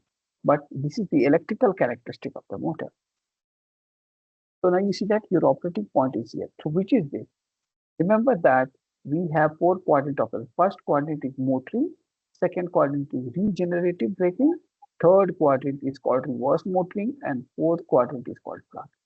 So we are now in second quadrant. This is a regenerative braking quadrant. So you are here, and now the motor will follow along this one, this point, so that we can reach to the equilibrium point here. So that we can reach to the equilibrium point. So where is the regeneration taking place? From here to here, we are doing the regeneration. Why? The back EMF up till this one. Why? Because the back EMF is higher than the applied voltage. So here to here regeneration is taking place. But you see that the braking torque is very large. This is not allowed actually. So what we need to do? We have, this is one case. Second case consider. Second case consider. Suppose that immediately we want to brake. We were running at point P1 and immediately we want to bring it to 0 speed. So what we have done? We removed the supply. So where is the point? You see that it will go back. So like this. And so your speed is going to be here.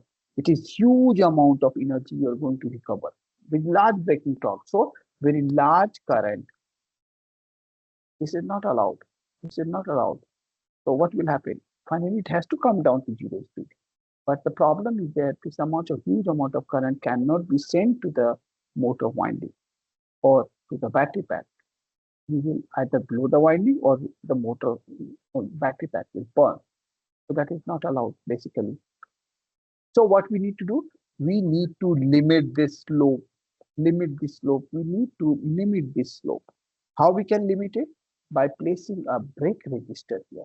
You see, this brake resistor here. The moment we place this brake resistor, its equivalent value is RB by delta. Okay, and what it do? It basically, you see that RA is the slope of the characteristic. These are the parallel lines. But the moment you add some resistor, RA plus R brake resistor by delta by K square, the slope of this line changes. So what is happening? That immediately what you are doing, the moment you are adding some resistance here, you see, you are changing the characteristic of the line, which is this characteristic, this one. So where you are changing by slope, you are changing the slope like this. You are changing the slope like this. Here you are changing the slope like this. You are changing the slope. You can see this one, not this line. Sorry, not this one. Where is the characteristic? This point is there, na? Because you have removed the supply, so it is a zero. DC is zero, so you're here. So you're changing the supply, Mr. Slope, by adding some resistor. This one is the resistance you have added. So you see that now the torque, braking torque is not too high, whether it is limited and everything is in your control. Similarly, it is not too high. It is not too high, whether it is in your hand, it is controlled. So we are able to protect our battery pack and protect the motor itself. And so what will happen? It shifts to here and then it moves like this and settle down to the midpoint. Or here you can see that in this case, it shifts to this point and then finally it come down here. Either it will come down like this, or if you keep on changing continuously resistance with the duty ratio, it will feel that you are making a very at constant torque. So where is the braking taking place? Here to here regeneration is taking place. Here to here only regeneration taking place. Whereas earlier it was huge amount of energy was getting recovered. So this is not allowed. Yes, this is in our control. So this is regenerative braking. We are in the second quarter. And we need to protect our motor as well as battery. So this is one of the solutions by which we do it. So where is this brake resistor? Question arises. Basically, in most of the cases, this brake resistor is a part of the motor control, inside the motor control, connected at the DC.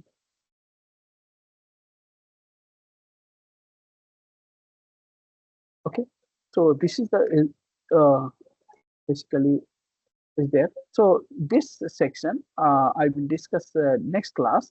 Okay, next time we will be discussing it. Let me explain you about supercapacitor. What supercapacitor is doing. Okay,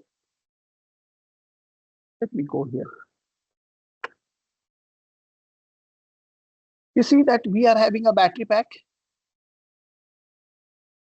So typically we represent this battery pack by a capacitor in series with a resistance. This is very good. Okay. So suppose that this is a 12-volt battery pack and the capacity is 100 Ah. Its equivalent resistance is, sorry, capacitor is going to be how much, you know? What is the voltage? 12 volt. What is the this is 100 Ah is the capacity. So what is the charge which can be stored into this battery pack? It is 100. Sorry, it is. Shall I write the formula? It is capacity ampere hour multiplied by 60 minutes multiplied by 60 seconds. So this is the coulomb of charge which is stored into the battery pack. So it is what? It is 100 multiplied by 36. This much of coulomb is there. Now we know that Q is equal to C into. So what is the equivalent capacitance? Cn is nominal charge over nominal voltage. So it is 3600. Someone can please calculate it and let me know what is the value. It is 300. So this value comes around 30 kilofarad. Kilofarad means capacity is something around 30 kilofarad equivalent. And this series resistance somewhere lie around 10 milliohm or something like this. No? So we can write it as 10 milliohm. 10 million or 30 million, something. This is the value. Now consider the capacity. So what is the discharge time constant? Suppose that you connect a load here. So, and it is completely charged, let's say to 12 volt. So how much, what will be the time for discharge time constant for this? So you can see that it will be doing something like this. Okay, so what is the time constant for this one? This tau, let's say that this is voltage across the capacitor, VC. This is time. So this tau is Cn Rs. What is the time? Can you let me know? 30 into 10 to the power 3 and 30 into 10 to the power minus 3. So it is 900 seconds. Can you see this? 900 seconds. And settling times of the first order system, so multiplied by 4 tau.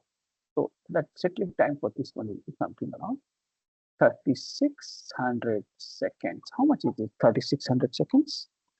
It is 1 hour, roughly. Okay, 1 hour. Now, consider the case of a supercapacitor. Supercapacitor is also represented like this. So for 12 volt arrangement, like its capacity will be something around 500 farad. 500 farad supercapacitor, not in micro. And RS is the same, around 30 milliamp.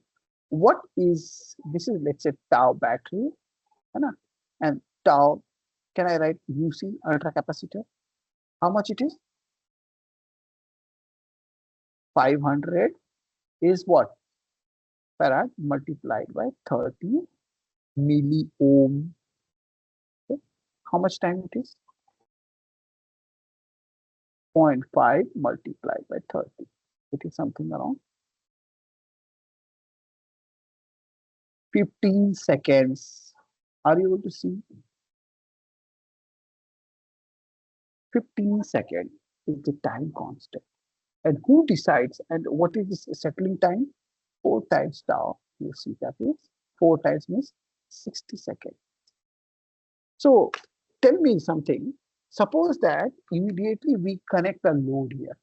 And suppose that this is the load and this is the load. And suppose that we turn it on. Who is going to respond first? Who is going to respond first? Maybe it is not clear from here. Let me draw here. Suppose that this is a battery, and this is a that supercapacitor. And now what we are doing is that we are connecting a load here. Tell me, this is UC and this is battery. Suppose that we just connect it. Who is going to respond first?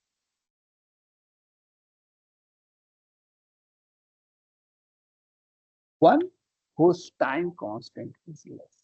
Let's say this is battery time constant and this is UC. So battery time constant was how much? Let's see, 900 seconds. Supercapacitor, 15 seconds. So who is going to respond first? The supercapacitor is going to respond first or to meet the transients. Whereas this battery is slow as compared to supercapacitor. So now are you able to see the utility of this supercapacitor? It has very low output impedance, so it will immediately respond and it will be the first to deliver meet the load requirement. And yes, this is also justifying our requirements, like why in our system only when the battery pack is there, why we prefer to connect them only in series, wherever these other sources are connected through some power electronic converter. Am I clear? Am I able to answer you? Let me see if some other questions are there.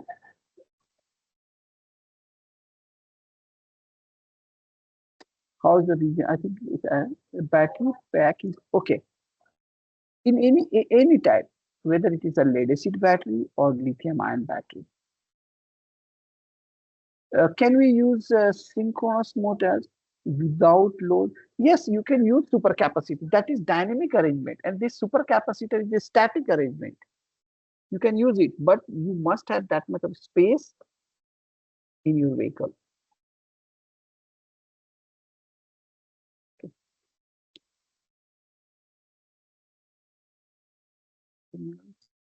Yes.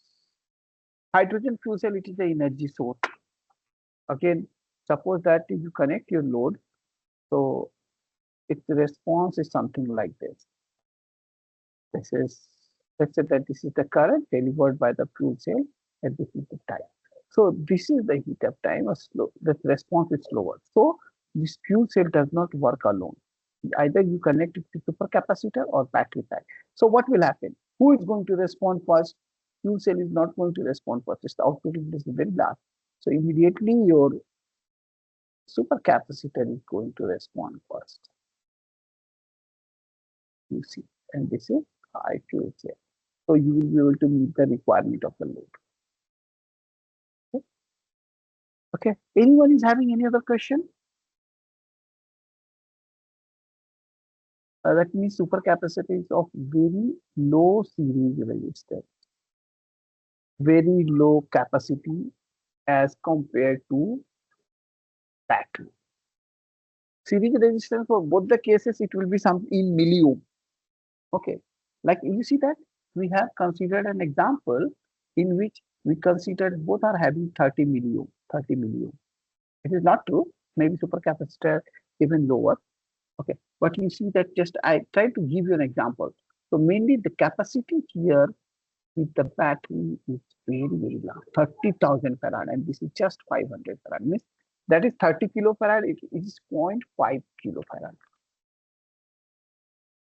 0.5 kilofarad.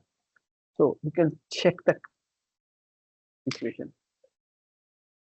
60 times stronger. And what is the energy stored in a battery pack? Let's say this one, 1/2 C W battery. Okay, CV square. So 1/2 C is 30 into 10 to power 3, and let's say that in place of 12, so it is 144. So you can see for the same voltage, the energy is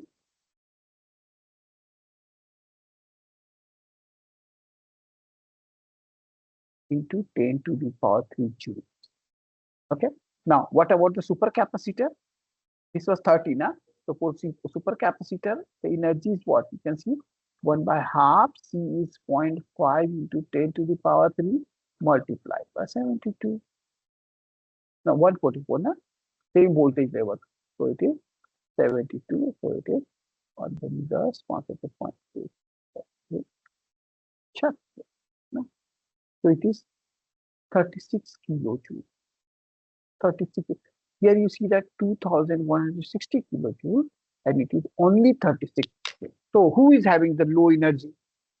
Supercapacitor. Battery is having very high energy. Okay, and supercapacitors have low output impedance. So what is the like the rate of change of energy? It's a power. So it can deliver you that power in a very short duration of time. So its power density becomes higher. Whereas for the battery, it will take time. The response time. So the power density is lower. Okay, I think there are more questions.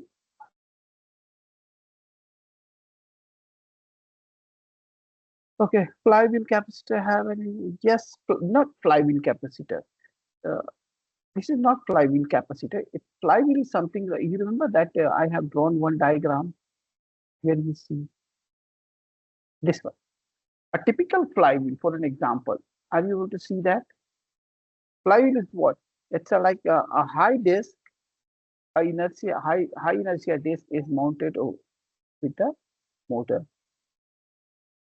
It is same like when we go to drink that ganna juice, so a person is having very big wheel. Same thing like we have a DJ generator set and there is a larger disk there. So being a high inertia disk means what? You will not be able to reduce the speed immediately. So this is one of the example of a flywheel. You see that this motor is onto the shaft of this motor, high inertia disk is mounted. So during the normal operation, what will happen? This motor will be operating, running. But the moment, let's say that you want to accelerate. So what will happen? Immediately the bus voltage is going to drop down. So load side voltage becomes higher than the supply side voltage. So regeneration takes place. This way, like how flywheel works.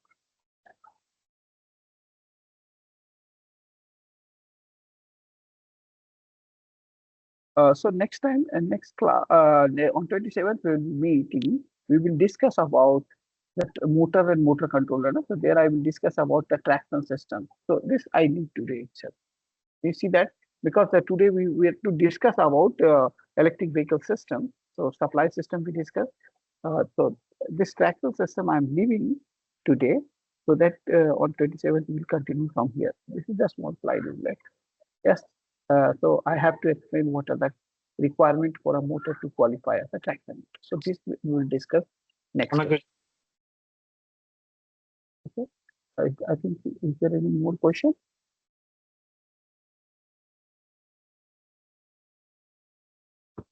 Okay, thank you. If anyone is having any more question, you can ask me.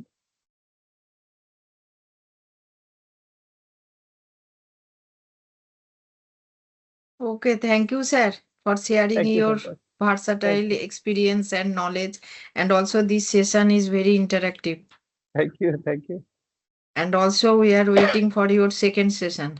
Yes, on 27th it is. 25th, sir. Sorry, 25th, no? Yes, sir. Okay. 25th. 25th means today. Okay, Thursday. Thursday. Yes, sir. Okay, okay, okay. Okay, Thank you, sir. Thank you, thank you, thank you, thank you. Bye. So can I disconnect if no question is there?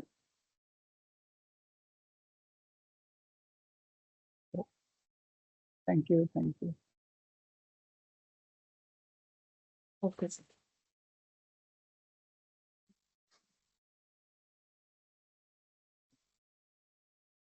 So now our second session will start, and that will be covered by Mr. Somnath Sirkar. And sir, Sirkar sir, are you there? Yeah, good evening. I'm here. Okay. So basically, Mr.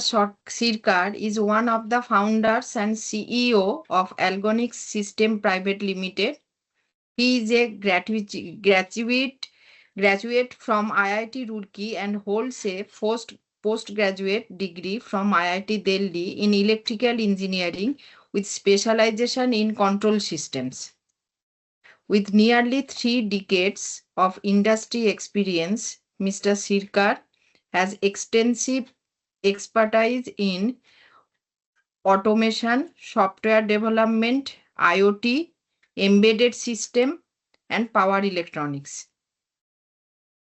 He currently serves as an advisory industry member for the Board of Studies at St. Xavier's College, Kolkata, and has previously served as a member of the IT and E-Sector Committee, Government of West Bengal.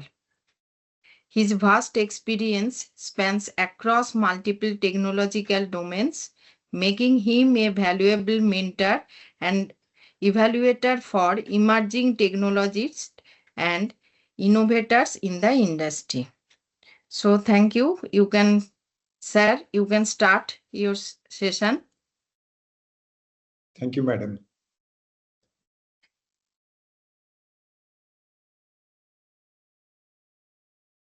My camera is disabled. Is it required? I'm unable to enable my camera. Okay, sir. Hello? Okay, sir. We will try. Okay, sir. But you can present or you can share your PPT, sir. Achha, so Chief, I'll go to share, isn't it? Share screen, yeah.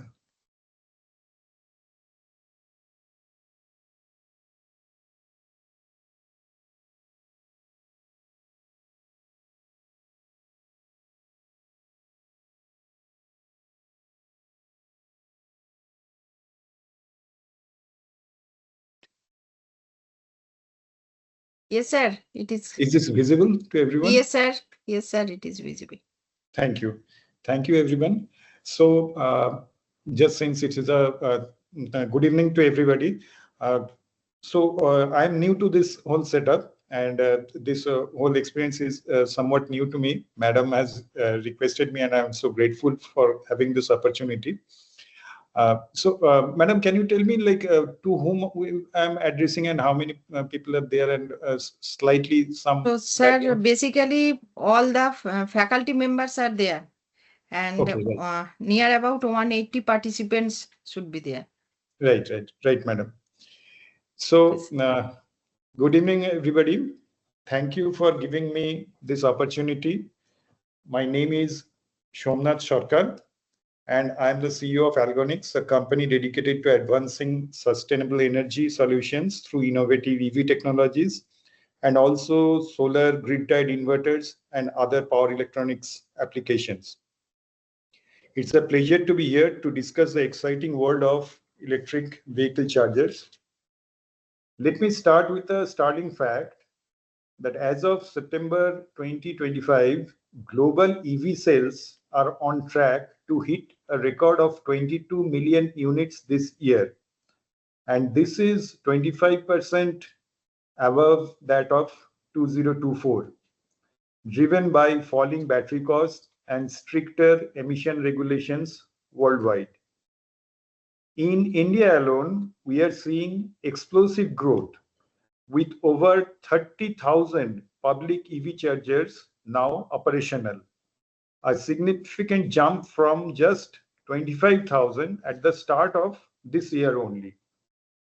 And a very big fact is that right here in Kolkata, we have made headlines with the launch of India's largest EV charging hub in Thakurpukur, which has a projected capacity of 300 chargers.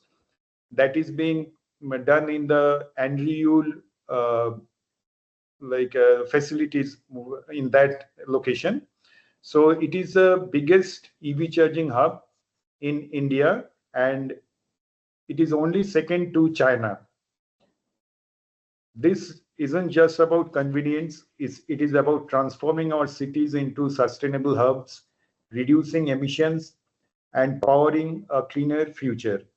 With the global EV charger market projected to reach around 40 billion this year, the opportunities are immense. In today's presentation, we will dive deep into the essentials of EV chargers.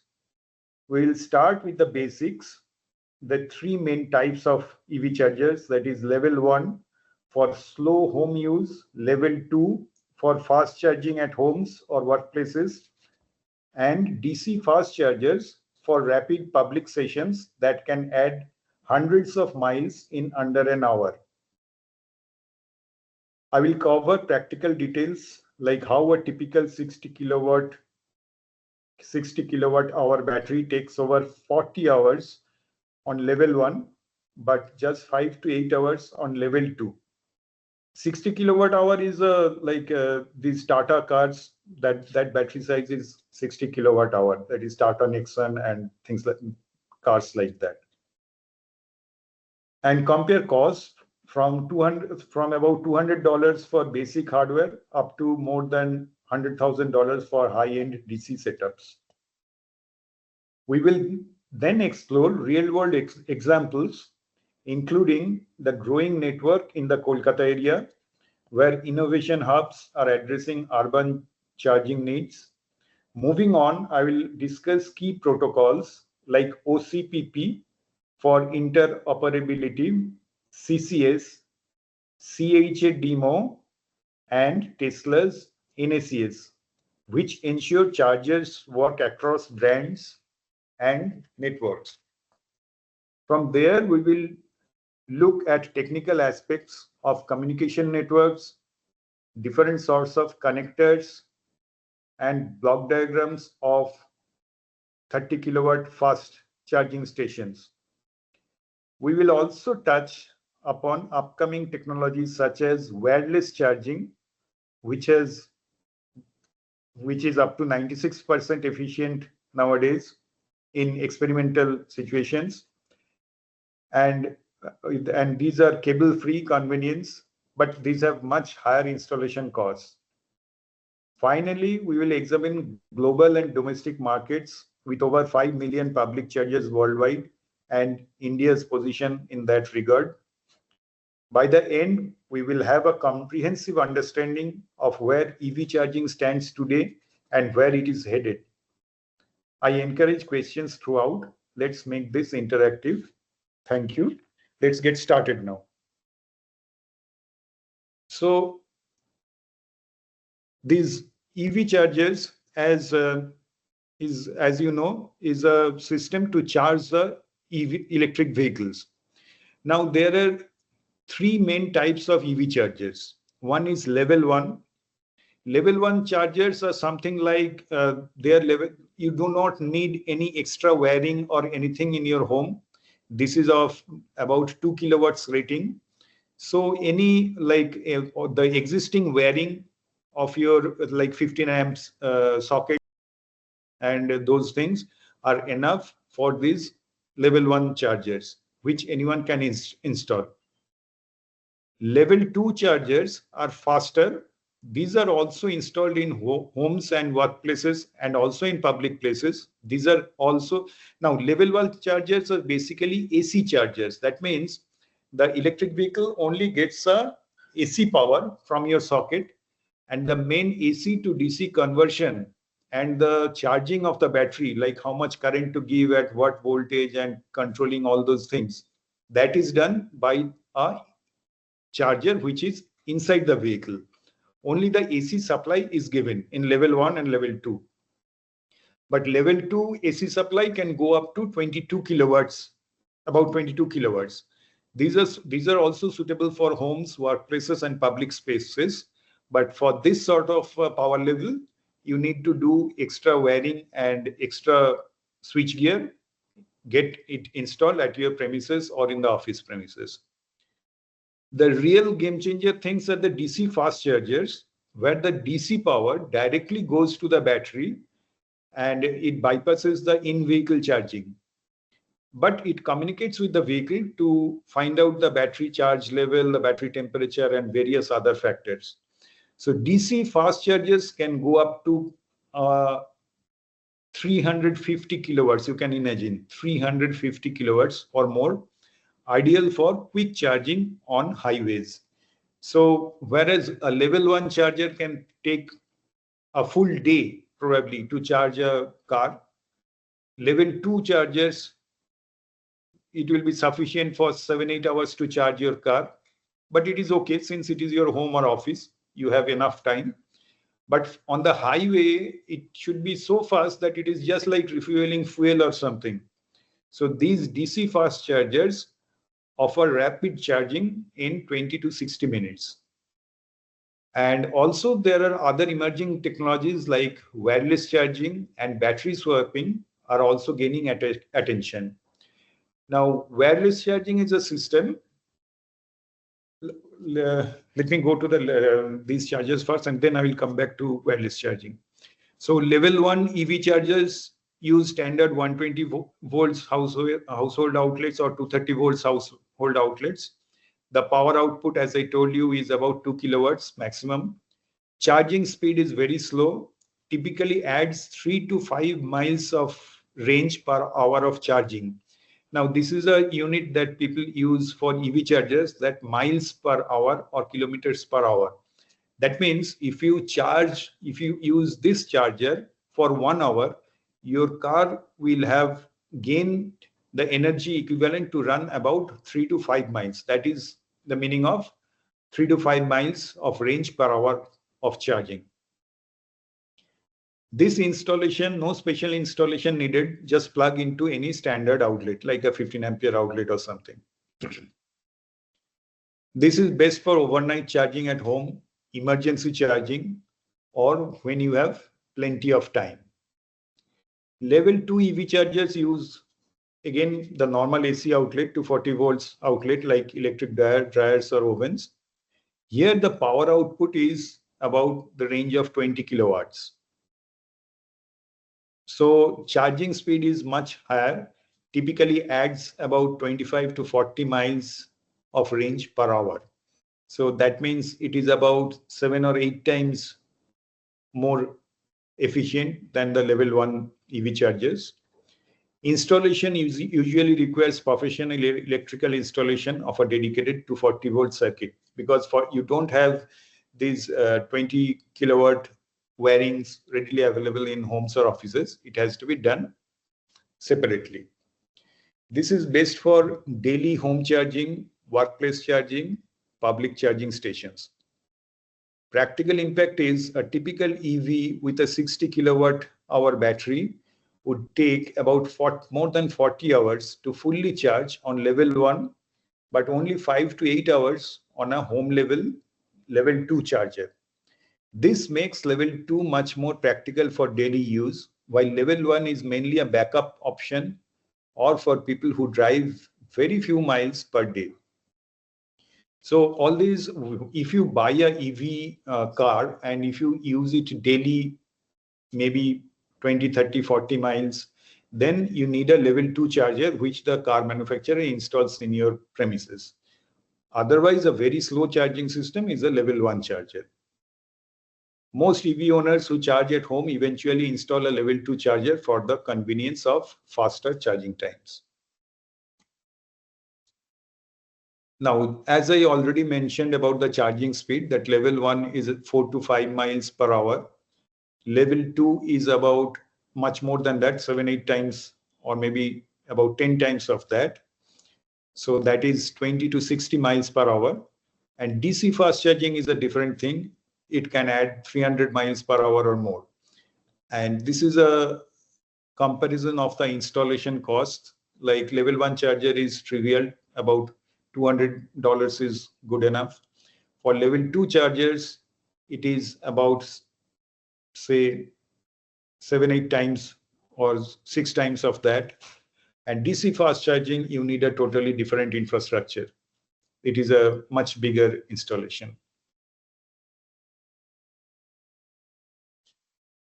So home level 2 installation, level and wiring will take about, say, $500 to $2,000 total with hardware, panel upgrades, etc. Commercial public places, the cost will be even higher. But for DC fast installation, it will run into $100,000 or something like that. And you shall require separate cables from the electricity supply, separate transformers, and the whole thing is like it's a totally different thing where it runs for hundreds of kilowatts of charging. Additional fees, all these things will be required for DC fast charging installations. And what I was telling before also, that there are two other sorts of charging strategies. One is the wireless charging. In wireless charging, it is presently this wireless charging has been quite extensively used in Norway, but it is not prevalent in other parts of world still now. There, what happens is the car goes and stops over a pad. They say a pad which has got a coil, and the charger in the car has also a coil. So there is a wireless transmission of energy from the platform to the car through the gap of the car in a high frequency. So that is wireless charging, and they have achieved efficiencies of more than 95% in that configuration also. So probably someday that can be the standard way where no cables and nothing will be required. And other strategy of charging, which is quite prevalent in India also and China, is battery swapping. That is another strategy. So by battery swapping, these are generally used in EVs of very small commercial vehicles nowadays, but there are a huge number of stations of battery charging already installed in India. Battery swapping in India is increasing by 25% every year. And there are about one company called Sun Mobility in India operates about 600 battery swapping points for these e-autos and e-loaders with 50,000 smart batteries already installed. So in that case, what happens when the charge in the vehicle goes low, the vehicle goes into this battery swapping station, and simply the battery is swapped with a charged battery. They pay for it based on how much the charge is, and it immediately you are on the run. So basically, you do not spend any time for charging. The charging is done in the battery swapping station itself. Now, the photograph that is there in the screen, actually, I took this photograph. These are some of the EV charging stations in Newtown area. And it is quite interesting that these things are already working. There are fleet charging stations also, but these are public charging stations at many places in and around Kolkata. And you can see the size of the whole thing and how the charging takes place, what is the size of the cable and everything. One thing is important, that this whole EV charging infrastructure is generally without any persons involved, or there are no persons to give you the service. The driver himself takes up the cable, fits it there, then with his card enables the charging system, pays the money, and the charging starts. So these are all self-help type of thing. In most of as of date, in these specifically in these individual EV charging stations. This is the close-up of the user interface of EV charging.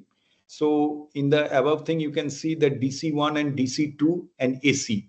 So these DC1 and DC2 are two DC charging systems, and this AC is level 2 AC charging.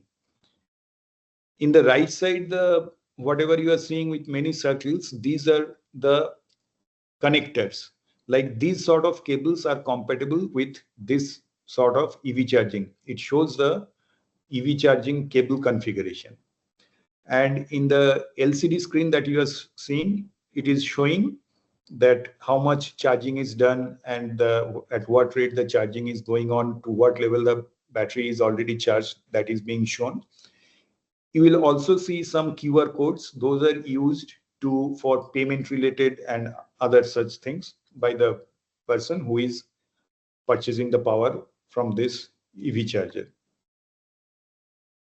This is a EV charging station by WBACDCL. So you will see that there is a position for 2 cars for simultaneous charging so 2 cars can get simultaneous charging with DC power.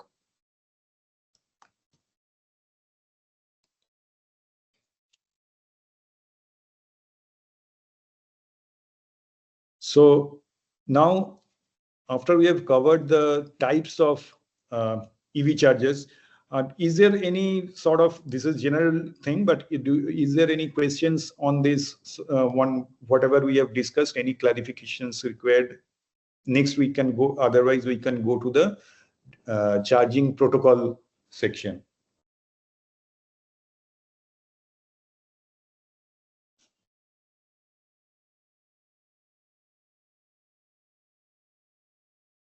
Okay, so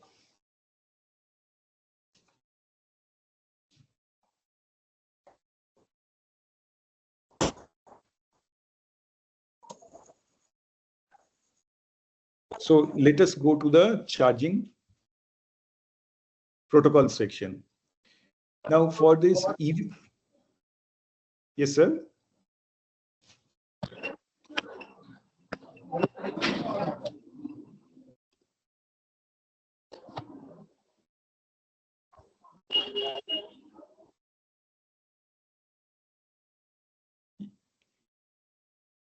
Yes, Mr. Abhijit Roy, Abhijit De, sir, do you have any question? Good evening.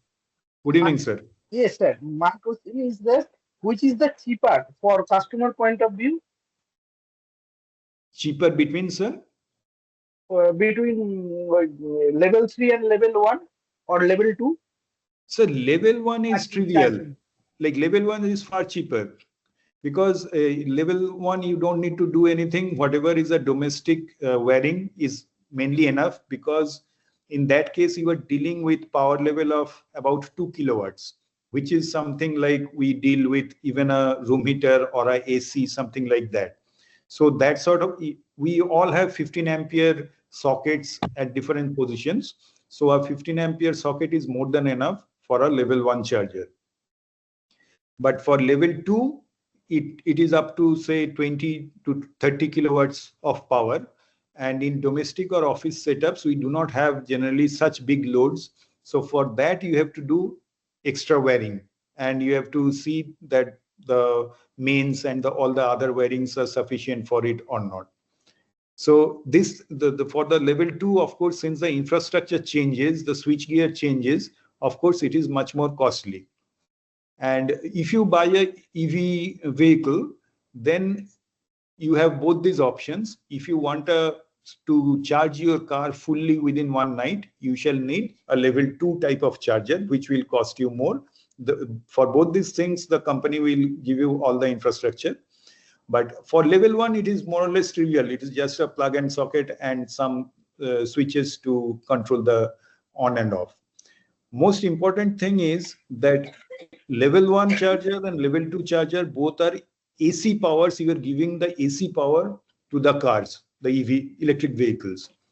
And so you are not controlling that. You are just giving an electrical voltage connection there.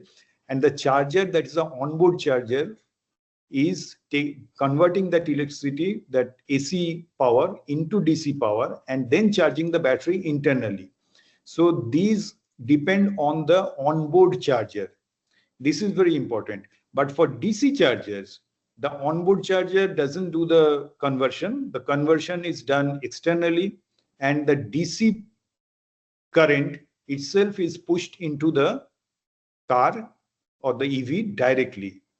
Of course, and so these DC chargers need to communicate with the car to see what is the level of state of charge for the battery, what type of battery it is, what is the temperature of the battery, to what level the battery should be charged, and everything. So if the power electronics portion and the controlling portion of the power, you need to control the power only in case of DC chargers. For AC chargers, it is just a switch on off, like a contactor on off. Am I clear, sir? Yes, sir. Okay. Thank you very much.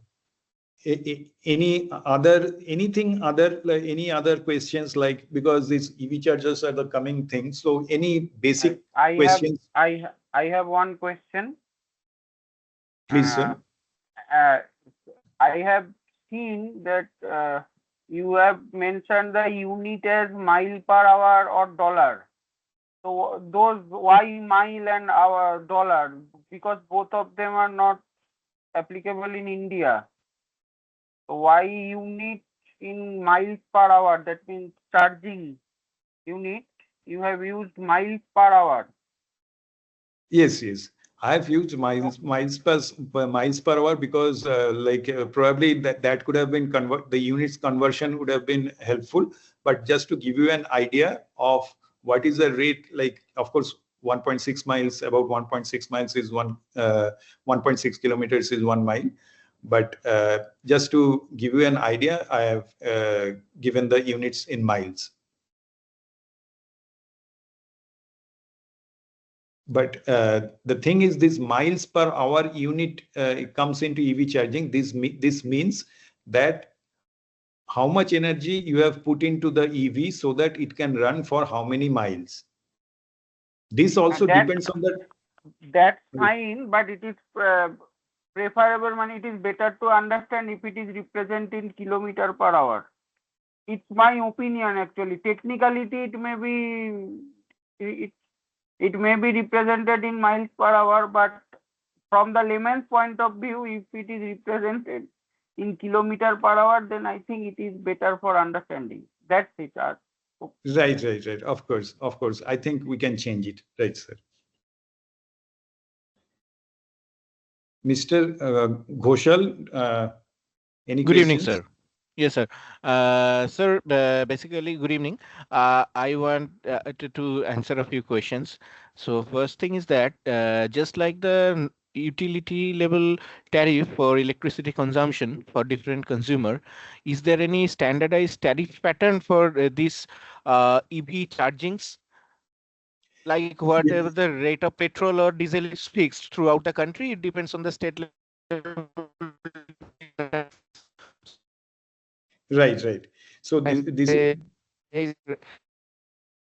so this is and this is just like very the petroleum, is it varying throughout the states? So this is very interesting question. See, when you are installing the charger in your home or in the office, then the billing portion, like the distribution company and the like ACDCL, they do not know where the power is going. So for them, it is the same thing. They cannot distinguish whether the power is going to charge a EV or it is going to some air conditioning systems or some heating systems or some lighting systems. So in that case, you cannot distinguish it. But when you are putting it in a DC fast charger hubs, then as far as I know, that there is a special agreement between this ACDCL and the company which is providing the EV chargers for the rate of power. And this also depends on the time of day when the charging is there. Like you will like these EV fleets that we see, like we now, when we book a car now, we book a taxi cabs, we also book these electric cabs. Now these electric cabs gets charged in the night when the like they have such arrangements that since in the dead of the night the power is generally surplus. It's to flatten the load profile. To flatten the load profile, I think. Sir? To flatten load profile. Yes, load profile. That is exactly so. So it's a time of day billing that we say. So in like those sort of adjustments are there where there is bulk charging. So that is the only difference that I know of. But I think these things are evolving, and like there are also like in other countries there are like this vehicle to grid charging also. Okay. Like people are using the battery of the vehicle to stabilize the grid. Those things are also happening. In that case, actually the battery is discharged